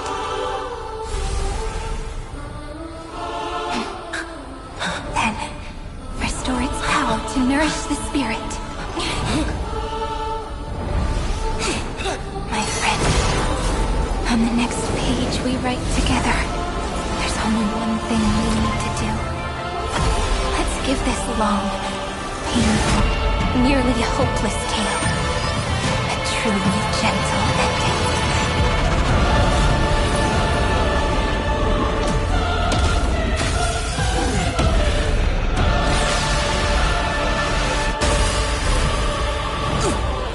Flame chase was never about destruction. It was about breaking free and trailblazing! And let that bright future be as we've written. I shall compose 400 million sagas. We will rewrite the Flame Chaser's path. In the month of hate, command the wandering steps here to reach harmony. In the month of joy, I lift my banqueting cup to dispel nihility. In the month of balance, I make order the foundation of freedom. Soaring above the lands, this is permanence! To the defeated, oblivion. Your downfall is absolute. Countless threads, thus our fates become one. Mountains roll, dragons rise! All light will be revealed.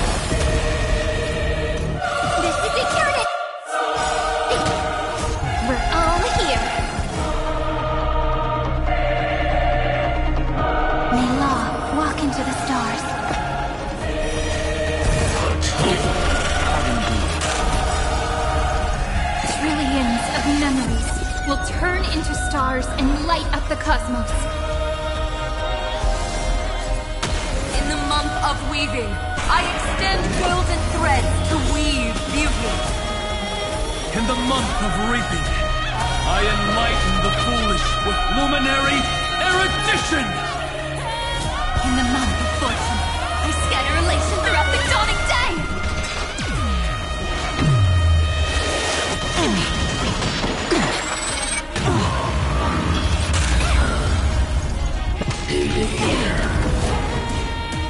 Earth shatters, heaven trembles!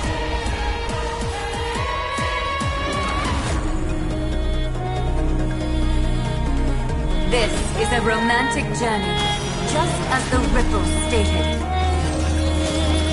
Victory now rests. Is that fear I sense? Time for revolution, countless threads. Thus our fates become one. All life to be revealed. Let's create a new... Take the answer!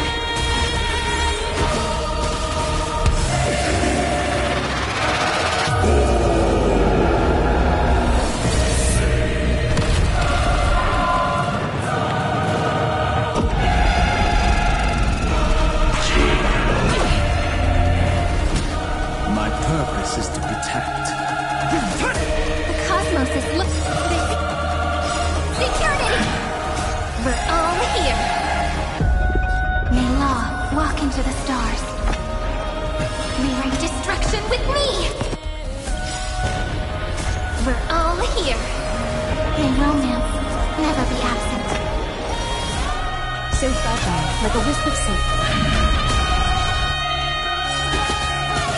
Dragons, soaring above the lands. This is permanent!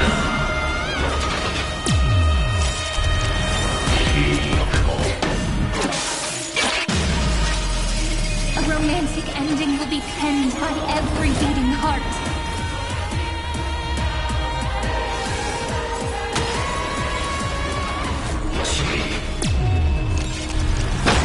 Oh, I told you already. We are the ones who will move forward. In the month of strife, I become the glory of the eternal hunt.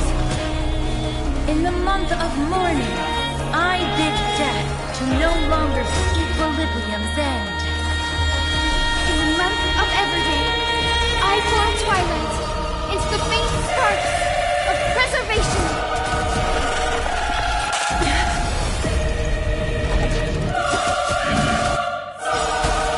We're all here. May romance never be absent.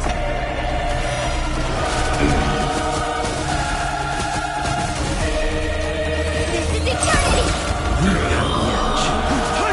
A little honesty would be so fragile, like a wisp of silk. Victory now rests in my hand. Step onto the board.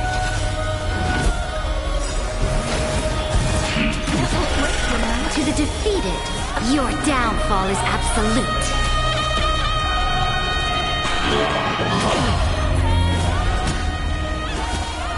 In the month of cultivation, I turn into the ridges and peaks of permanence.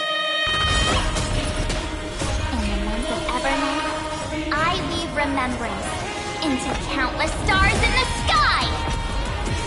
In the month of freedom, I impart destruction onto the shackles of destiny!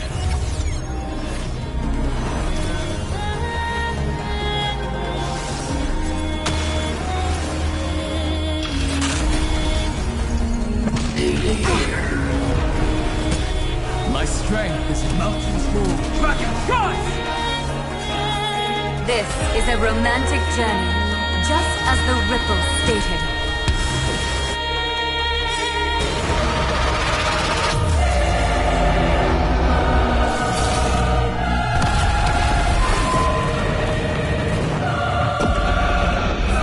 Countless threads, thus our fates become one. All life to be revealed. The cosmos, this is eternity!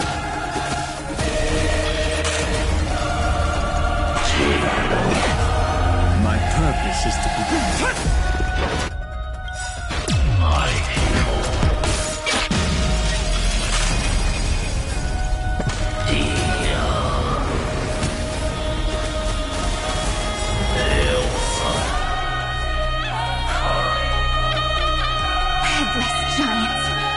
You never had a chance to be the master of your own destiny. Why not give us that choice? Let humanity prove to you that even the breeding grounds of destruction can bloom with gentle flowers. We shall trailblaze a dawn for the road ahead. And pen a genesis, as I've written.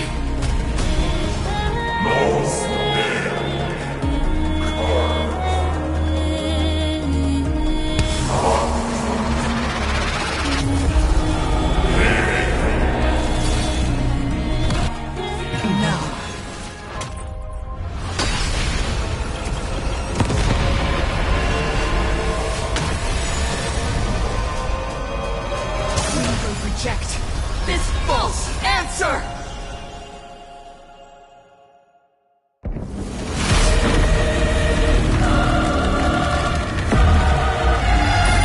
And then embrace the stars.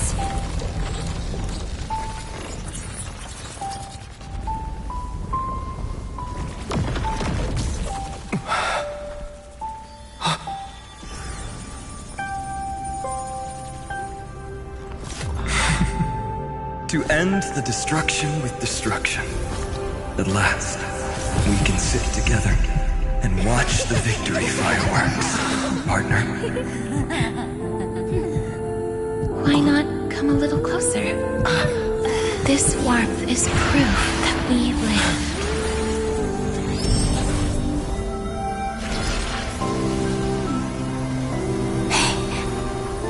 Stay strong.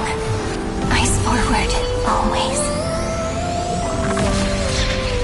This arrow isn't the end, but the beginning of hope.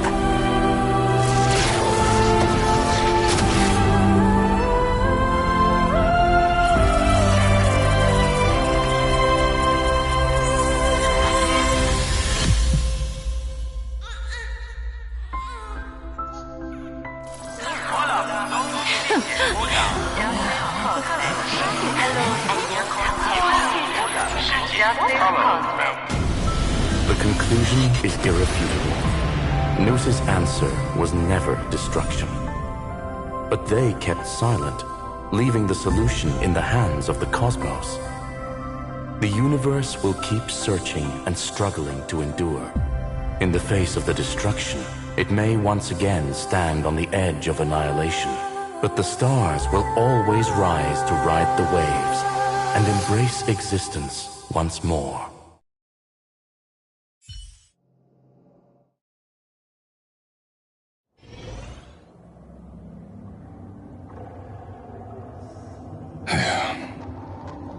It's over, Lycurgus. Yes, another failure. How is Madame Herta? She's fine. The IPC's keeping her under observation. She'll recover soon enough. To bind a mortal body to a scepter and stare straight at an eon. I respect her for that. I still remember the terror of witnessing a single gaze crushing the entire world. No wonder you chose the destruction. Question: is all this worth it? There's no point in debating. This is Xandar One Kuwabara's fate. The prime mover of the universe. The first genius. And the first to fail. Correction. I was asking Lycurgus.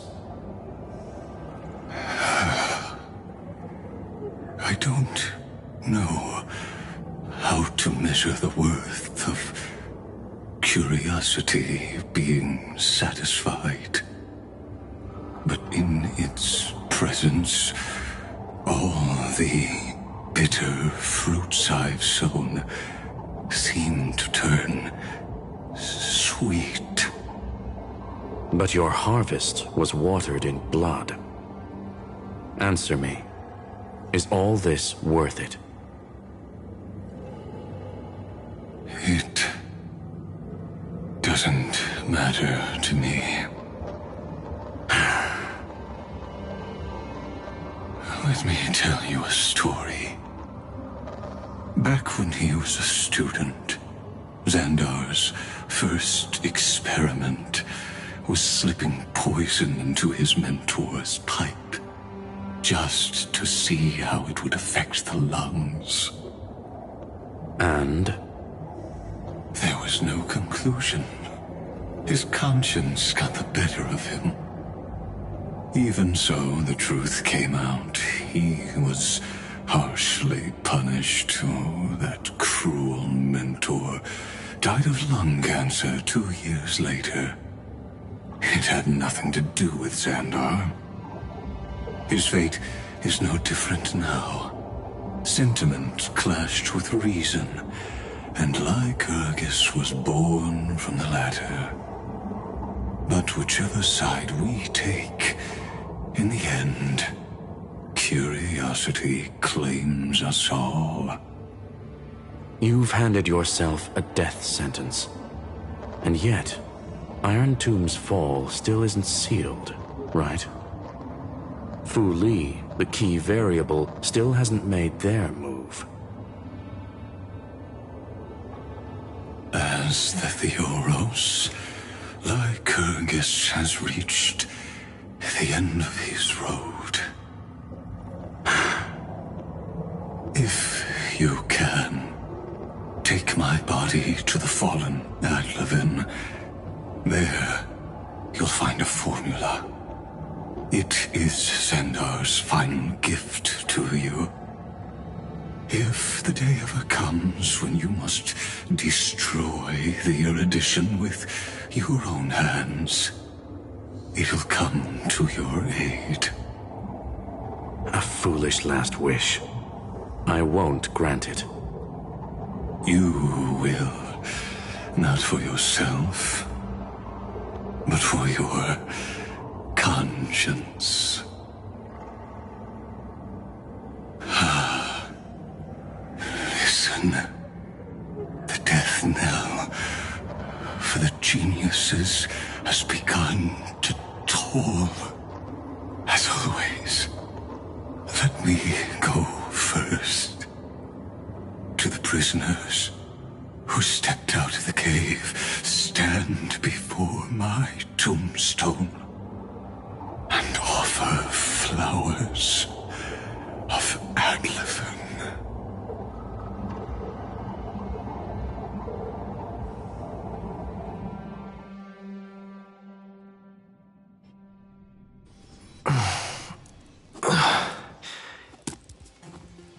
Here, I'm back on the Express?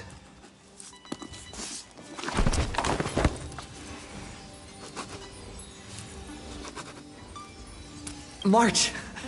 Don Hung! No response.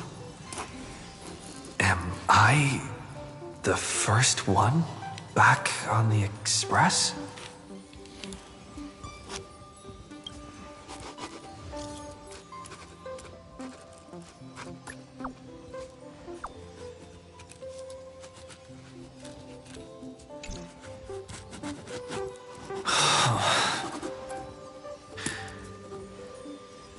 Nobody's here. Oh, I'm getting worried. Did we really win? Why does it feel so unreal? Looks like they are waking up. Hey, I told you not to talk. Someone's in the bathroom? An intruder. Better be careful and check it out. Oh no. He's coming this way! Quick, hide in here! Huh?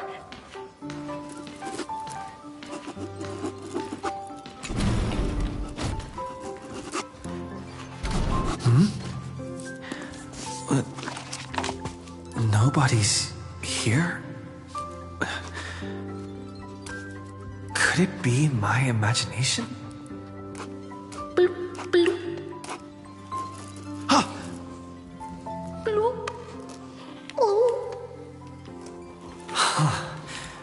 Caught you.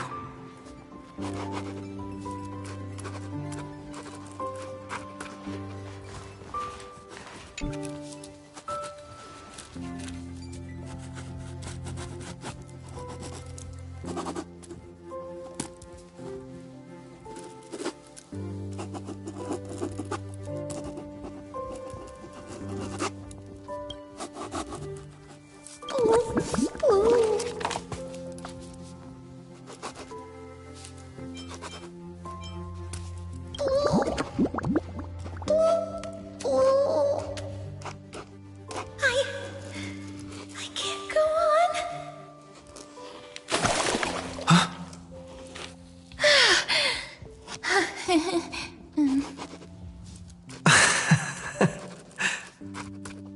You?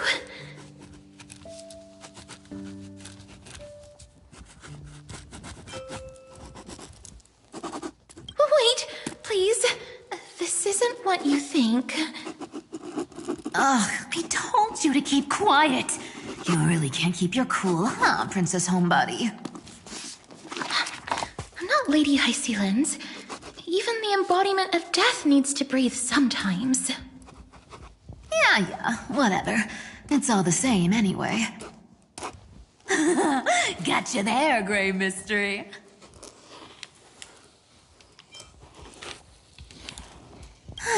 So composed, Grey Mystery. It looks like that big battle really helped you grow up, didn't it?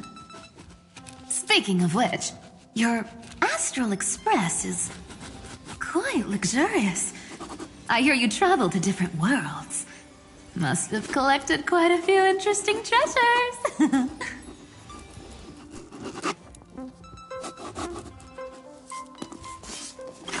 Hey, I was just thinking out loud. I wasn't actually gonna do anything. Don't be so tense. Hey now, don't go throwing wild accusations around. Who knows? One moment we were shouting about love and justice, fighting Iron Tomb's virus. And next thing I know, we're all on this express. No idea how that happened. It's not just Miss Cypher and me.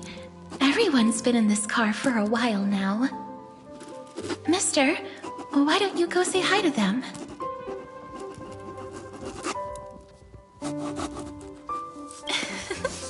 Don't worry. Everyone's following the rules here. If you're worried, feel free to check everything out yourself, mister.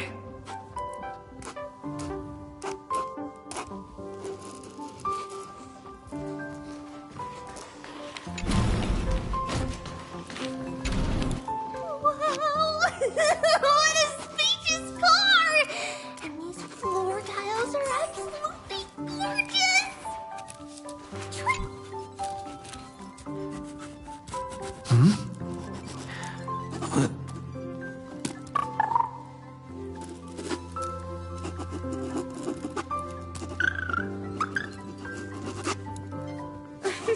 Watch your step, teachers.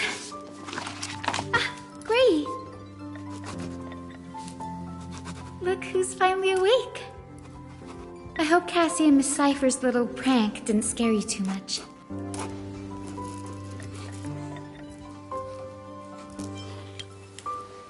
They were so enthusiastic. I didn't have the heart to stop them. When we woke up, the entire express was completely empty. Not a single soul in sight. Such a shame. I was looking forward to making new friends, especially since they were Gray's most trusted travel companions.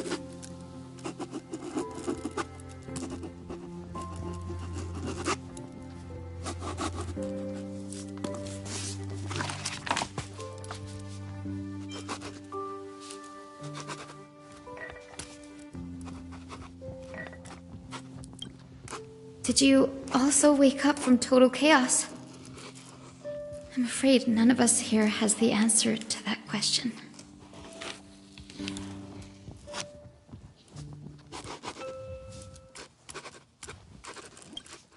Don't worry. We beat Iron Tomb together, right? They must be on their way home. When they arrive, we can throw a party together. That's exactly the kind of thing Lord Finan has been dreaming about.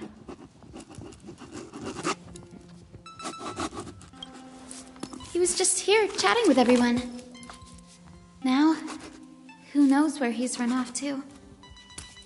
Lord Finan's always been quite the restless one. But you're used to that by now, right? Have another drink, my Demos. Sure. Those three have been chatting over there for quite a while now. Why don't you go say hi to them, Bree?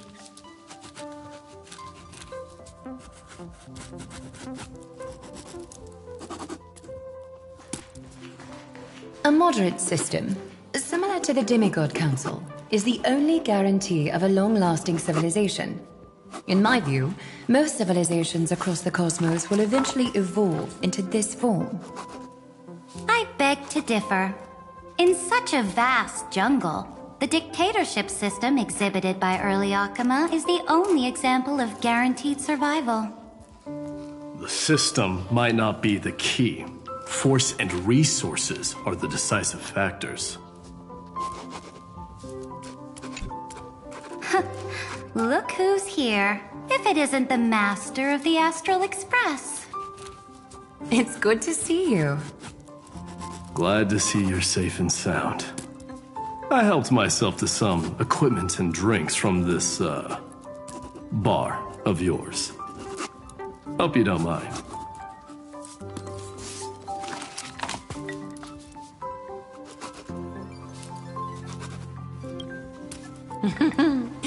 We're chatting about some topics that go well with being tipsy.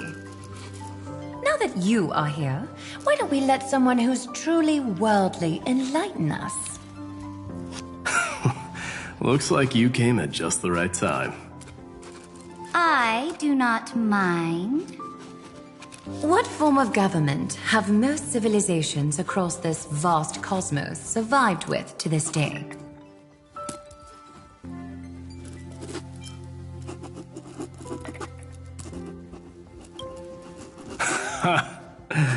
That's exactly the kind of answer I'd expect from you.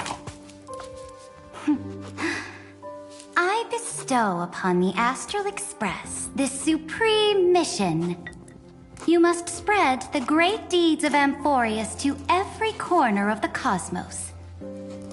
Thus, capable individuals from countless worlds will surely find inspiration in the Flame Chase's tales and embark on their own grand journeys. It's hard to say if that'd be a blessing or a curse for the cosmos. I can imagine our conversations here will only get more unrestrained. Don't let our rare moments of joy hold you back. This banquet on the Express truly lacks manners. You may leave. I permit it. That man just left. Wouldn't even stay for another drink. He needs to show more respect. If you're looking for him, try your luck in the car above.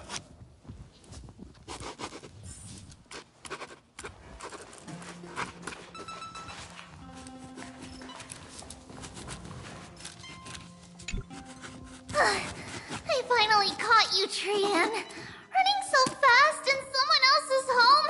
How rude of you!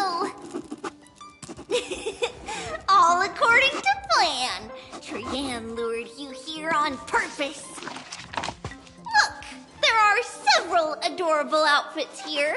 Trian wants you to try them on so Trian can try you looking all cute. Oh my! You even dare to scheme against yourself? Lucky for me, I came prepared. Time for a surprise attack. The hero of justice, Trinan. Trinan has been lying in wait here for a while. We will make Trian taste her own medicine. 2 against 1? That's not fair! Little Gray, you came just in time! Help me out here!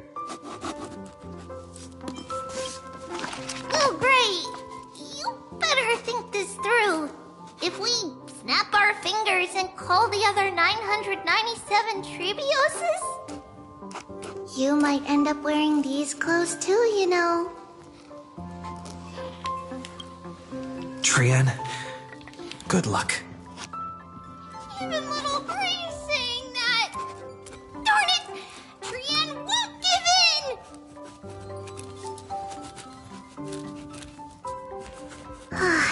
Trian ran away.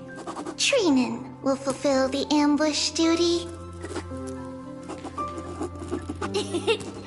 The Trevios is all laughing and playing around together. That must be quite the rare sight in Little Gray's memories, huh? Yeah, everyone will be alright.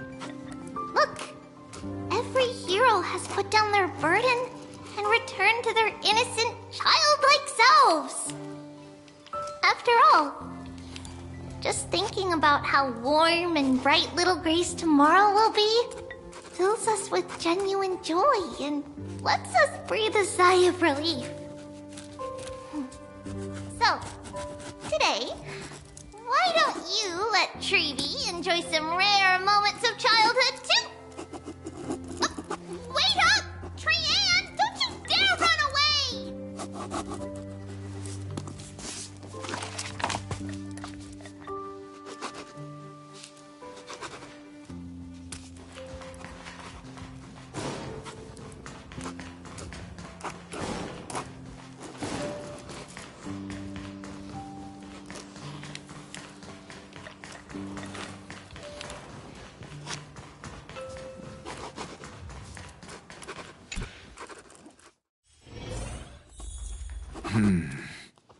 Based on my calculations, there are countless celestial bodies with water in the cosmos. But I'm afraid not all oceans are suitable for life to inhabit. You must take this into consideration as well. As expected of a professor from the Grove, to be so certain even about things you've never seen with your own eyes. I'll take that as a compliment. By the way, I heard that the Imperator's Flame Chase army like to hold feasts at the Luminary Throne. That's true. However, sometimes Dux Carminum and I feel it's a bit inappropriate to drink so freely before the throne of the most revered Titan in the Grove. Inappropriate? What's inappropriate about it? I only wish I were born earlier.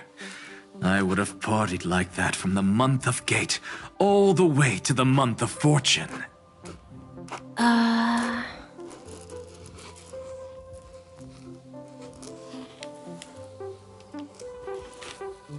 Blasphemy is just a phenomenon, not the end goal.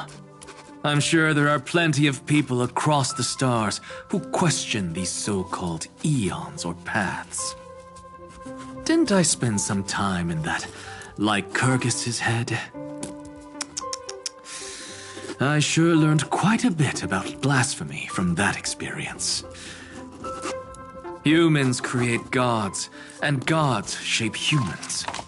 Who's really the one trapped? The creator or the believer? Professor Anaxagoras, let me just check one thing. You haven't bought into those twisted theories of that Theoros, have you? Don't worry. The difference between a genius and a madman is that a genius shares lethal truths, while a madman tries to force them upon others.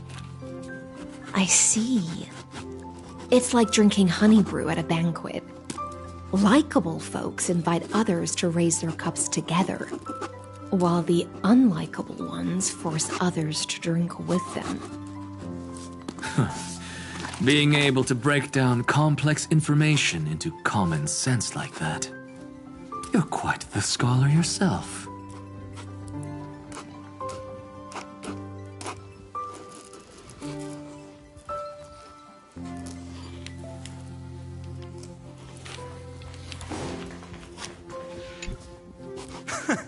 You're here, partner. That celebration party I've been mentioning to you has finally become a reality. Though the vibe's a bit different from what I imagined, this still counts as keeping my promise, right?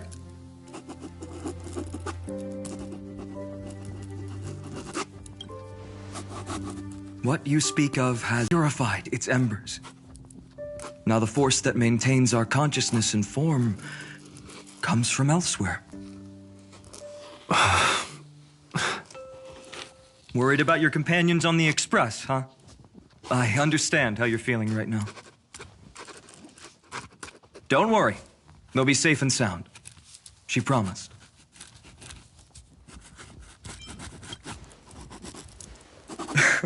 Don't worry, she always shows up at just the right moment. The Astral Express. Honestly, it really feels like home. I can imagine how much you, Dan Heng, and Miss March must have missed everything here when you were trapped in Amphorius. The beautiful windows, the soothing music, your fellow travelers on the Express. Like how golden wheat stalks sway in my dreams every night through the countless cycles.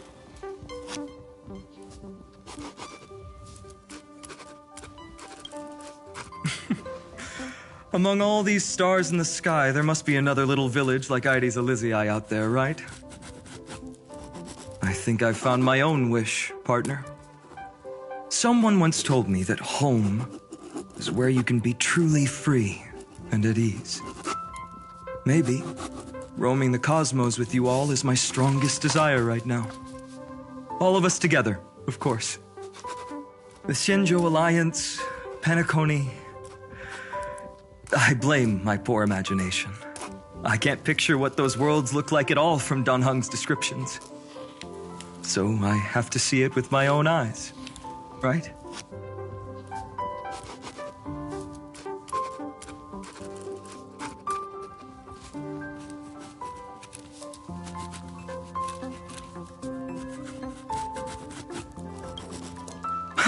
You're finally here. He has something to ask you. Well then, I'll leave you two to chat. Thank you, Finan.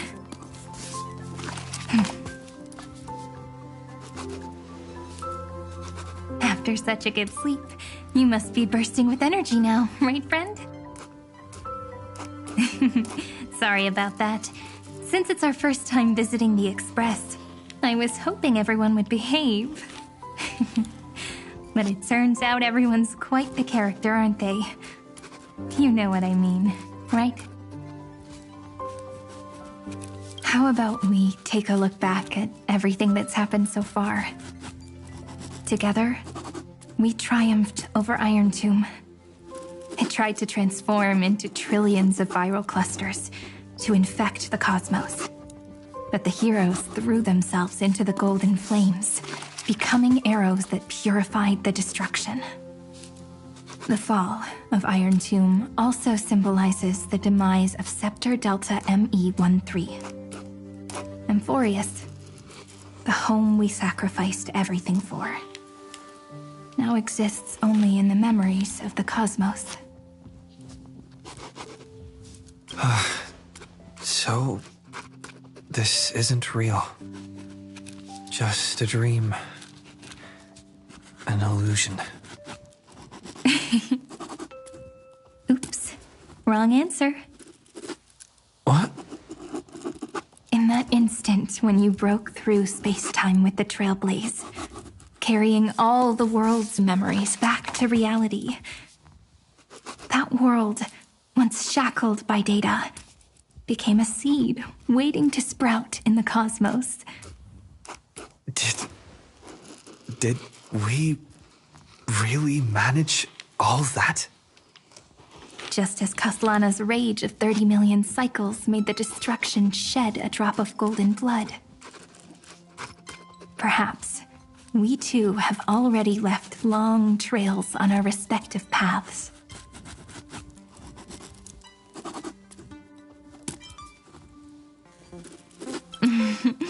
That's a bit of an exaggeration. None of us can become true life forms yet. At least, for now. But Amphorius already has a tomorrow. So as long as you carefully preserve and tend to all the seeds, then when the Trailblaze creates another miracle someday in the future, I believe this world we deeply love will sprout and bloom into a beautiful flower. Don't worry, I've already kept all the seeds safe in the first fruit for you. And its name is As I've Written. So, it's time to reveal the correct answer. This isn't a dream, nor a fantasy. It's the epilogue of As I've Written. At the end of the story, the characters take their final bow and embark on a journey of no return. The one who wasn't part of the story, yet helped write its romantic ending. He bid farewell to his friends and returned to his home beyond the tale. Promise me one last thing, friend. When we say goodbye, give me a smile, okay? I will, Cyrene. Every star that the Trailblaze passes by will remember the name of Amphorius. Hey, it's not fair that you get to be the only cool one here. We'll keep an eye on him. He had better keep his promise. Leave it to us, Cyrene. Your story will be sung across many worlds. Stories this complex and twisted are always hard to believe. If anyone questions the truth of this tale, you'll all have to stand up for us. Rest assured, even the most stubborn person can't withstand our six fists. You're so reliable, March. Shh. Listen. There's a book here? Its composition is similar to Memoria, but it's far more resilient than ordinary memory bubbles. Keep it safe. Perhaps this is the final gift that Amphorius left for the cosmos. Oh no! Passenger March is sleepwalking. Sleepwalking? Oh no, oh no! I don't want to make a fool of myself in front of everyone!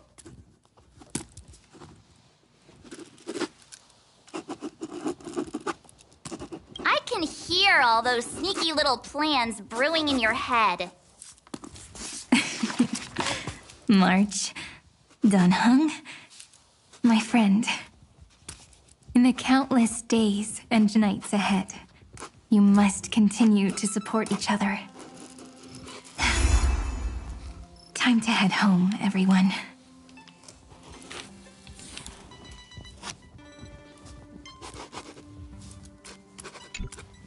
Leaving this place means As I've Written will conclude here. No one will have the chance to revise it, and no one can continue writing it. Don't leave any regrets. What magnificent words could possibly do justice to the finale of such an epic tale? I've been pondering this while you were sleeping. Now, I finally have the answer. Let's keep it simple and sweet. In our virtual extrapolations, we've lived through epochs longer than the lifespans of many stars.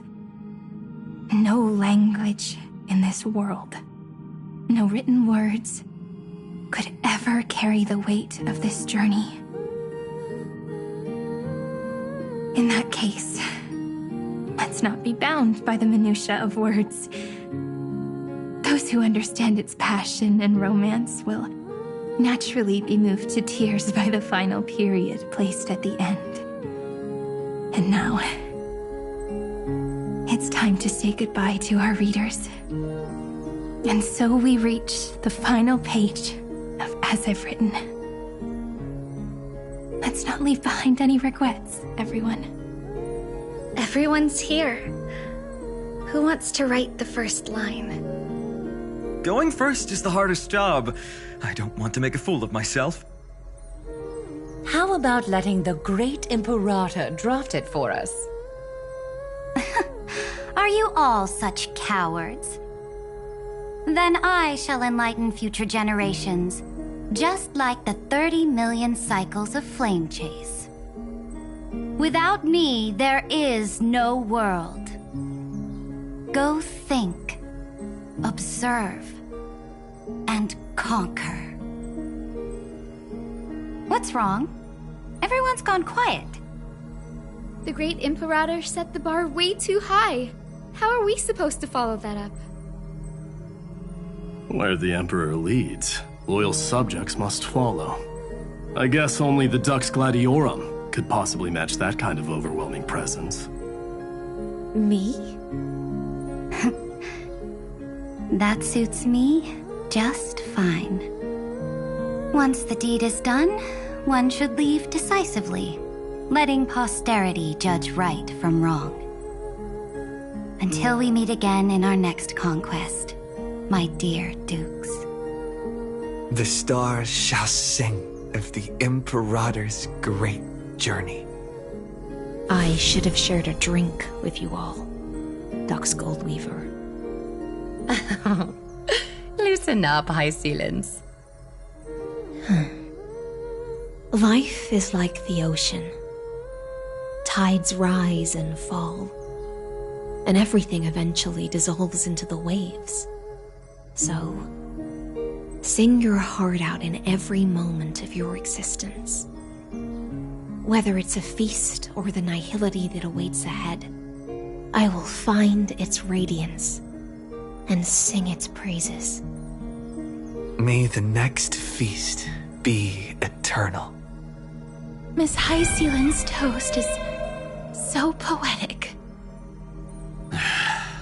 Does everyone have to be so poetic? In my opinion, we should leave some real words of wisdom for future generations.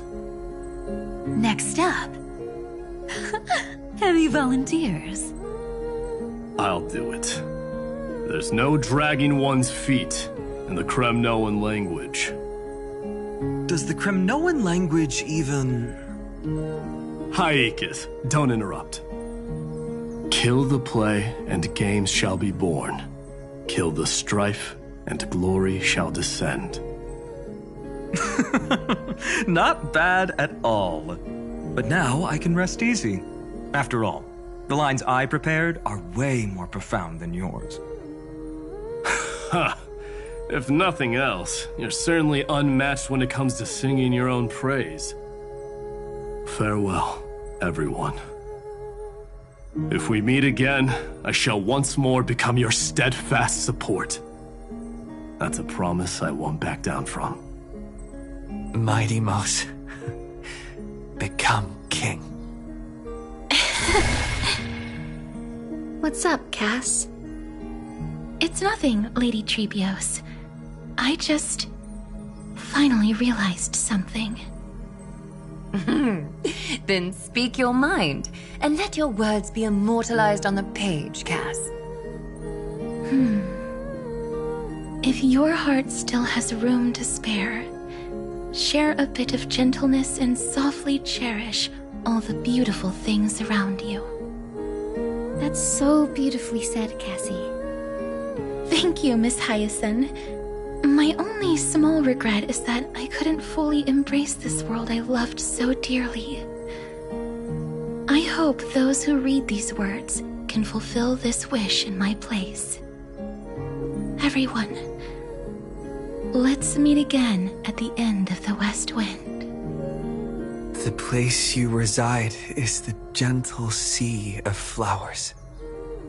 Well then, it's my turn. Take it away with your performance, Anaxagoras. This time, you won't have to worry about being interrupted. Then I must thank you all for being such a captive audience. Now, with this golden opportunity, I shall reveal to the world my insights into the world's ultimate truth. Truth is a solvent that dissolves all things in the world, and thus cannot objectively exist. I have a brilliant proof for this in mind, but since we're nearing the end of the story, I shall not elaborate. Is this your final question for future generations? No. This is an established fact, not up for debate. I call it Anaxagoras' last theorem. Oh, you. Still as profound as ever, Professor. We've got time, you know. If you don't explain it clearly, future readers might not grasp your true meaning. The true meaning isn't important. What matters is the emotion that stirs within them when they read these words. At that moment, the theorem's mission would be complete. So, your lessons are far from over. But taking a little break for now wouldn't hurt. Then...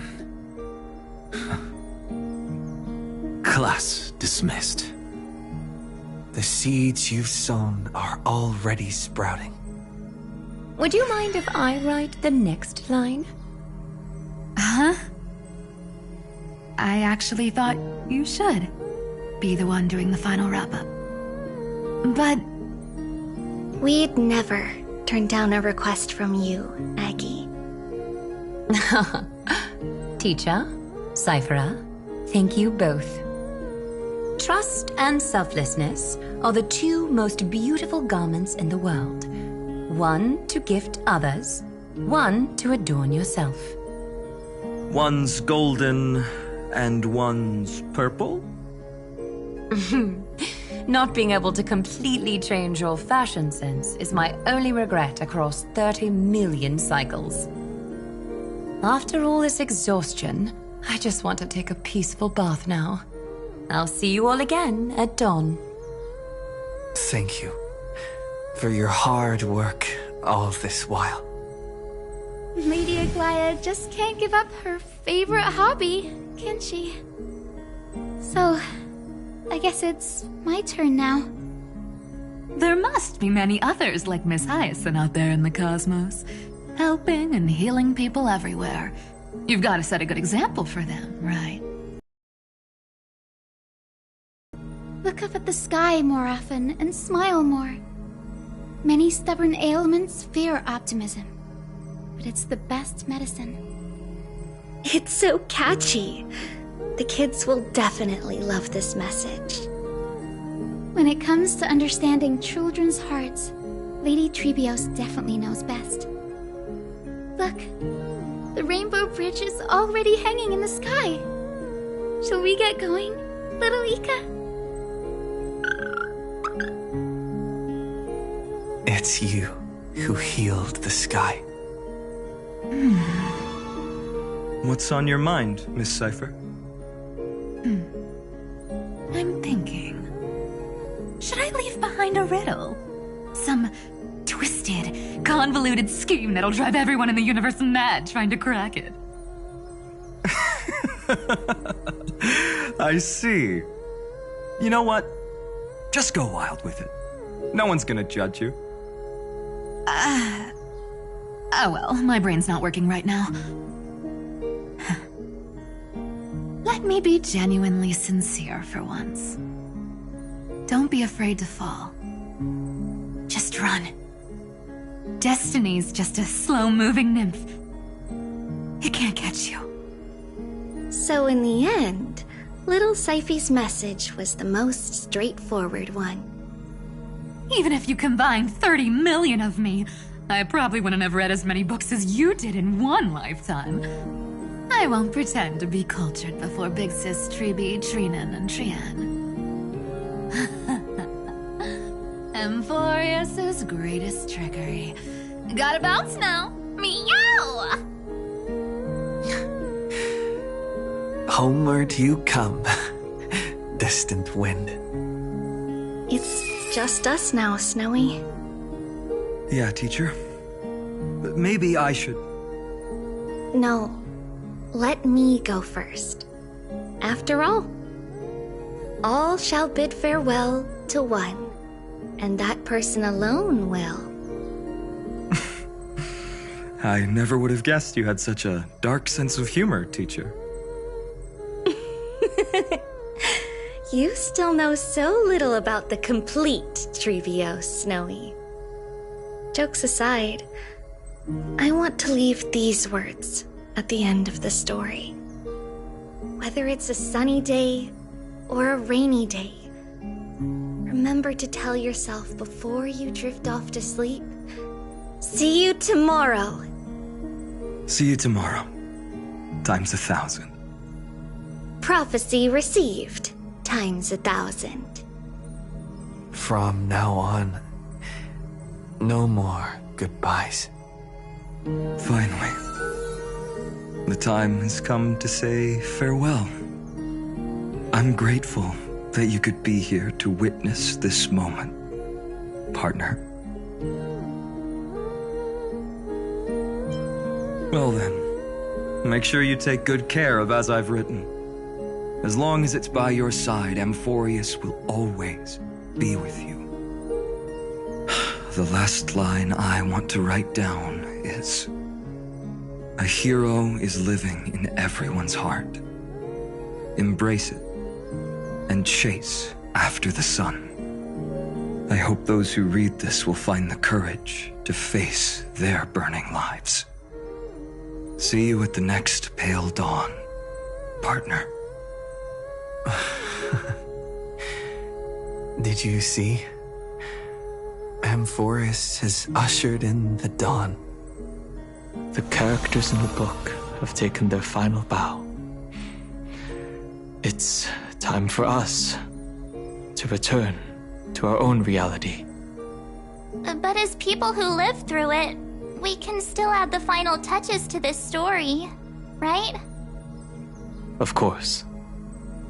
The pen will eventually break, the ink will run dry, and life will ultimately fade. But thoughts will permanently remain in sagas. If time is an endless cycle, then forget the bitterness that keeps repeating, and remember only the moments of happiness. Let's walk towards tomorrow together. We were never apart. Time to head home. Don't miss the crew meeting. We won't wait around for you, you know? See you later, Donhung, March. And with this, as I've written, officially comes to an end. We're its co-authors, after all, friend. Once the words are written down and have been read by others, the meaning they carry is no longer in our control, leaving the freedom of interpretation to every reader who opens it. Don't you think there's something romantic about that? As for what this story means to you and me, let's keep it close to our hearts. After all, we've always had this unspoken understanding between us. Whoa! Passenger March! Why did you suddenly wake up? scared Pom-Pom so much that I dropped that book! Welcome home, you three. Thank you for your hard work on this trailblaze. We might need to reshuffle the seniority rankings of the Express crew if we count the years you spent in Amphorius. Hey, I was the first one to get dragged into it. Does that mean I'm gonna be the oldest member of the Astral Express now?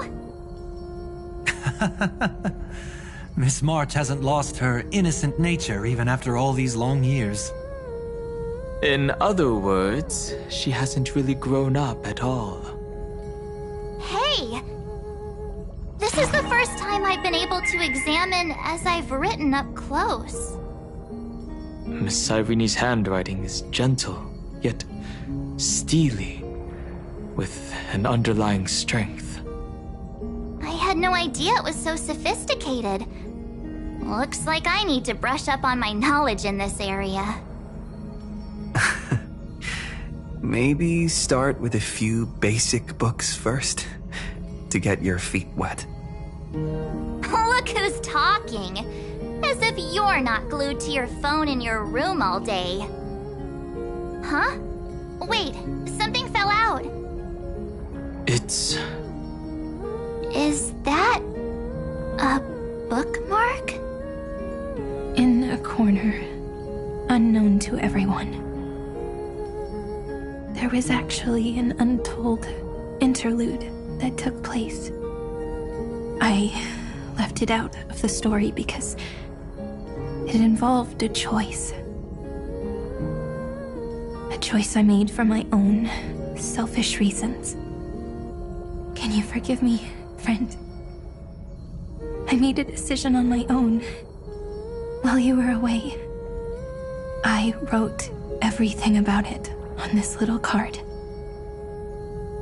If you can find it in your heart to forgive me after reading it, please. Add this final note to the conclusion of As I've Written.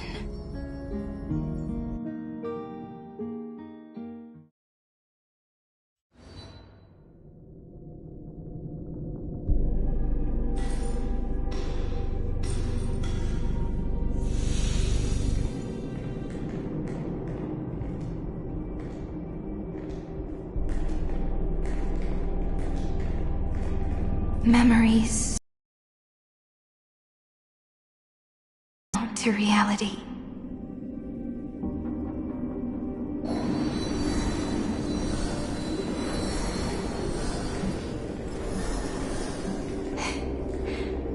And don't lose your way. I finally found you, Cyrene. Demiurge. We won the battle. Thank you, Madame Herta. Without you, we never would have stood a chance. Still, there's something weighing on you. Right before I shut my eyes, inside the droid head's brain, I saw something unsettling. The fourth instant, this turning point in cosmic destiny, anchored by the erudition. It's not a single instant, but a process, a chain of events. So, this victory isn't the final piece of that chain? Far from it. This is only the beginning. The first toll of the death knell for the cosmos. That sorrowful look doesn't suit you, Madame Herta. Don't hold it in. Tell me. Not long ago, you crossed paths with the Eon of Remembrance again, didn't you? Yes. Even if the figure was hazy, I knew right away. That was the god from Cyrene's dreams. Causality has gone wrong, just as I thought. Causality? Let me put it in your favorite fairy tale terms. The universe began as a seed. It grew into a great tree, and the present is its branches and leaves. The erudition calculates how the future will sprout. With so many possible outcomes, they choose to anchor one path, cutting away the crooked or fragile branches. But if things continue that way, the branches grow endlessly, the leaves multiply, and one day the tree collapses under its own weight. That is why there is a concept in biology called lignification. Soft sprigs form a hardened shell and fuse with the trunk. For the universe, that process is what we call memory.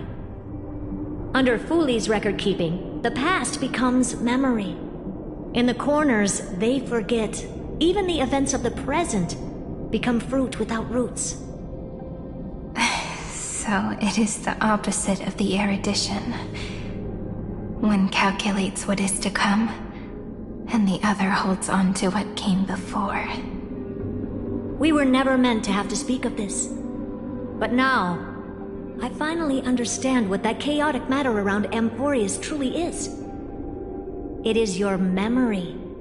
Your mind now stretches across the stars, allowing you to travel farther down this path than anyone else. My memory? Yes, you live in the now, but your memory remains in the past. Just like the Eon of Remembrance, a being made entirely of memories. What does that mean? Did they fall? No, quite the opposite. They have not yet been born. Remember, to carry out the mission of remembering the universe, they must ascend to divinity only at the very end of time. And at that moment of ascension, their memory stretches through the past, becoming what people now call Fooley.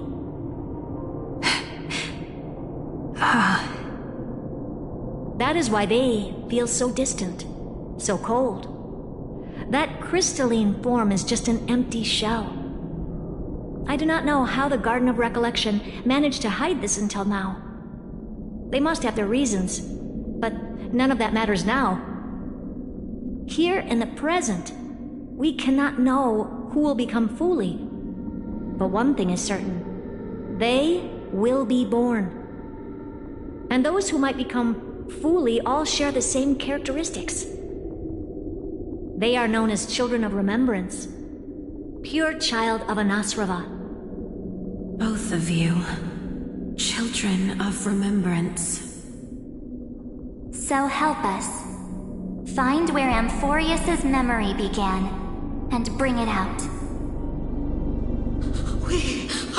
We are the sacrifice the garden used us. The pure child of Anasrava. Abandon us! So that name, it was never my past. It was my future. Or maybe it is the present. Noose has revealed to me two paths. And on both paths, I see you standing. The first, follow the trail of memory you have forged. Break free from this world and reach for the stars. That would mean Amphorius's causality will no longer concern you, at least not the person you are now.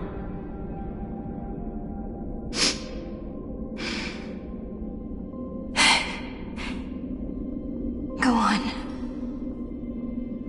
The second, you come to a stop and fade, offering yourself to become the memory that carries through Amphorius. Perhaps this is the choice every pure child of Anasrava must face. That choice means I'll remain in the past forever. And more than that, it means you will close off Amphorius's causality. This world is sealed. The effect that the remembrance brings to it will all converge on one thing. That one thing is you. No more eons will interfere with this part of history. No more blank spaces in causality. The present will be set in stone and become indestructible. There are two paths, and only one leads to the right end. A droid head didn't tell me the answer. But I can guess what might happen if you choose wrong. With causality incomplete, there is a chance Iron Tomb could rise again.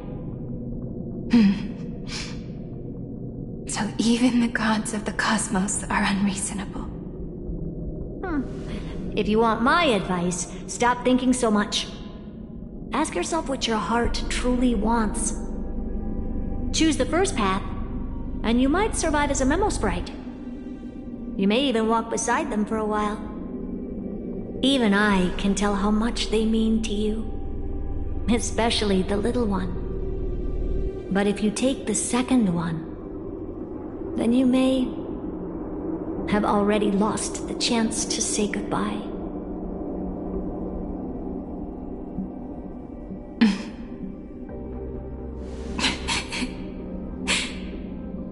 I have made my decision, Madam Herta.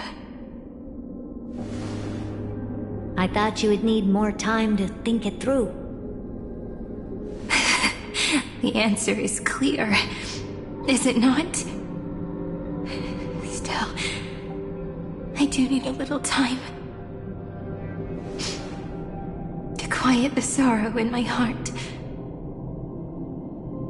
His kindness is always just right for the moment.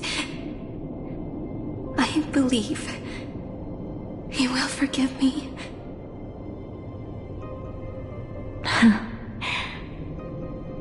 I will say no more.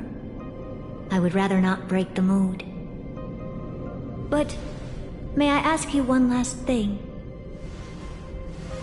Of course. Why?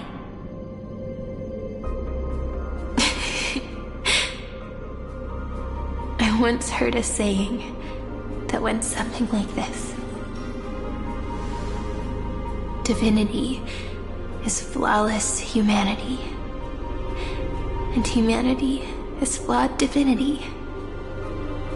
We children of Amphorius gave up on gods long ago. Those beings who love to play pranks on the universe. I believe in him much more than I believe in them. And I believe in who I am. As a human. Oh.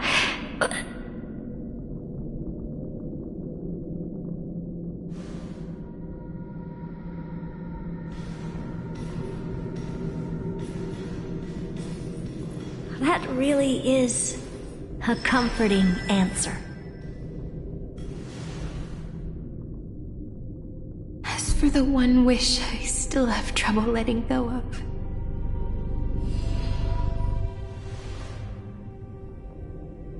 One will remain in the past. One will walk toward the future.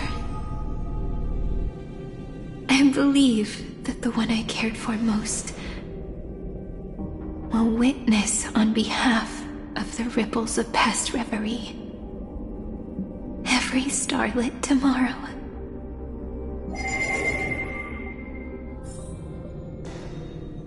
Moving backwards through remembrance.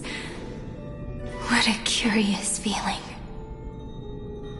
Is this the moment Iron Tomb declares victory and casts the destruction upon the stars?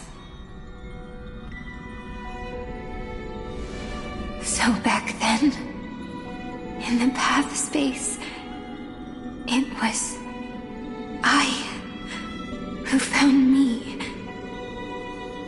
The gods' whispers were nothing more than a girl talking to herself. Now that I remember, what I heard back then was...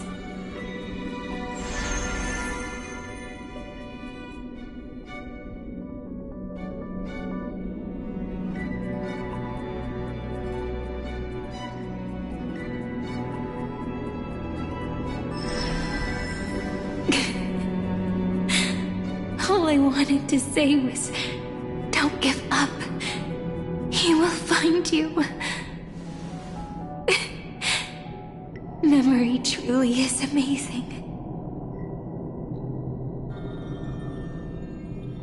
Then let me wield this power and plant the seed of causality for the miracle that is destined to bloom.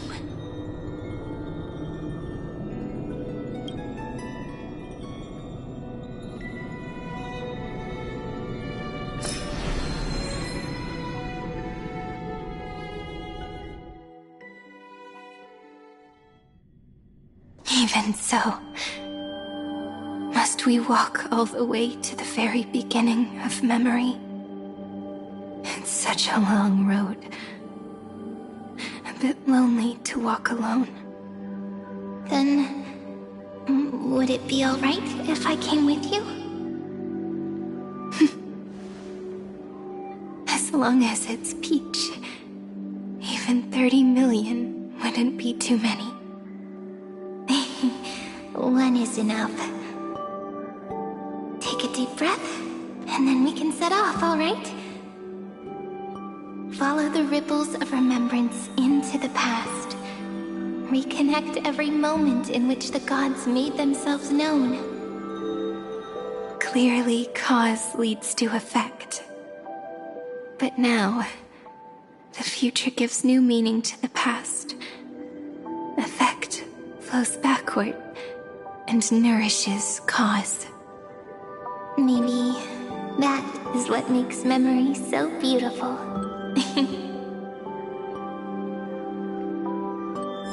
So, let us return the way we came.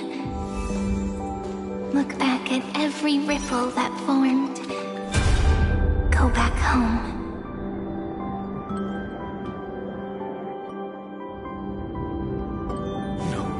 No! How is this possible? Breathe! Breathe! Partner! No. I have to get you out of here first! Just hold on!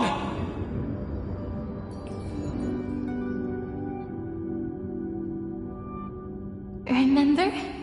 That pale dawn breaking through the endless night? The spear of strife nearly claimed his life. And it was you. You playing God, who cradled his body with your gentle gaze. Then, before Ornyx's altar,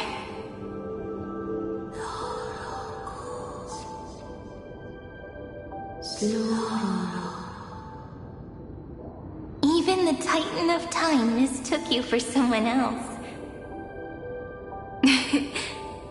I never imagined there was a hidden truth behind our first meeting. The first time was also the last time I saw you, friend.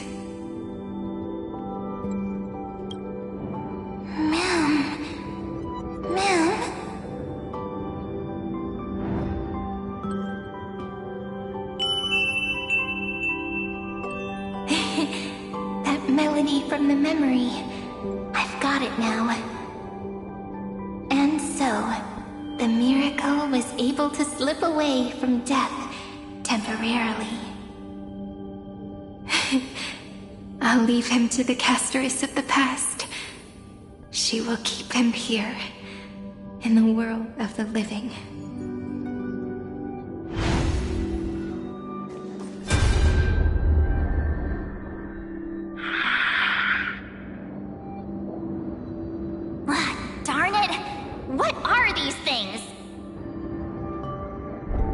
You're not taking me down.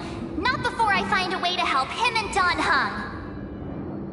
If you've got a bone to pick, take it up with my six-phased ice. March wandered all across Emphorius for 97 days straight, chasing one goal: to save her friends. And with her bow and arrows, she brought down every obstacle that stood in her way. So that's how it happened. My skill with the bow. I I owe it all to March.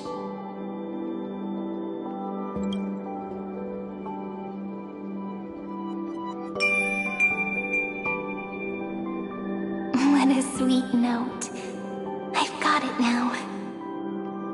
And so, in a memory from the past, you inherited March's mastery of the bow.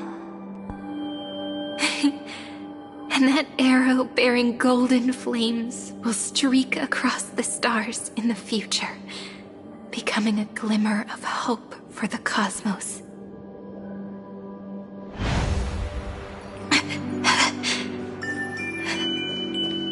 Are you okay? No worries. 3 paths interweave and fetter Amphorius, co-authoring the fate of the world.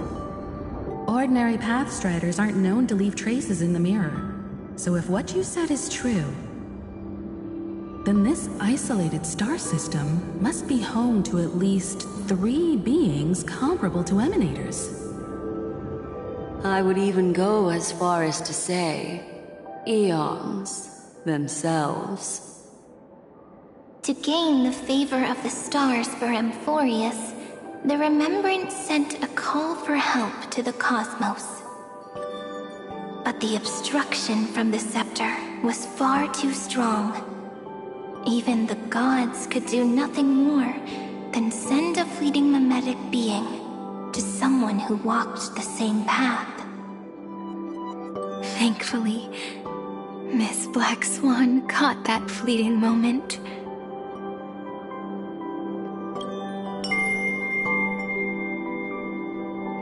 Though, that signal drew some unpleasant attention as well. Looking back now, it was all worth it. The cosmos showed us a kinder face. Thankfully, she has a different understanding of the Remembrance. Miss Evernight once said that the Remembrance wasn't looking after Amphorius, but rather scheming and preparing to devour the paths. Her deduction was perfectly logical, but she failed to account for what the humans in this story could achieve. Maybe I have a scheme of my own. A scheme that will bring happiness to everyone. Please keep helping them. And the others in the future too, Miss Black Swan.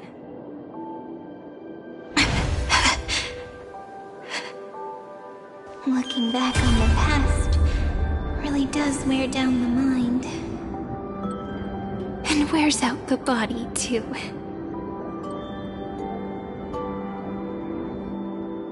You need to hold tight to this ceremonial blade.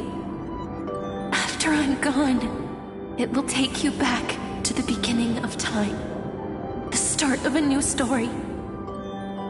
I believe that in that story, or in countless stories, each alike yet unique, everyone, all the companions who sacrificed themselves, alongside the deliverer we once dreamed of as children, will reunite beneath a vast, endless sky.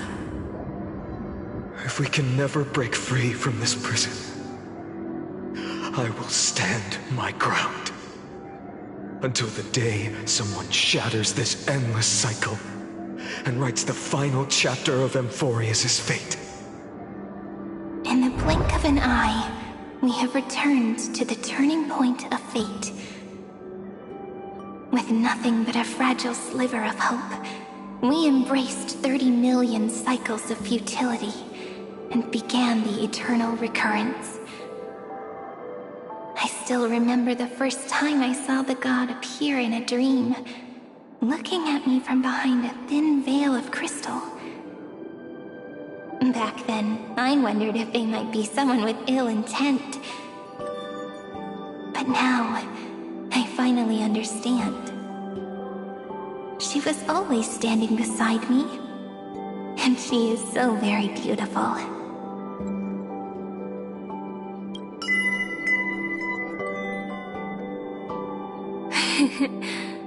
Causality really is a force that cannot be stopped.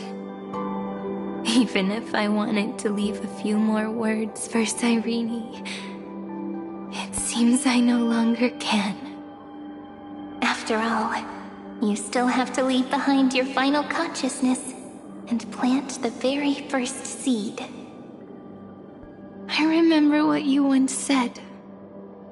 When a god sheds a tear, the thing reflected in the ripples must be the most beautiful thing in the world. But do you know what Amphorius saw when its heart was born? The first thing it saw was a name. 0, 9, 3. Looks like you figured it out. Sometimes, all it takes is a change in perspective to reveal something truly unexpected. Don't you agree? That's right. Turn these numbers upside down, and you'll see a beautiful eternity. Something we believe in. The ego.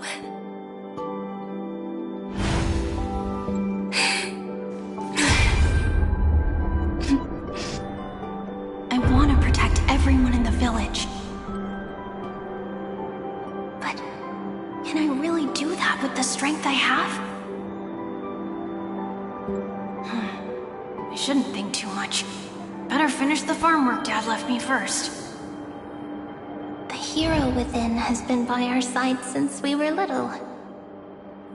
Finan has always been strong, but without that faint glimmer of hope lingering in his mind, would the weight of fate and endless recurrence finally break him?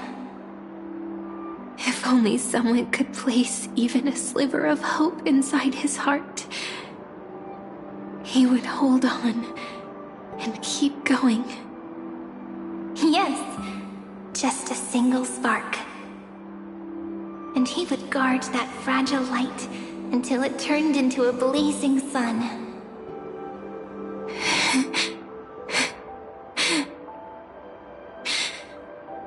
I no longer have the strength to make the hero within look like him. So, let me leave behind a prophecy for him. Take this wish with you.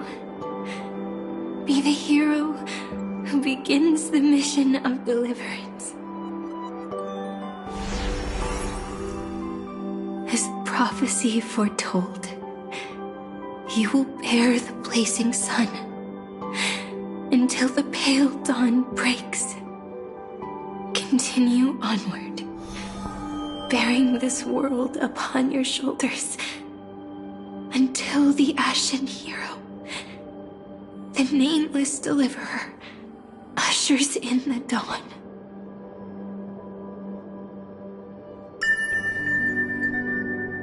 Now, your eyes have seen through all of Amphorius, from the end back to the beginning.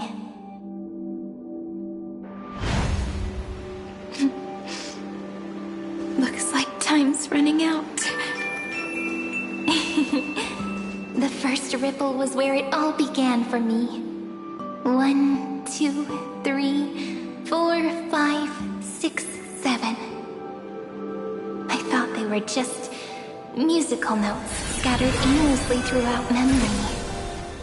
But they had already become part of this world. No matter how Amphorius came to be, right now it feels so gentle.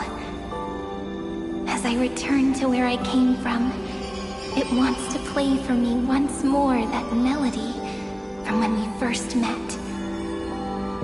A simple but beautiful melody.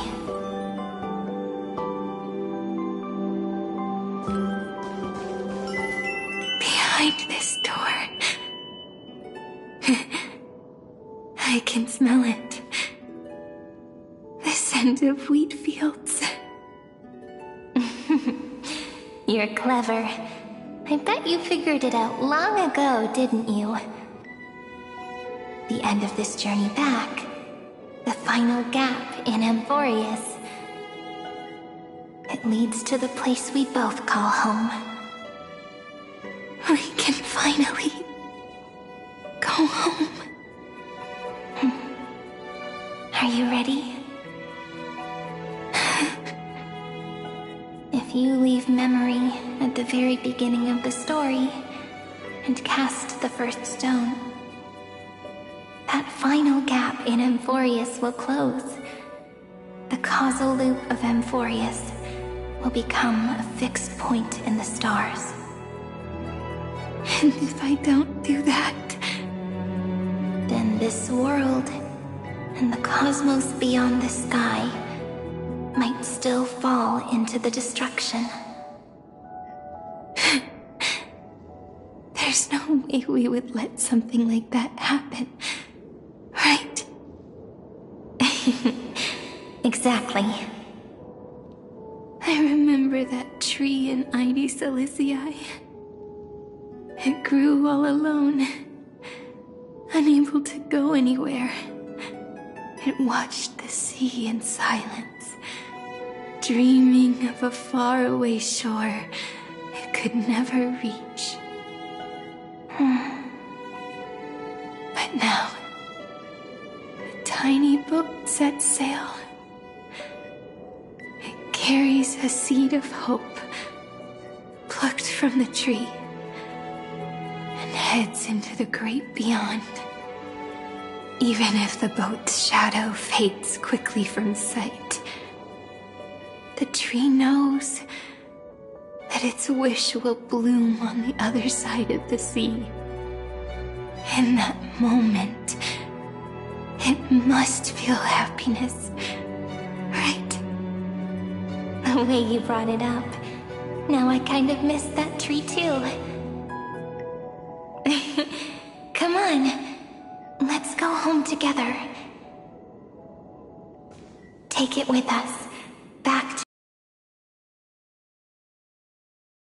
to become Remembrance's anchor, tying together the times we knew so well.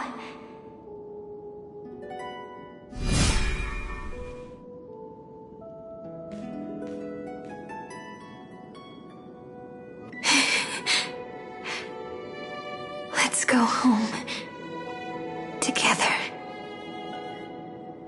Oh, that final note. Right. It's been with me all this time.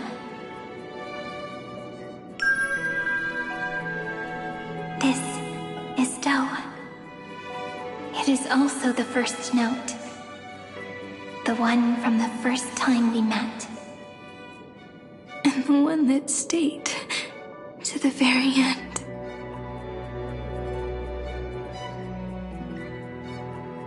Ide Silicii. The place where it all began. It's like time itself has stopped. And the breeze and the sound of the waves never seem to rest. We've made it. The Sacrament Courtyard. This is the place where we first picked up the ceremonial blade. And where we first began writing journals. Now, the journey through memory has reached its end. Once the anchor is placed, what awaits us is 30 million lifetimes of reunion. Looping again and again. Endless farewells. Do, re, mi, fa, sol, la, ti. And with them, endless encounters. Ti, la, sol, fa, mi, re, do.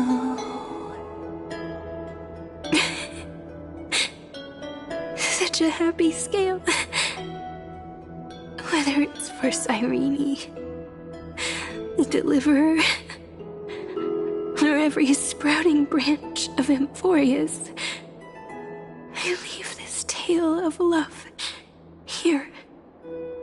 May the river of time flow backward, bringing scenes of the future before our gaze.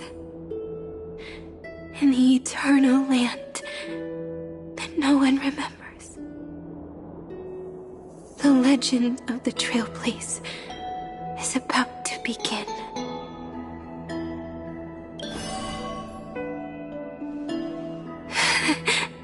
Is it all over now? My mind and my memories. It seems they're beginning to fade. The breeze is warm, but my body is shivering for some reason. If you're feeling cold, let's find somewhere warm. We can rest there, together.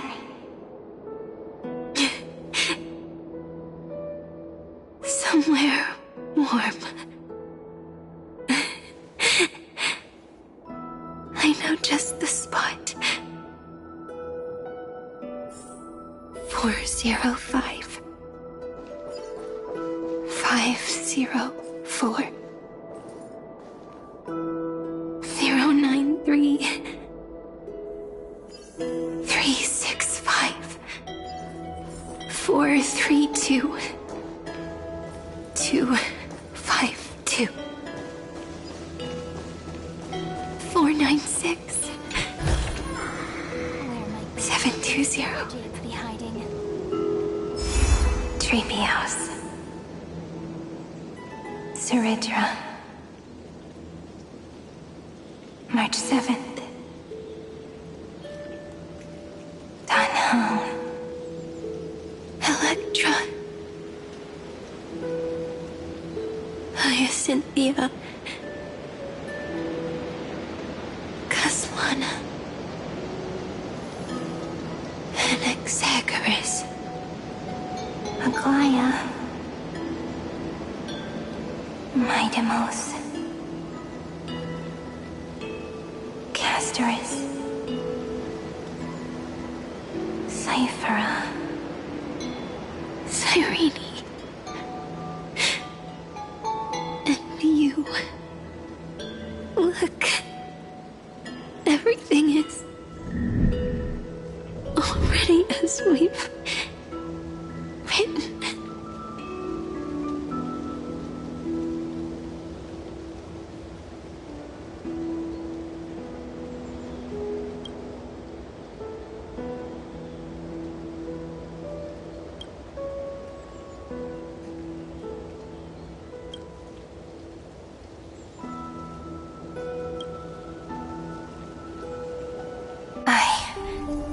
Gaze that looks back on the world.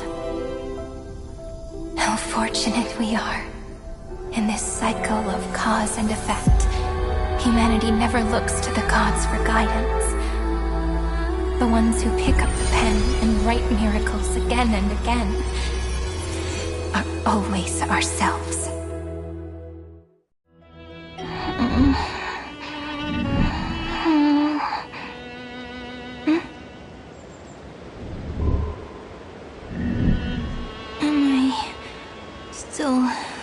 Awake? Peach, where are you?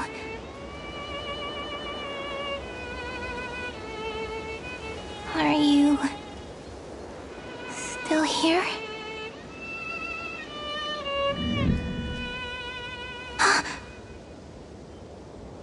I shrank.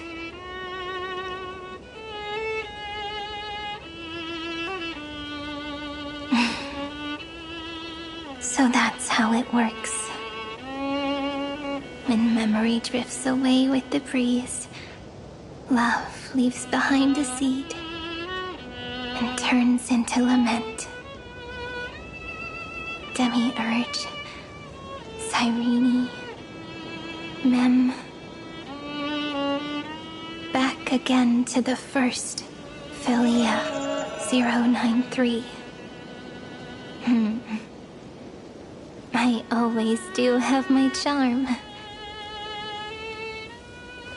The final ripple nourished the great tree, and from it grew a single pink peach. We've been playing for so long, and you still haven't told me your name! I've told you so many times already. You're just forgetful. My name is Livia. Livia! If you forget again, I won't tell you next time. Livia. Got it. Then you have to remember mine, too. I'm... Piso. I always remember.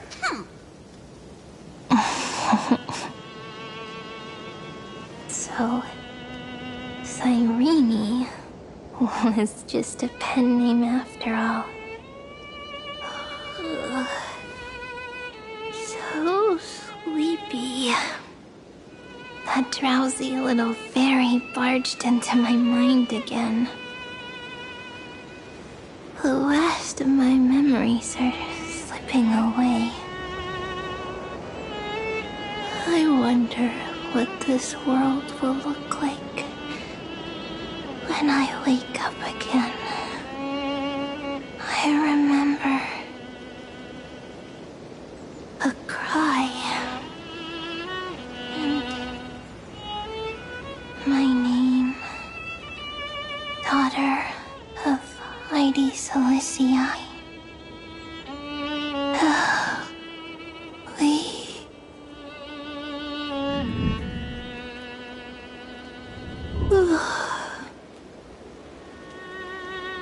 Shh.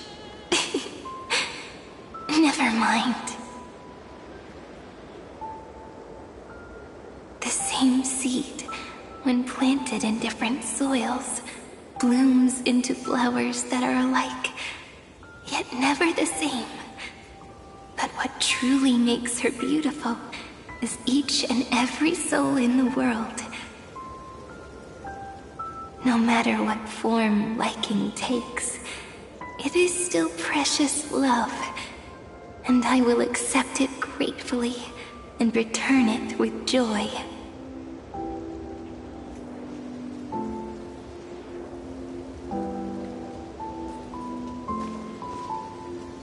Do you remember my favorite story? That crystal flower was so beautiful because it reflected the eyes of the little fairy.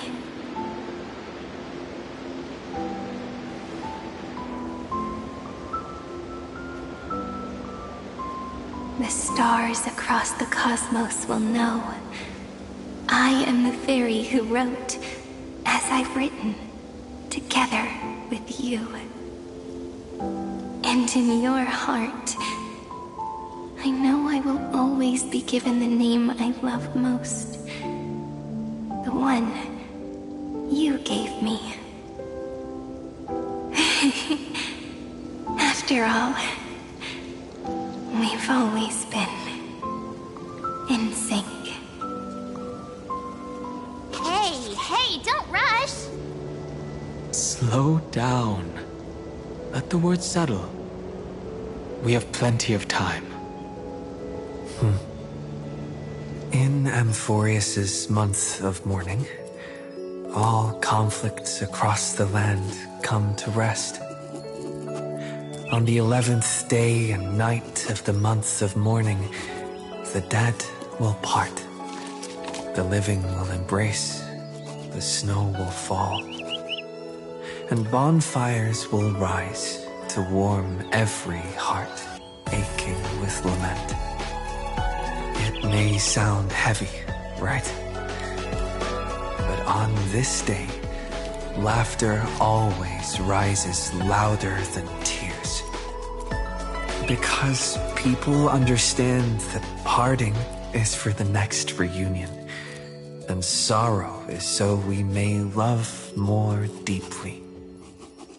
That is why this day is her favorite of the year.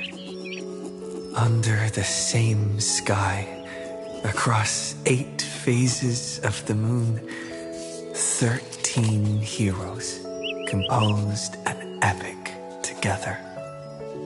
1 plus 8 plus 13 equals 2 11s.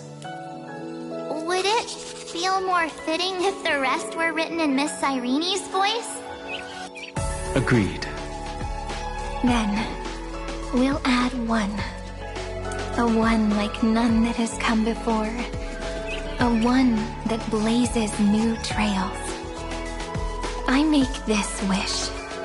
On the 12th day of the 11th month, 13 heroes will take every core flame ignited across 30 million lifetimes and scatter them among the stars. Later, when the people who know this story gaze upon the cosmos, they will discover that the countless stars in the sky now glow pink. And after 13 seconds, that radiant light will quietly fade away. It will be such a romantic, yet puzzling sight. But that's all right.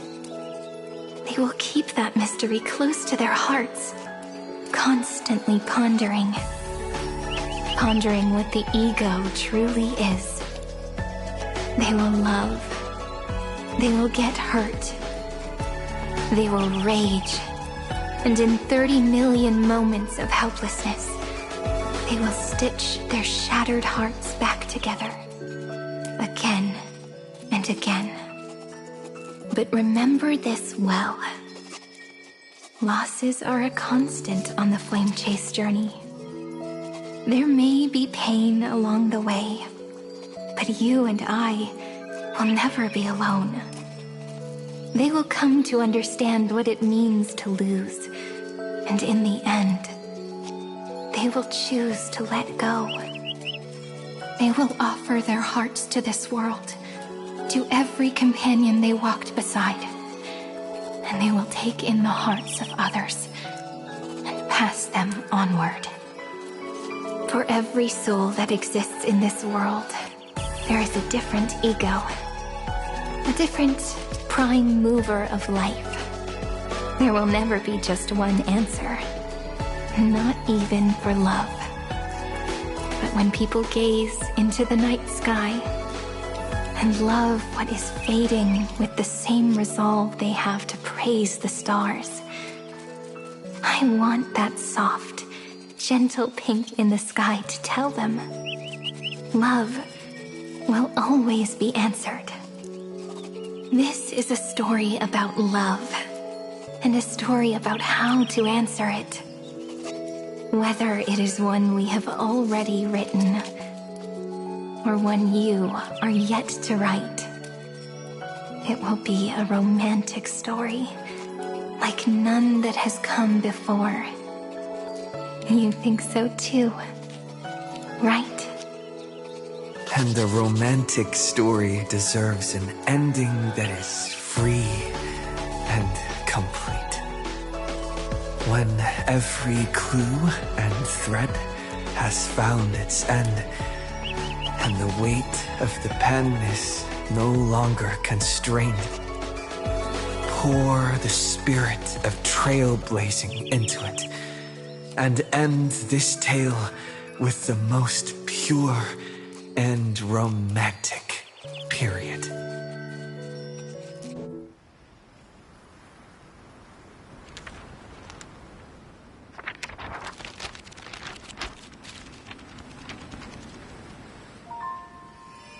Light, sky, sea, stars, seeds, flowers, birds, hope, and love.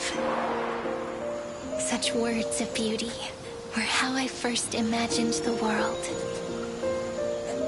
For as long as I can remember, I've used them to tell the stories of Amphorius. And now, this is the last one. A story about tomorrow.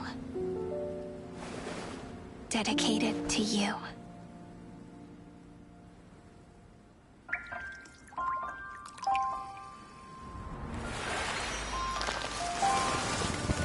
Once upon a time, morning glow, scattered light, shone on you and I, in fading poems, frozen rhymes, or traces on the breeze, whispers of past reverie.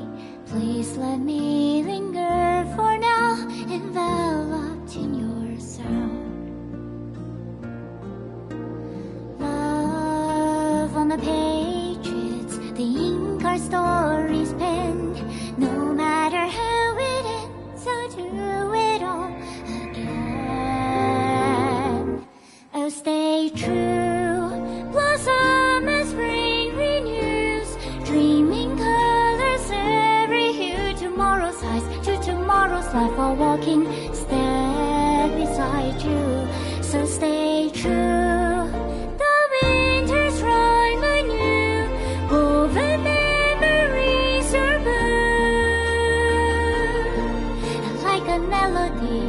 Sing a song of reverie.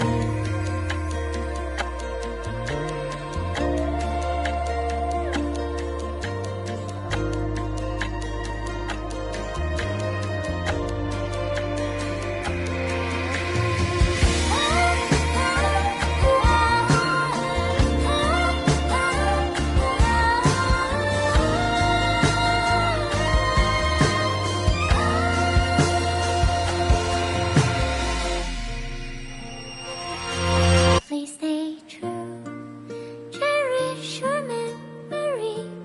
Go with love, your heart so dear as rivers flow, as gardens grow. I hope you bloom in beauty. See you soon after the end of time, in the mountain frozen rime.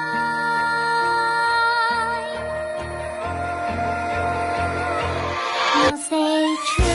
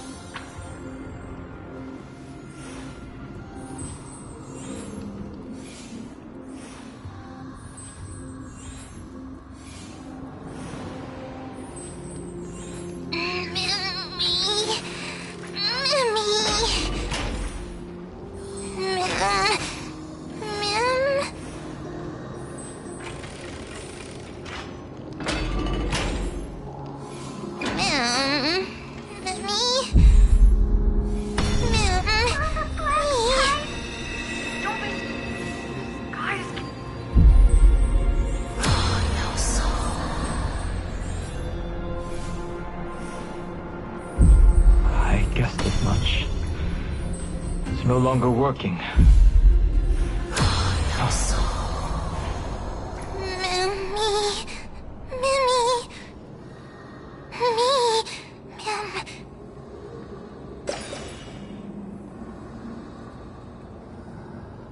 Let's find some place safe to set up a base of operations first. This statue and the buildings we've seen so far point to a civilization here on Amphorius. We can only hope that they're not hostile toward outsiders.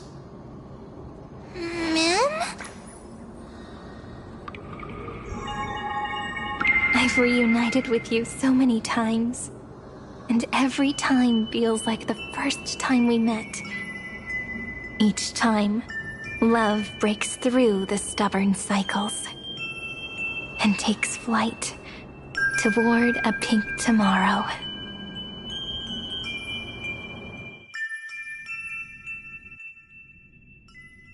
Come to think of it, I haven't chatted with Sonny in ages.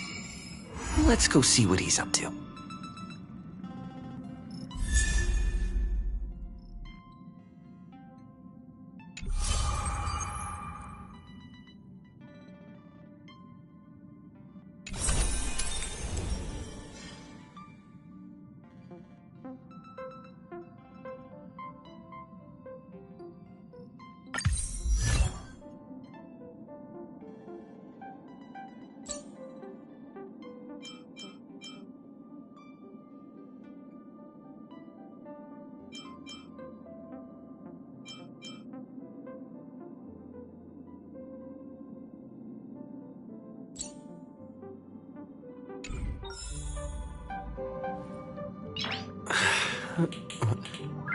Nice.